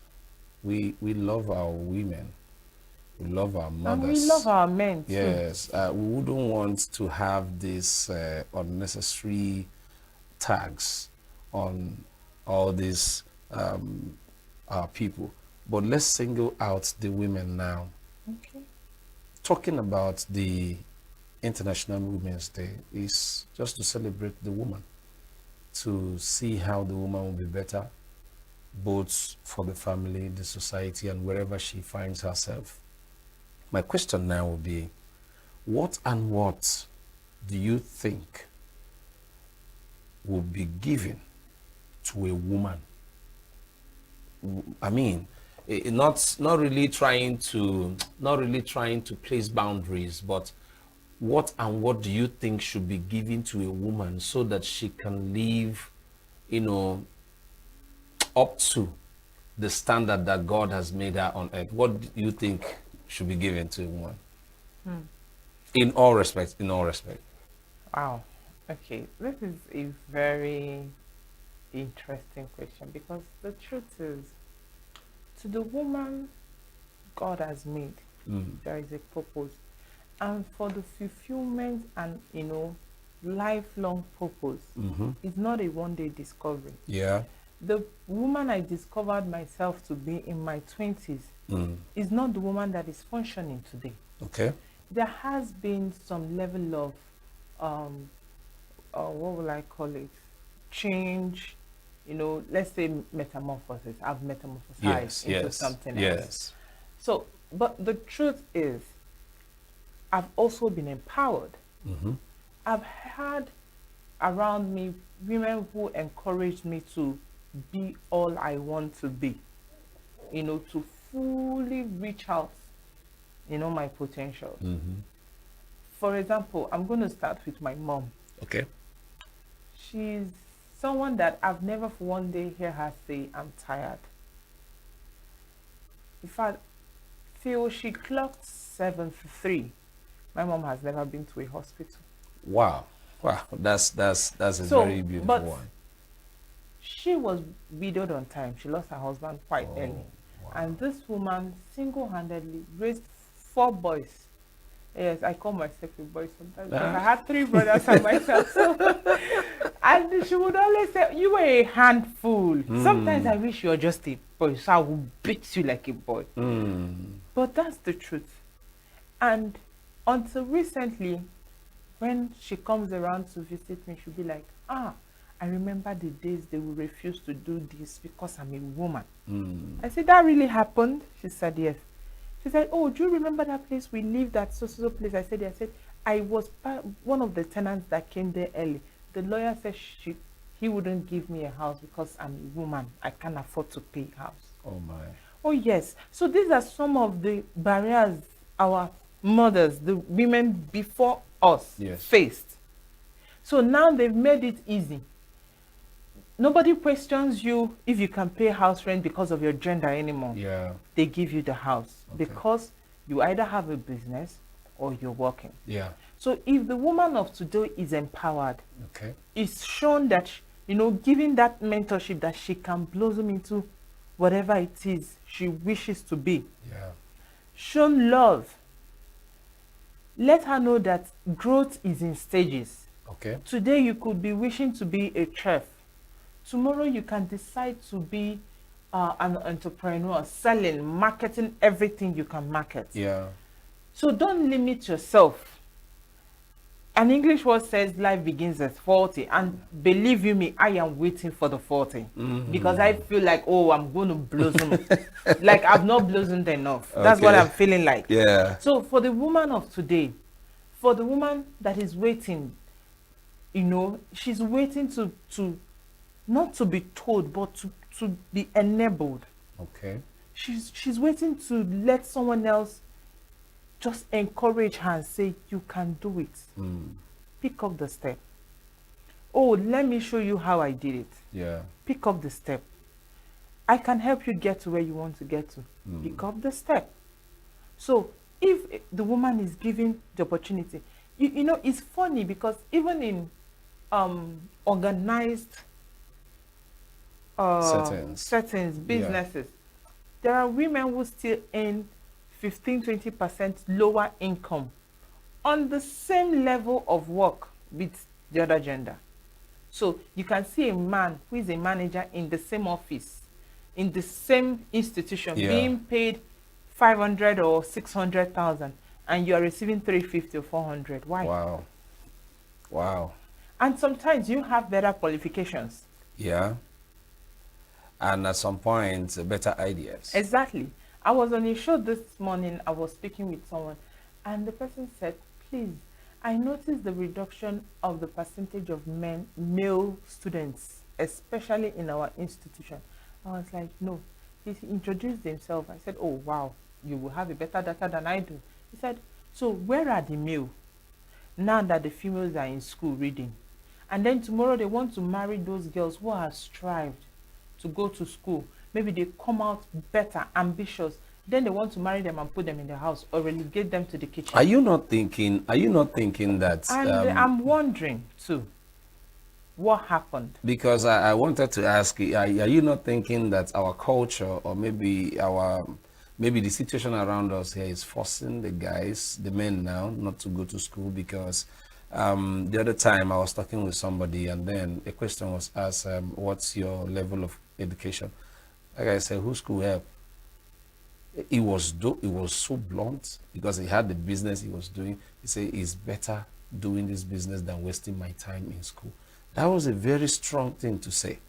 All right, but now that this statistics is coming out that the male folk are less in number in school now, don't you think it has something to do with our culture, or maybe the government is not really helping? No, it's not our culture, because I know I'm from a very large family. Okay. And a lot of my aunties who are retiring almost this year, all of them will be retiring this year, some like retired last year. They stopped at primary 6 when education was education, by the way. Yeah. But you know why they stopped? Not because their parents couldn't afford school fees. Why? Because they were female and they would be married off. That's why I say, is it not the culture? It's not the culture. I'm trying to explain to you that the culture has always been to train the male. They have given more preference, more priority to the male child to go to school. Okay, today now there's a... So now the women have learned to sponsor themselves through school, to strive. There are a lot of scholarships being given by different organizations, no matter how small. I remember about 3 years ago, somebody needed, she kept telling me, Auntie, let me just be able to get into year 1. It's because the sum is bulky. Let me just get someone that can assist me pay year 1. Forget until I will finish school and come and show you myself. Wow. Today she's in 3rd year. The only call I ever received is, please, Auntie, do you know anybody you can help me to secure where I can do IT? I said, yes, I know someone. Wow. So it's not the culture, it is mentality. Okay. It is the degrading of the society of today, where we've lost so much morale that there is a high rate of moral decay in our society that have left the young one thinking that money bequeaths respect. I agree with you. But that's not true. My grandfather will always say, Ezia Fakego, good name is better than money. That's right. So, and if you have that with you, it will stick. And poverty is not the mentality of low cash. It is of the mindset. Can you please repeat this again? Guys, I hope you heard this one. Please say this again. And please do it in a slow motion this time around. I said poverty is not the low cash you have. It's not the disability of the low cash or the ability of the low cash you have. It's the mindset. Mindset. All right. It is your mindset, because the truth is, the human, I'm using human now to connote both sides. Yes. You can do a lot. You can do a lot. But you know the problem we have? A problem of self-gratification. Yeah. Where someone wants to do so little and then make a very massive impact. Who told you that? No way. So most times you see that women are very diligent folks. Yeah. I'm not saying there are no women, but the truth is, when the percentage is done, when the data is given, you see that women are very diligent folks. Yeah. Because by nature, they are nurturers. Yeah. There is nothing you give a woman she doesn't multiply. True. But the truth is, we have a very big challenge. You see, I don't think in the Christendom we ever got to explain that passage of the Bible about submission and love very well. It depends on because on the for me, context what now. I understood it is submission, whether he's doing well or not, and that's a big challenge. Because the truth is, how do you love for the men? You are giving the order to love, right? Yeah. How do you love someone who is stubborn? How do you love someone who is always challenging? How do you love someone who is opinionated? How do you love someone who the society over decades have told you she's a woman, she should be subdued, she should be in the kitchen, she should be under you, she should be in your house, she should clean your house, wash your clothes, cook for you. It boils down to that mentality. And a lot of people have not really gotten to know the proper interpretation of that scripture. But it's a very, that's what I'm telling you. Submission, there was no clause. It said submit. So if I tell you now, but there's a clause there. It says submit as unto the Lord. Exactly. No, what I mean, that's a full sentence. Yeah. It didn't say, but only when she's obedient. No. That's what I'm trying to. So if I say to you now, please come and meet me at Mommy Gate. I didn't say call me when you get there. I didn't say I will be standing beside the whatever. I just said come and meet me at Mommy Gate. What will be your movement? Is it not just to get to Mommy Gate? Yeah. That's where we're failing it. We always want to give with conditions attached to it. Yeah. But the idea is to give without condition. The idea is to give the woman a chance to blossom. The idea is to encourage her to blossom. The idea is to give her space to be all she can be. The idea is to love her into submission. You are really raising a serious case here. And a whole lot of people are out there looking at us and then, well, are you sure what she's saying is going to really line up well? Now I'm talking about the male folk now. And then some women say, am I really sure she understood? I just want us to create a balance now. What you're saying is so true and clear. But we've had issues in the society where, and I said this before, where a woman is giving and then the result wasn't so beautiful. And then the men tend to withdraw.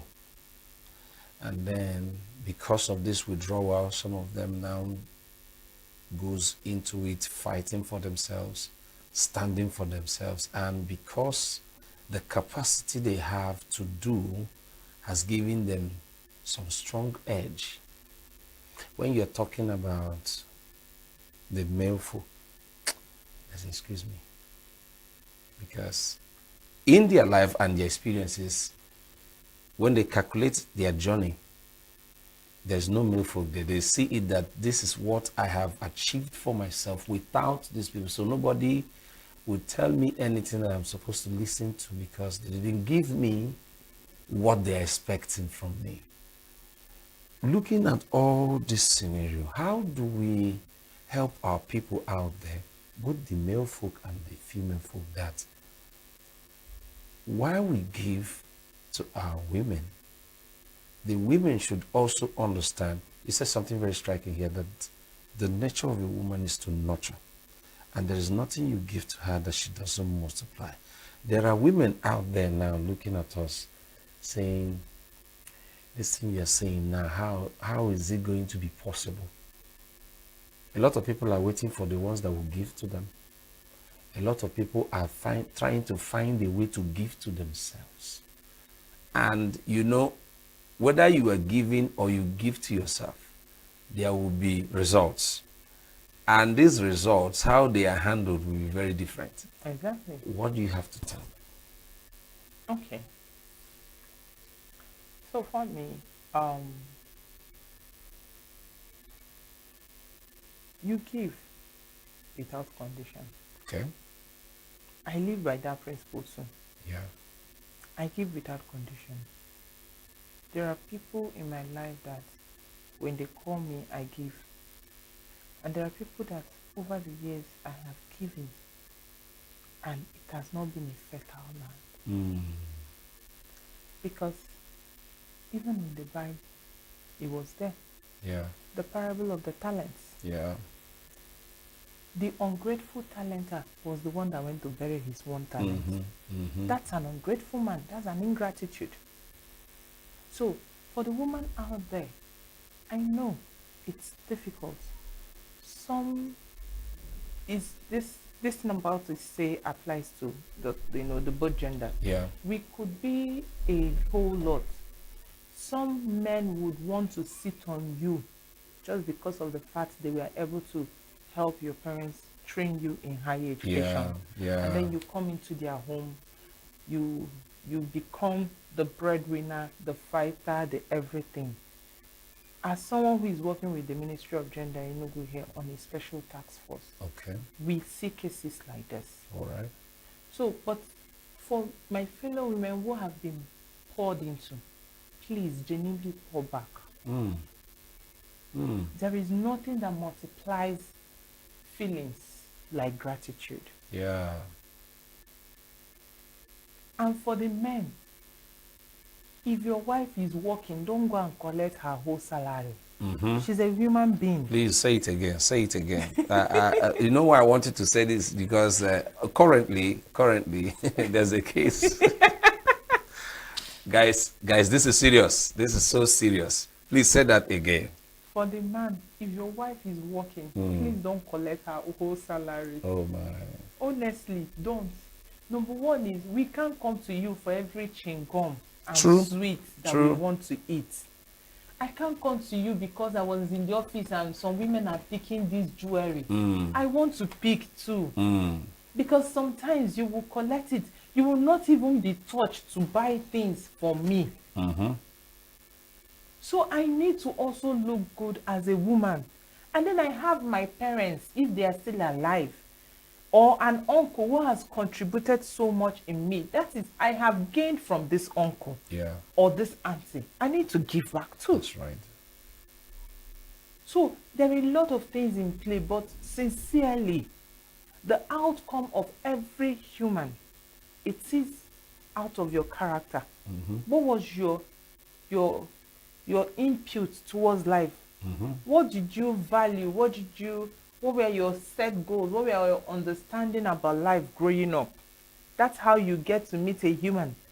Most times we are trying to change people. I used to just laugh at people and say, I don't understand what you're trying to change. Yeah. Do you know what formation means?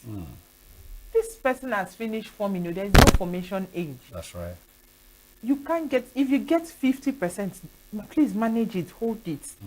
And then find a way to manage that part of the life that has a K-leg. Yes. Because that's the truth. Nobody in life is perfect. True. Nobody. But there is this fulfillment one gets with trying to make sure you're a better person. That's right. Try. Let there be efforts made. Let the person beside you in the office, in the church, at home, your spouse, anybody, let them know that you're trying. This wasn't the usual you. Yeah. You're making an effort to be a better version of yourself for them. Yes. So, for the woman who has been invested into, please assist your home, your parents, your siblings. It can be a lot. They can be so demanding. Yeah. Believe you me. And it could be so stripping. It could strip you of your emotional strength and everything. But you also need to learn self-boundary. Know when to cut off. So that you also protect your own sanity. Exactly. So that, because you can't be bleeding and be mending another. You're going to stain the person. Yeah. Your cup cannot be leaking and you're looking for who to feed. You have to seal up yourself first. True. You can't be halfway full. Maybe you're hungry somehow and you're trying, you're managing to save up something. And somebody just comes and says, please assist me. I'll tell you, I'm sorry. I cannot, because at that time, I do not have the capacity to assist. But I could help you, maybe make a few calls and see if somebody needs, an assistant. Make a few calls if somebody needs a worker. Make a few calls if somebody needs this. These are ways to give. Yeah. In turn, I will gain the person's gratitude. That's right. Thank you very much. Shikina, there's nothing remaining. God bless you, ma. See, I will go and collect that my blessings from God. Definitely. There's nothing remaining. But sometimes we don't get it. We are waiting for the physical Yeah. reimbursement. Yeah. And then we are missing the biblical quote. Yeah. You have gained your gain. Yeah. There is nothing else. True. So it's deep, but it's also something we can all understand. That's right. Give a little help. Giving heals. Giving releases burden. Mm-hmm. Just give a little. It might not even be up to 1,000 naira. Yeah. Just give a little. Empower the woman close to you. Yeah. I used to, when I was staying in Abuja, I drink water cans. So I pack my water, and then I'm always looking for a woman who does recycling so she can come and carry it. Okay. Then when I can't find women, I look for the little boys, the little children who are doing them. Yeah. Because I know in ENUGU, before I left, I started the recycle to gain. Okay. So you recycle, we give you books, Yeah. pen, school sandal, backpack, anything. And I'm about to start it again because then I had like almost 10 children. Wow. Under us as scholarship. Wow. That's great. That's so great. You might not know who you're taking a burden off from. That's right. The mother at home who is probably a petty trader. The son or daughter will now come back and say, Mommy, when you been at school, where my for? Yes. Yes. She's excited. She got excited. And that's a great but relief. You did not know that you've just saved 2 people. Oh, yes. The mother who will be like, hey, thank God. Come on, look where God is in a business. That's right. And the father will be like, oh, thank God, I'm not putting hand lotata. You've saved 2 people from thinking all through the night how they are going to buy exercise books. True. So it's a very simple instruction, but it's a deep one. Give. For the past 4 years now, we've been fighting for 35% affirmation for women. And this year seems to be like they swallowed us. Out of 300 and something seats, I think we have only... Is it up to 17 or 15 women? It's not up to in the national seat. Oh, God. That's terrible. And then my state, my beautiful ENUGU state. How many women do we have in the house? I don't think they are up to 10. You not even say 5. It's 10. I'm just trying to strike a fabulous. Maybe they have intentions to do, or maybe they are waiting for the next 10. I think I just know about 3 of them there at the State House of The Assembly. number is so insignificant. So, but what will it gain them? How it will benefit them, because go and check every nation that is doing well in Africa before we go to the global world. Yeah. Women are at the affairs of things. That's right. If you see a woman you feel or know she can do something, push her. Forget the fact she's a woman. Forget no lube ton here. Party turn by turn level. It's okay. I understand turn by turn level. But sometimes let's begin to also support capacity and intellectual balance. Wow, it's been a very wonderful. I'm not going to let her go, but I'm just going to fire one more question to her, but I'm going to do that after this short break. Stay with us.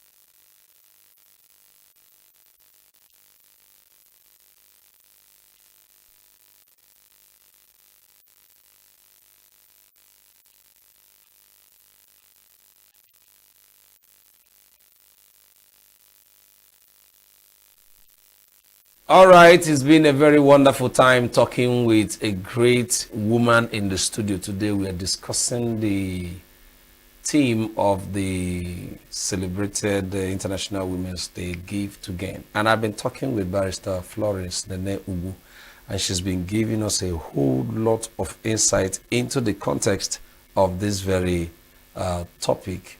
But before I let her go, I want to ask you today. We can see you said something about your mother and the women that came before us, how industrious they were, how sacrificial they were, and all that. We have a generation that seems to be very selfish. Do you agree? No sentiments now. No, I don't agree. You don't agree. You know why I brought that? Because I want to close this session with a case.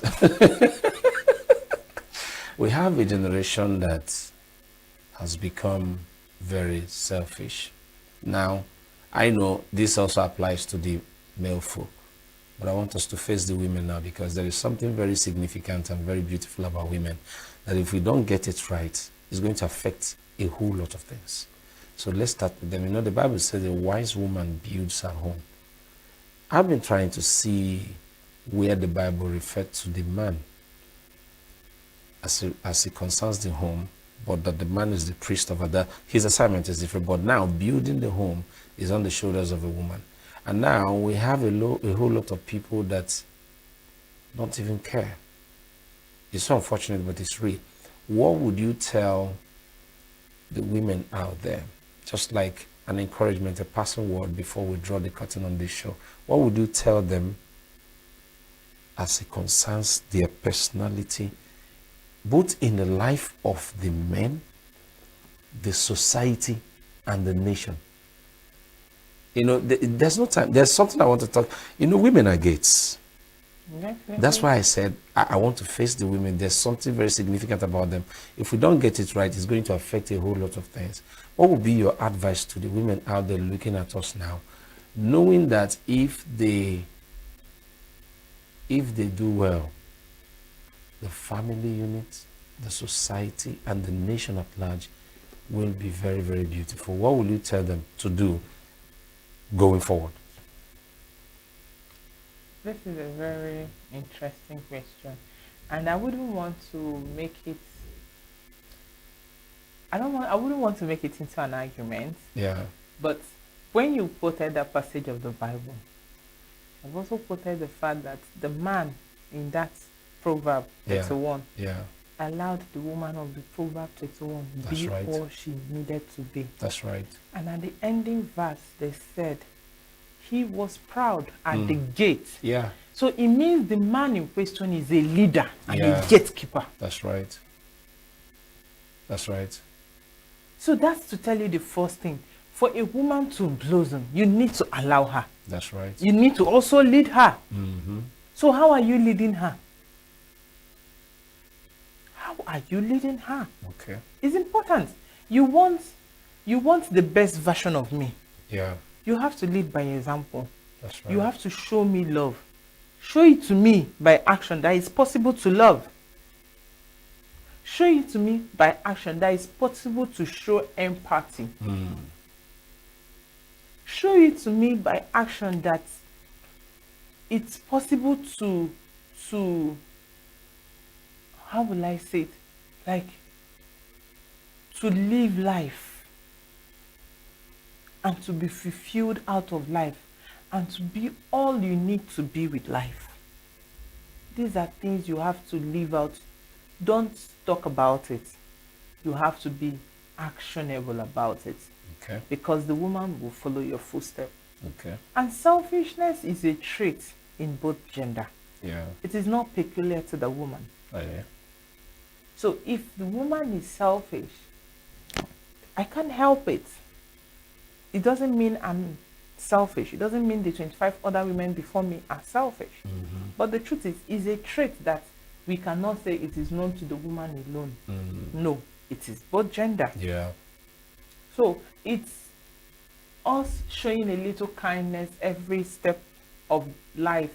As we go on with life, you know, one day that message, that fruit of kindness we are planting. Yeah. We'll get to someone and we'll be, this person has always shown me kindness. Yeah. I think I will show somebody else this kindness. That's right. So everything we want to change in this life has to be through action. I don't think we've achieved any change by how do I put it now? I don't think we've achieved any change by speaking about it or by telling someone, you can be a better version of yourself. You just know. Show the workings. Show it. You see the woman that you like, that has home training, that has kindness, empathy, that. She grew up in a home where everybody's opinion were gathered before a decision was made. That's right. I grew up in a home where at a very early stage, my mom's sister took me at a very early stage of my life because my mom was a very busy woman. She traveled a lot. So one day she came and she was leaving and I said I was going to join her. I said I would join her. So I went with her to her house where she was staying with her husband then. And every month I noticed that we have to bring, you want a pen, you want a pencil, you want, just be writing it down. At the beginning of the new month, just bring whatever you want for school. Yeah. My auntie would, I'll now come, my own list is always so many. I've always been very curious about a lot of things growing up. So immediately I come, my auntie would be like, okay, Nene, what do you want? I want pen, pencil, eraser, I want this novel, that novel, this one. As I'm reading, they will not even tell me okay. They will allow me to read my long list and be excited about it. My auntie will just go, bring the ones that my sisters or any of them have used that was properly kept. I said, all the novels you want, are they here? I said, like, yes, thank you, mommy. She said, how many pens do you say you want? I'll give her. How many pencils? She'll give me. Why is your stockings missing? Nene, why is your stockings missing? Then my aunt would take time to educate me on why my stockings cannot be missing every time. Yeah. Why would they have to buy me new stockings every time? Why? So it took me time to learn to keep my things properly. But now you have somebody that if I keep something and go out, you come into my house and move that thing, I will tell you that somebody moved it. Yeah. That's a cause for carefulness. Exactly. I didn't learn it by speaking. I learned it because I was watching my auntie live that life. Okay. I was also made to be accountable for the things given to me. So I learned to be careful to handle everything. I learned to calculate before doing anything. I learned that you cannot just because you're working and you're earning salary, just spend money. No. Check what you want to do. If it's not that important, don't do it. Yeah. Just let it be. Keep, putting them till it is really a dire need. Then you can begin to offer it out. Wow. So the woman didn't just become selfish. It is not her will to become. Maybe she grew up in a family where her voice was suppressed. Nobody gave her a chance to be her. When she asks for something, it takes another year to give her what she wants. So she began to fight for herself. She began to struggle. You think street kids want to be street kids? They are coming from homes where hunger has forced them out of the house. Where the mother is tired of life, the father is tired of life, and they begin to tell them, when I was at your age, I was doing that and doing this. That's frustration. They didn't mean it for them to go out and become pocket pickers or to become amberos or to become Yahoo guys or to become whatever nuisance they turned out to be in the society. That wasn't the idea. So it boils down to modeling whatever you want them to be. Exactly. Wow. Guys, it's been a very mighty and insightful conversation talking about give to gain. All we've been talking about here is what we'll give to our women and to make sure that they are better, empowering them to do greater things, knowing that what you give to them, they are able to give it back. You can hear through our conversation that a whole lot of women started doing one or two things because of where they are coming from, the things they have experienced and all that. But the essence of the conversation is to have a very beautiful balance, knowing that no matter what you have passed through, you are qualified to be given by someone. You can also give to yourself, knowing that there is something to gain.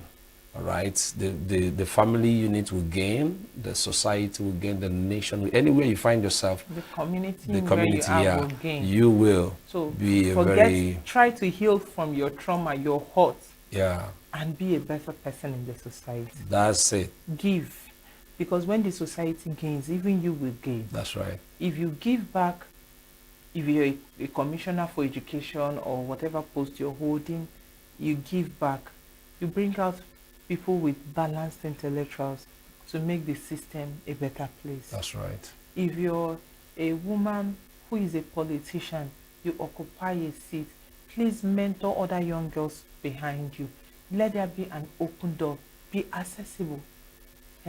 There's no need feeling on top of the world.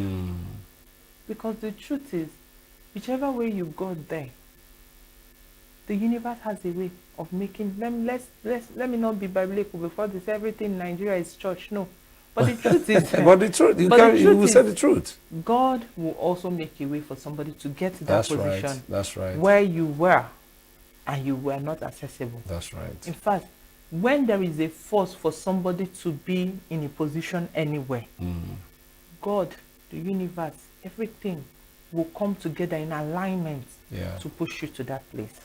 So beautiful.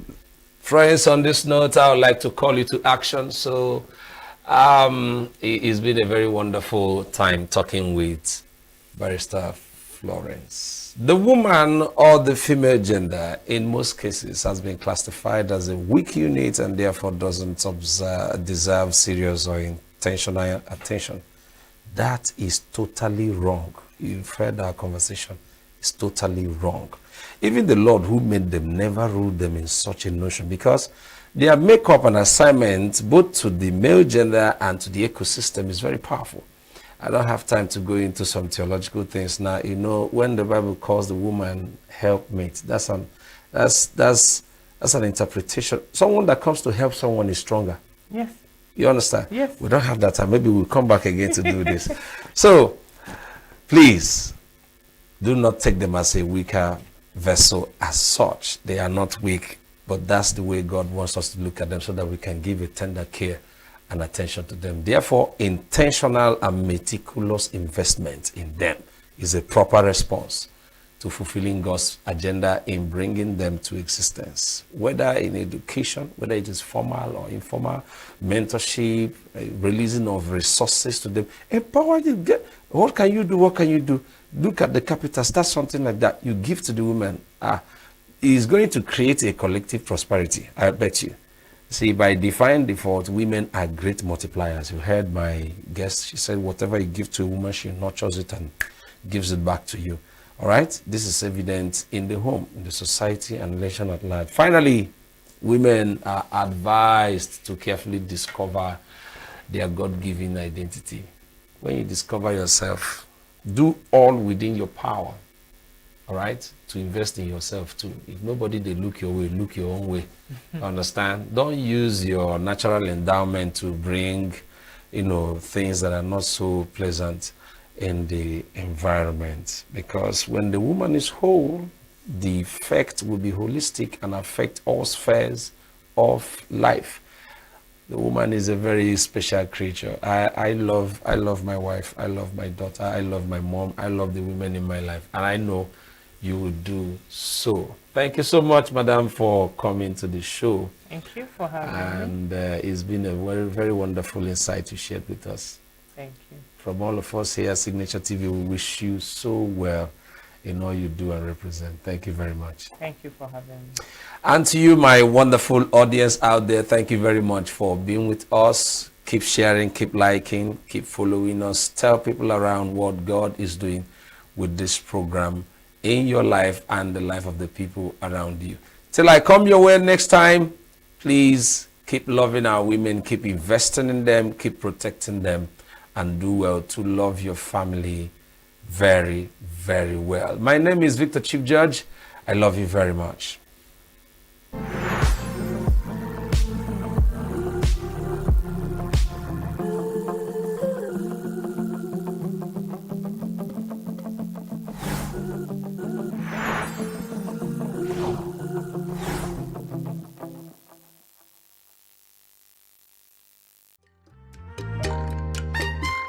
The way we see the world shapes the way we change it. Gender isn't just a checkbox, it's a lens, one that helps us understand the world more deeply and act more fairly. Gender Perspectives, a program for those ready to see more, do more, and be more.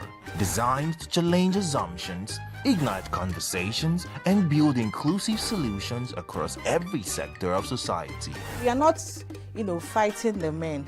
We are not saying we are equal in terms of rights. We're only asking they should recognize our existence. Join us on Gender Perspectives, showing every Saturday by 4 p.m. Repeat every Wednesdays by 5 p.m. and Thursdays by 3 p.m. Change begins with perspective. Let's widen yours.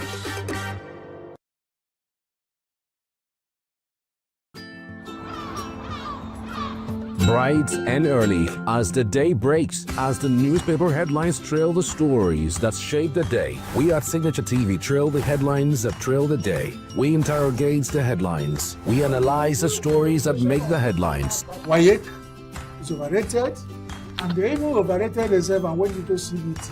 They are insensitive of some Nigerian children who have never had what it was CBT. With passion and emotion, we drive the conversation to change a narrative. Let nobody be deceived by Nigerian high level of performing in agriculture export. We are still where we are. Newspaper review on Signature TV every morning on Signature Morning, weekdays, and Signature New Day, weekends. Newspaper review on Signature TV. We do not just review the headlines, we make the headlines relevant to our daily lives.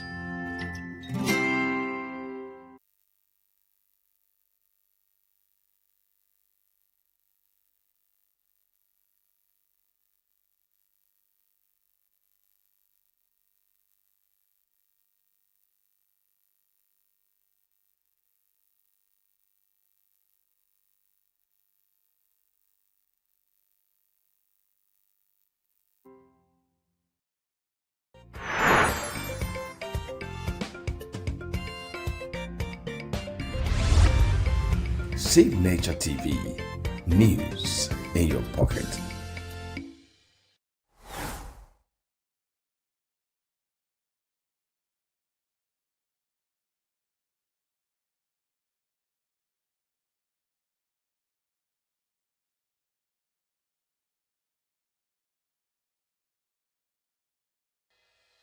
Health is more than a diagnosis. It's your lifestyle, your choices, and your future. Join us on Inside Health, your weekly deep dive into the stories, science, and solutions shaping your well-being. From expert interviews to real-life journeys of healing and hope, we cover it all. One of the complications of cancer management or treatment is they have some of them at one point in time, you see them having anemia. Okay, so you see them at times being transfused. But at the same time, you come in with a diet. Nutrition, mental health, innovations in medicine, fitness, and everyday wellness. Whether you're managing a condition, staying informed, or just living your best life, Inside Health is your trusted guide. I'm Chigichi Agorom, and I'll be with you every week on Inside Health, only on Signature TV.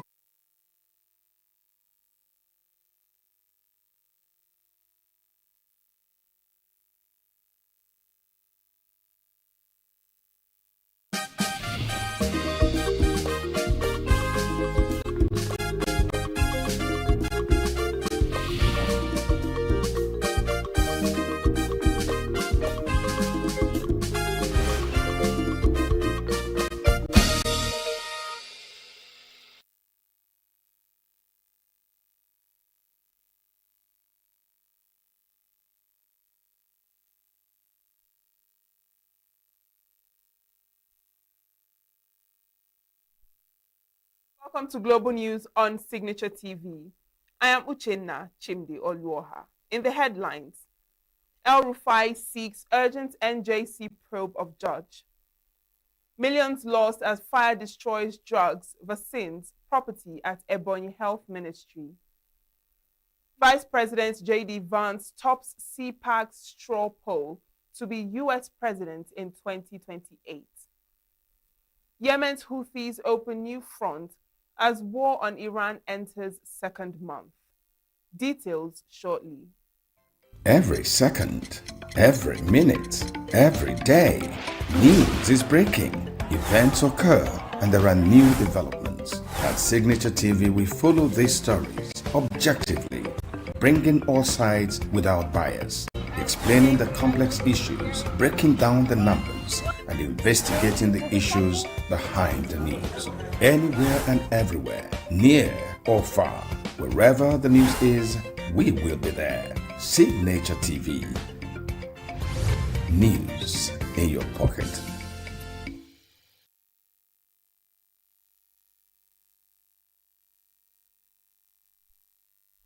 Former Kaduna State Governor Nasir El-Rufai has intensified pressure on the National Judicial Council, demanding swift action on his petition against the Federal High Court Judge, Justice R.M. Aikawa, over allegations of bias, denial of fair hearing, and judicial misconduct. In a strongly worded second reminder letter dated March 9, 2026, and addressed to the Chief Justice of Nigeria, Justice Kudirat Kekereekun, El-Rufai expressed concern over what he described as prolonged silence and delay by the NJC in addressing his complaint against Justice Aikawa. Justice Aikawa is currently handling a criminal case brought against El-Rufai by the Independent Corrupt Practices and Other Related Offences Commission. He was arraigned before the judge on Tuesday on a 10-count charge bordering on corruption and financial misconduct, including alleged money laundering, abuse of office, conversion of public property, and unlawful possession of public funds and assets. In the reminder letter sent to NJC, El-Rufai noted that more than 1 year had elapsed since he first submitted a petition in February 2025, complaining of the judge's alleged misconduct. The former governor said his petition, filed in line with the NJC Judicial Discipline Regulations 2017, alleged profound bias, denial of fair hearing, and conduct wholly unbecoming of a judicial officer. However, in a response dated March 24, 2026, the NJC, through its secretary, Ahmed Saleh, confirmed that the petition was still under review by its Preliminary Complaints Assessment Committee. Meanwhile, a legal practitioner, Maduabuchi Idam, has criticized reports that the Independent Corrupt Practices Commission, ICPC, granted administrative bail to former Kaduna State Governor Nasir El-Rufai after his arraignment at the Federal High Court in Kaduna. Idam said the chairman of ICPC should be held accountable for contempt of courts. In a statement he issued, Idam described the reported procedure as both irregular and inconsistent with established legal practice, noting that once a defendant is arraigned, they fall under the authority of the court. He argued that any release outside a court order undermines the judicial process. Idam further questioned the legality of what he described as a release carried out without court approval, even if done on compassionate grounds. He maintained that in such circumstances, the ICPC acts strictly as a custodial body and must adhere to court directives. Idam warned that failure to hold those responsible accountable could set a dangerous precedent.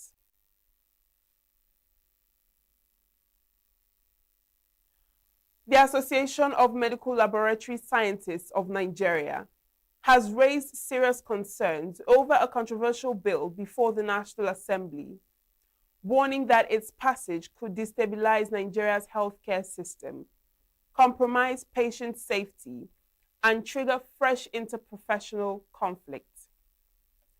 The bill, titled Executive Bill HB 2701, alongside a related Senate version, seeks to amend key provisions of the Medical Laboratory Science Council of Nigeria Act, particularly Sections 3 and 9, which define the governance structure and scope of medical laboratory science practice in Nigeria.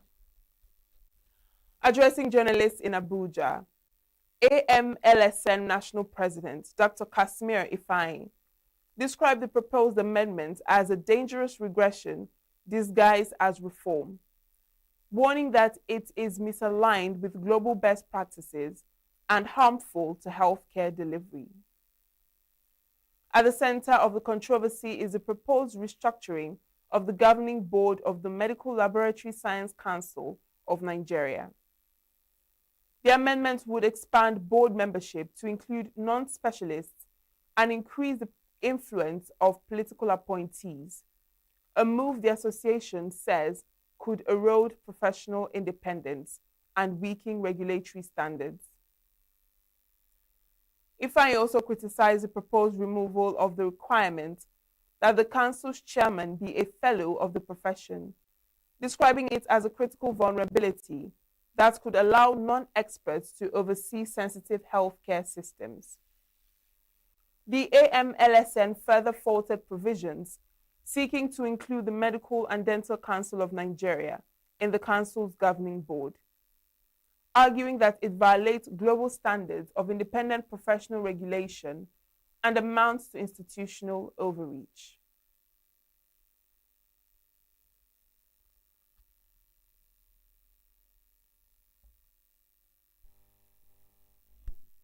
Still to come, ex-Lagos governorship candidate dumps PDP. Gawuna set to join ADC as party expands political realignments. Do stay with us. Every second, every minute, every day, news is breaking. Events occur and there are new developments. At Signature TV, we follow these stories objectively, bringing all sides without bias, explaining the complex issues, breaking down the numbers, and investigating the issues behind the news. Anywhere and everywhere, near or far, wherever the news is, we will be there. Signature TV. News in your pocket. No fewer than 38 Islamic State West Africa province ISWAP fighters were killed in a coordinated operation involving ground troops and the air component of Operation Hadin Kai in northeast Nigeria. The terrorists were neutralized in the early hours of Saturday while attempting to attack the forward operating base in Mandaragirao Sector 2.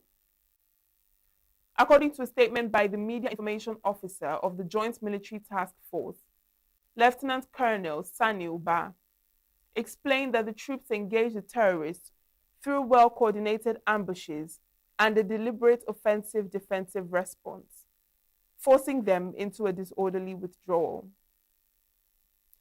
The air component of Operation Hadin Kai provided close air support alongside intelligence, surveillance, and reconnaissance, enabling precision strikes and enhancing the effectiveness of the operation.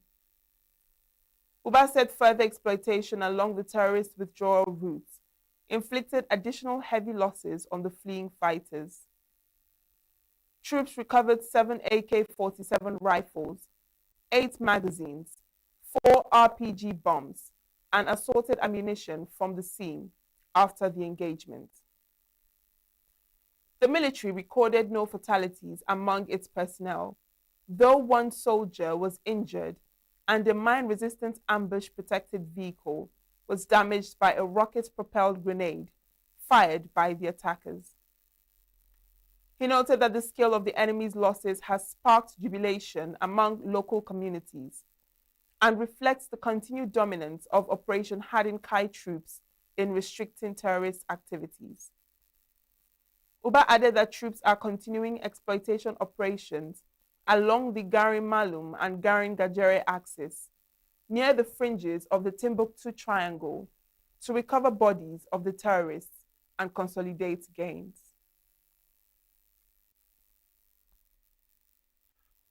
Former Lagos State governorship candidate of the African Democratic Congress, Funsho Doherty, has resigned from his membership of the People's Democratic Party, citing a prolonged crisis within the party.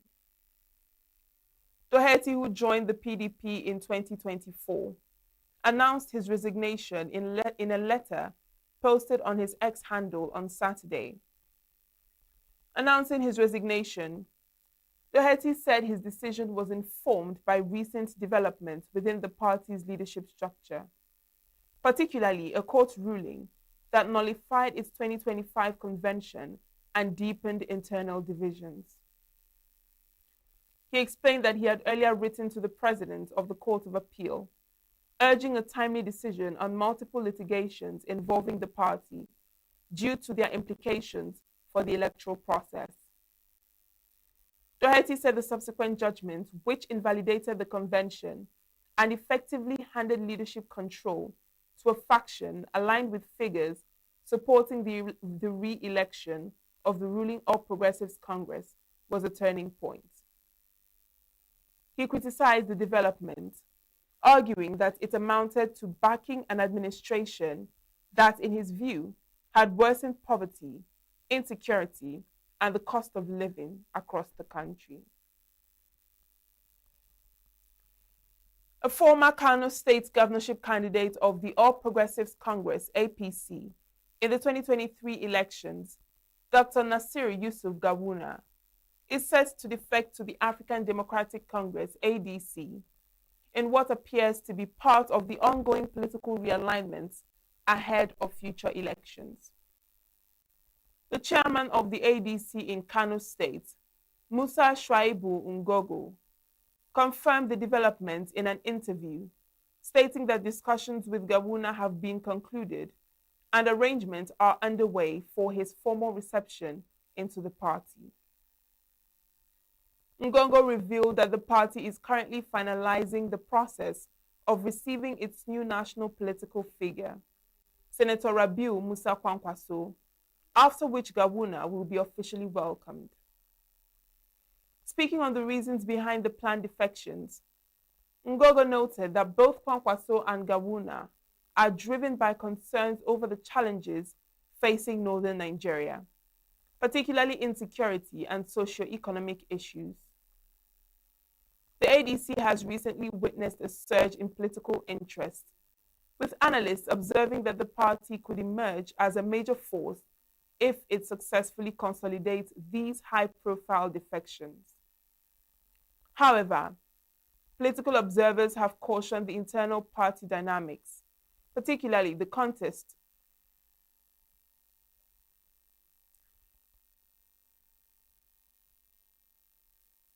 However, political observers have cautioned that internal party dynamics, particularly the contest for the party's presidential ticket, could pose challenges.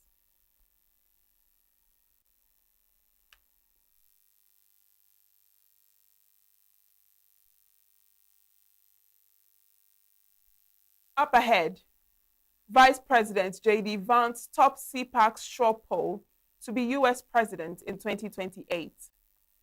And Yemen's Houthis open new front as war on Iran enters second month. Details of these and more on our foreign stories. Every second, every minute, every day, news is breaking.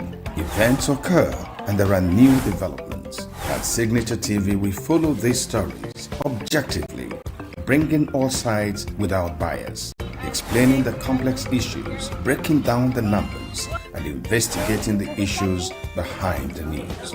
Anywhere and everywhere, near or far, wherever the news is, we will be there. Signature TV, News in your pocket.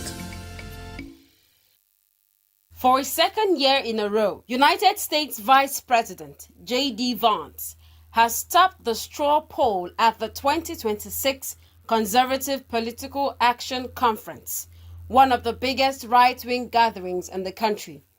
The results were revealed on stage on Saturday.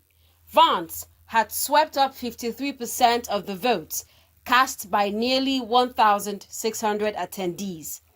But rising up the ranks was another senior official under U.S. President Donald Trump, his top diplomat, Secretary of the State Marco Rubio. A former senator from Florida, Rubio notched 35% of the vote. It was a markedly improved standing for Rubio, who tied for fourth place at last year's CPAC straw poll. Yemen's Houthis have attacked Israel for the first time, a month after U.S. and Israeli forces began striking Iran, opening up a new front in a rapidly escalating conflict that has killed thousands of people, displaced millions, and rattled the global economy. The Houthis, who control much of northern Yemen, entered a fray on Saturday with 2 missile and drone attacks on Israel in the space of fewer than 24 hours. The Israeli army said the attacks were intercepted, but the Iran-allied group pledged to continue fighting in support of resistance fronts in Palestine, Lebanon, Iraq, and Iran. The Houthi attacks came after U.S. Secretary of State Marco Rubio said that Washington expected to conclude its military operations against Iran within weeks, even as a new deployment of U.S. Marines has begun to arrive in the region. So U.S. President Donald Trump would have maximum flexibility to adjust the strategy as needed. A man has been arrested after a car struck multiple pedestrians in Derby city center on Saturday evening, police say. A number of people were injured, some of them seriously, and were treated at the scene by paramedics before being taken to the hospital. Derbyshire Constabulary said it happened in Friar Gate at approximately 21:30 GMT and involved a black Zuki Swift. Police are appealing to anyone in Derby to get in touch urgently if they have any information, but said they do not believe there is any further risk to the public. In Derbyshire Constabulary's statement, the force said police officers stopped a vehicle believed to have been involved in the incident shortly after it happened, and the driver, who is in his 30s, was arrested and taken into police custody. Stephen Lyons, one of Scotland's most high-profile gangland figures, has been arrested by police in Barley, BBC Scotland News says. The operation follows reports earlier this month that Lyons had been arrested in Bahrain 5 months after being released from custody in Dubai. It comes after police in Scotland and Spain carried out a series of simultaneous raids on Friday following a 2-year investigation into serious organized crime. Coordinated with the UK's National Crime Agency, it targeted alleged members of the Lions, Scotland's dominant crime group, and resulted in 13 arrests. BBC Scotland News understands that Stephen Lyons was arrested on the Indonesian island by local officials on behalf of Spain's Guardia Civil. A Lebanese reporter working for a Hezbollah-owned television network was among 3 journalists killed in an Israeli strike in Lebanon. Hezbollah-owned Al-Manar television said its journalist, Ali Shuaib, was killed in an Israeli strike targeting the vehicle he was in. The Israeli military accused Shuaib of being a terrorist operating under the guise of a journalist who was exposing locations of Israeli soldiers in southern Lebanon. The Committee to Protect Journalists, CPJ, said it was investigating the attack, adding that journalists are not legitimate targets, regardless of the outlets they work for. Lebanese Information Minister Paul Morkus said at a press conference that the government will file a complaint with the UN Security Council over what he described as Israel's deliberate and blatant war crime against the media and the mission of journalism. 2 Mexican sailboats, the Friendship and Tiger Moth, that disappeared at sea while delivering humanitarian aid to Cuba on Thursday, have safely docked at Havana's port, Mexico's Navy said on Saturday. The yachts were located 80 nautical miles from Havana using Mexican naval aircraft, and communication was being maintained with the vessels via radio, according to an update from the Secretary of the Mexican Navy.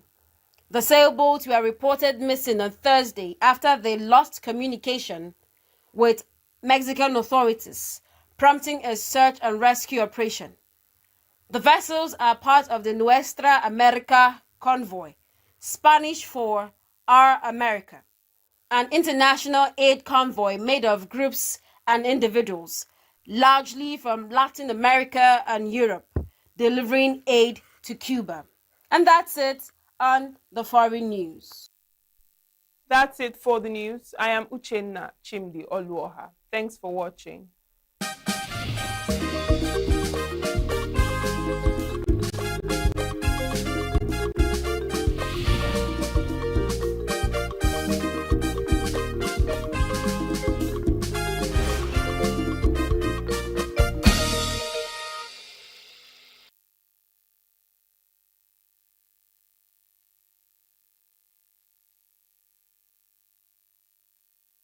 Every second, every minute, every day, news is breaking, events occur, and there are new developments. At Signature TV, we follow these stories objectively, bringing all sides without bias, explaining the complex issues, breaking down the numbers, and investigating the issues behind the news.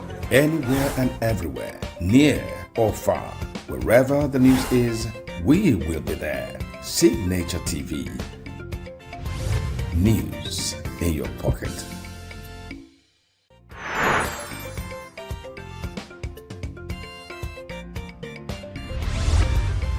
Signature TV. News in your pocket.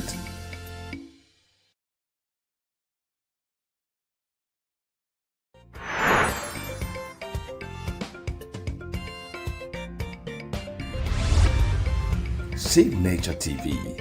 News in your pocket.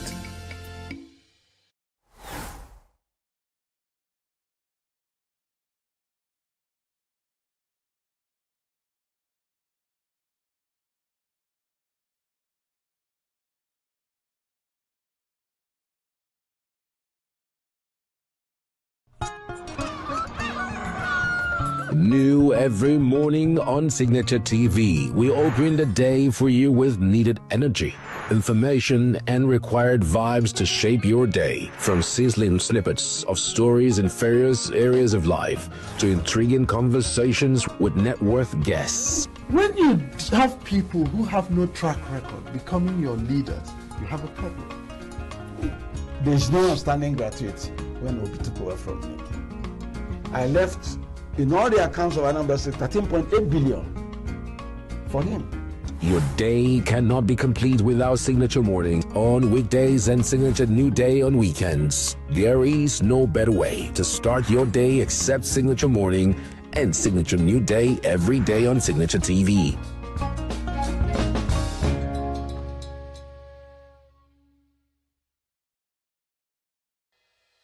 Health is more than a diagnosis. It's your lifestyle, your choices, and your future. Join us on Inside Health, your weekly deep dive into the stories, science, and solutions shaping your well-being. From expert interviews to real-life journeys of healing and hope, we cover it all. One of the complications of cancer management or treatment is they have some of them, at one point in time, you see them having anemia. Okay, so you see them at times being transfused. But at the same time, you come in with a diet. Nutrition, mental health, innovations in medicine, fitness, and everyday wellness. Whether you're managing a condition, staying informed, or just living your best life, Inside Health is your trusted guide. I'm Chigichi Agorum, and I'll be with you every week on Inside Health, only on Signature TV.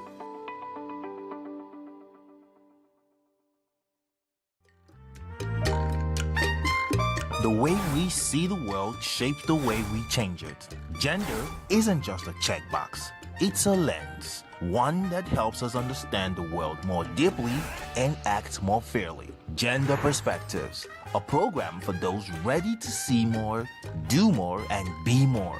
Designed to challenge assumptions, ignite conversations, and build inclusive solutions across every sector of society. We are not, fighting the men.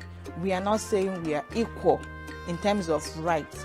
We're only asking they should recognize our existence. Join us on Gender Perspectives, showing every Saturday by 4 p.m. Repeat every Wednesdays by 5 p.m. and Thursdays by 3 p.m. Change begins with perspective. Let's widen yours.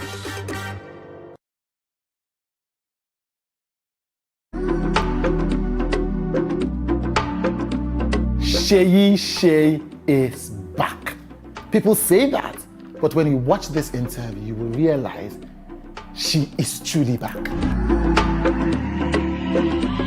Where have you been all my life? She decides to give me an exclusive. She says, this is the only show where she will speak these truths. I'm just going to be real with you because I have grown so much, bigger fish to fry.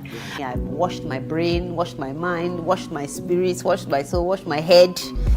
Last time she was here, this was her last big interview, she was already pregnant, but she didn't tell me. She says that was a time of major turmoil. And so there was drama, there was toxicity. So she took her baby to the UK to give birth to her, to stay away from all of that. And it was the best choice I could ever make. She tells me shockingly that all that time she was a star. She was insecure, she had low self-esteem. In her way, she was unconscious. I've been living my whole life, I promise you, unconscious. And these 3 years in the UK included reconnecting with her dad, forgiving him, forgiving her mom, healing herself, and becoming conscious. And so from that place of consciousness, I tell her to go back. Why did she actually say hates men? Why does she actually say love men now? I actually feel very comfortable with men now. Don't come to me and think you can say hi. She shares with me exclusively what she discovered that might be the truth of why Tiwa Savage went at her so heavily in that viral video. Hey, what's up, guys? My name is Shay. I am a judge on Nigerian Idol. Yeah. She talks about the Nigerian Idol brouhaha and how she sees it now from this place of healing and consciousness. We talk about the nude that went viral. I know how the pictures were made, and I know who I sent them to. Then I talked to her about her daughter, the daughter that she says changed her life, transformed her spirit, and made her look at life differently. If God loves me the way I love this girl, I'm loved. This was an explosive interview with multiple exclusives, and the Shay that is wiser, brighter, and even more beautiful in and out with Chude today.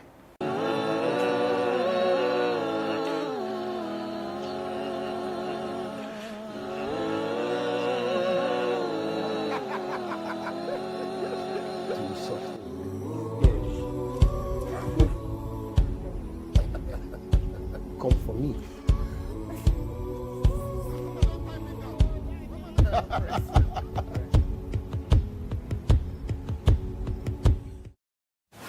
You're looking fantastic as Really? always. Yes. Thank you. Amazing. You look amazing. Thank You have you. not changed. Thank you. Yes. One bit. I love it. It's been like 4 years now. Many years ago, I had dinner with someone, and the person said, very self-consciously, said, oh, I literally stopped aging when I turned 25.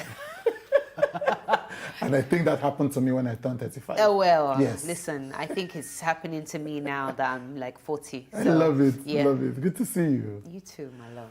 What has, so it's about 4 years since we last saw. I think it's 4 years. Yes, it's 4 years. Is it? Are you It's 4 sure? It's 4 years. Yeah, it is. Now, 4 years. People ask this question in two ways. Somebody will say, Where have you been? Where have you been all my life? Well, you know, I don't know if it's like, took a break, took a sabbatical. I'm not sure what the right expression is really, because there's just so many reasons why I actually sort of took a back seat. Or went on maternity leave, maybe. That might be the most appropriate, I think. But yeah, I have been, I moved back to the UK.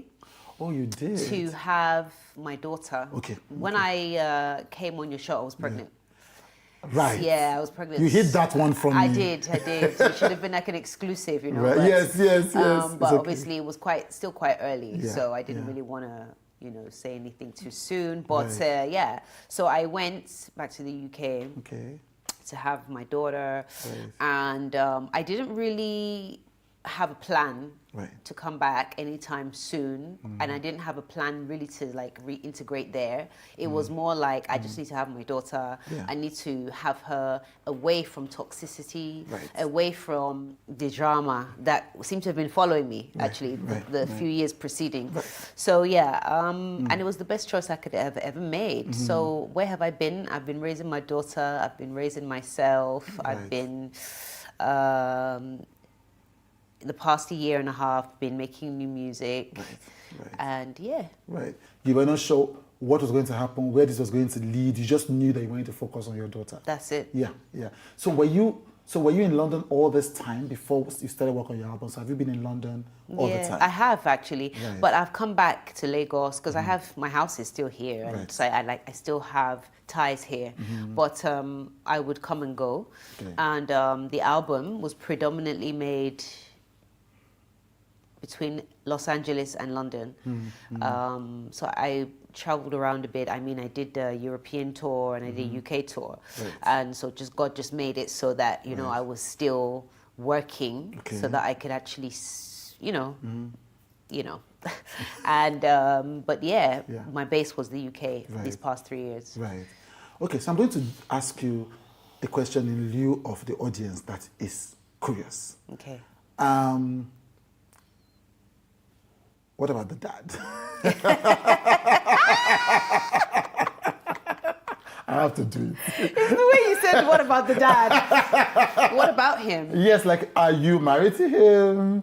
Was it a surrogacy? You don't want to get like gist now. Did you move to the UK because his dad was in the UK? No, actually, her dad is Nigerian, from Nigeria. All right. Yeah. Okay. And we are really brilliant friends now. We co-parent really well. Right. So you're not married?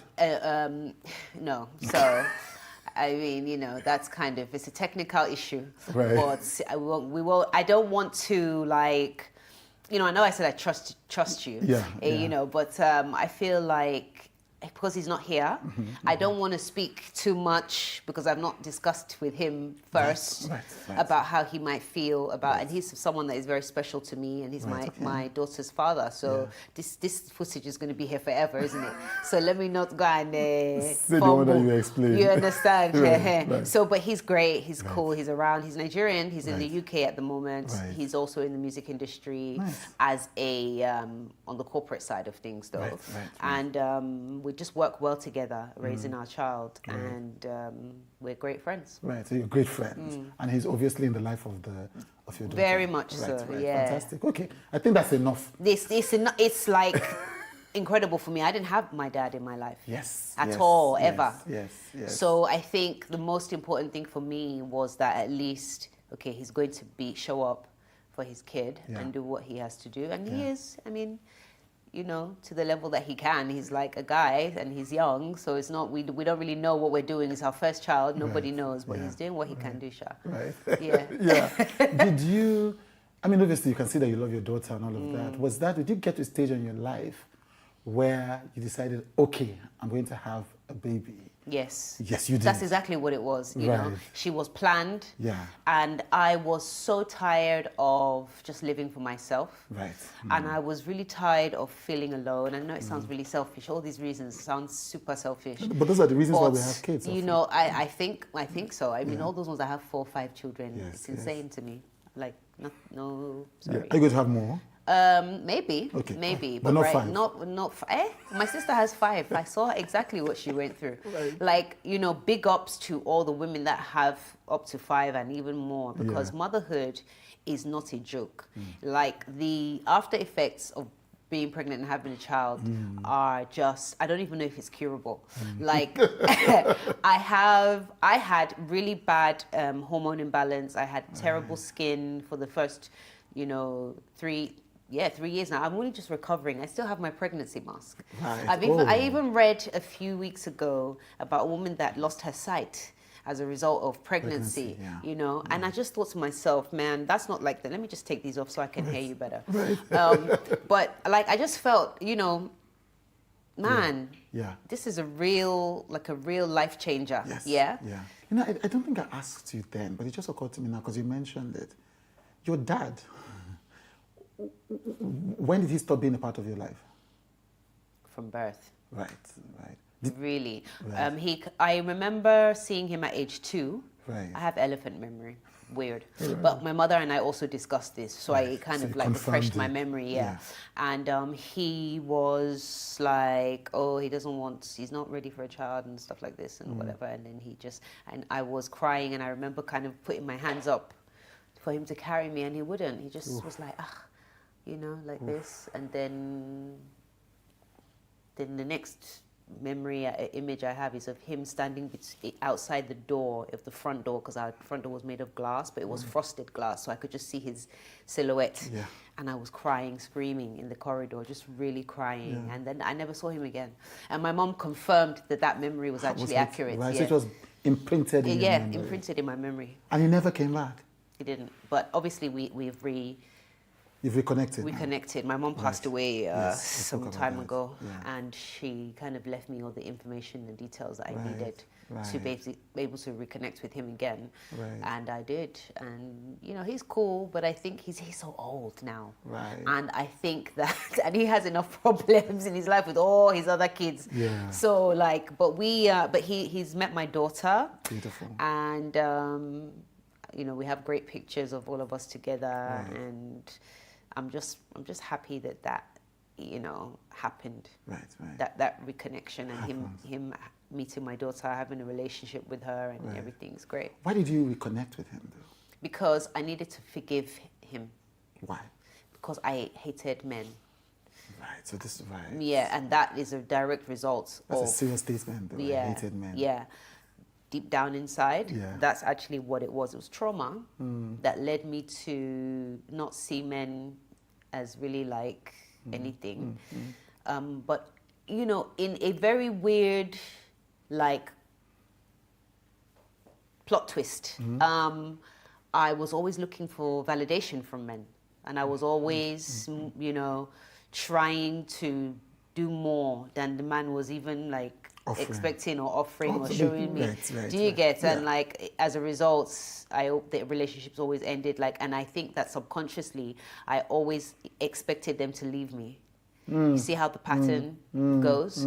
Deep down inside, look, put it this way today, right? I have done so much inner work these past, let me say 4 years, because the transformation of my mind started before I had my child. Yes, because we talked about that. You said you were starting a journey, and I really just committed to that journey. Yes. And I isolated, but the isolation was, something that's really good about isolation. I mean, I know some people say it's not good, but one thing for me is that I was blessed with hindsight, and I could just reflect,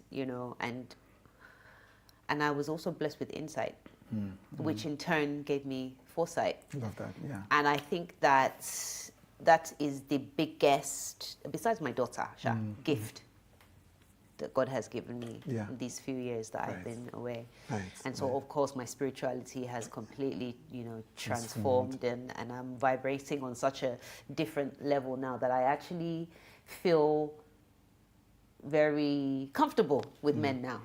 Love it. I'm like, I love you all. I love all the men. It's a man's world. Like, I just love all the men. You can handle it. I love all the men, every man.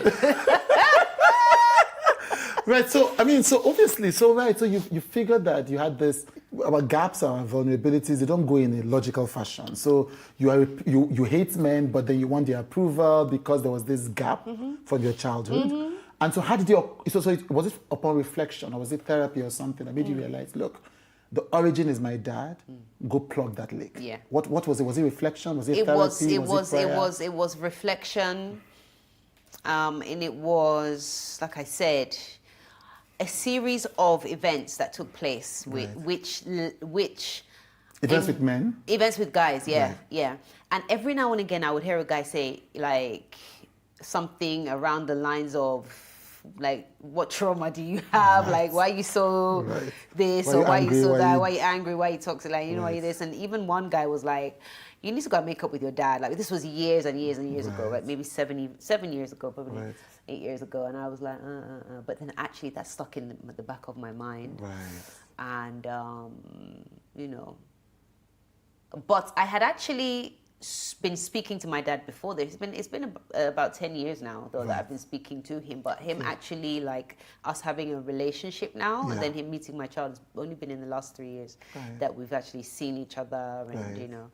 So, but anyway, that had a really big effect. That was the biggest trauma of my life, which led me to become so insecure, always seeking validation, approval, not really knowing who I was, even as Shay. You know, I was running around going, on stage I'm like completely different person. Like, did I think I was Beyonce or what? Like, and then in real life I'm just like this person. No, you know, like that's all wrong. And you know, that's what I mean by the gift of hindsight and insight. And I think that now, obviously, it's not just my dad, but having my daughter healed me as well.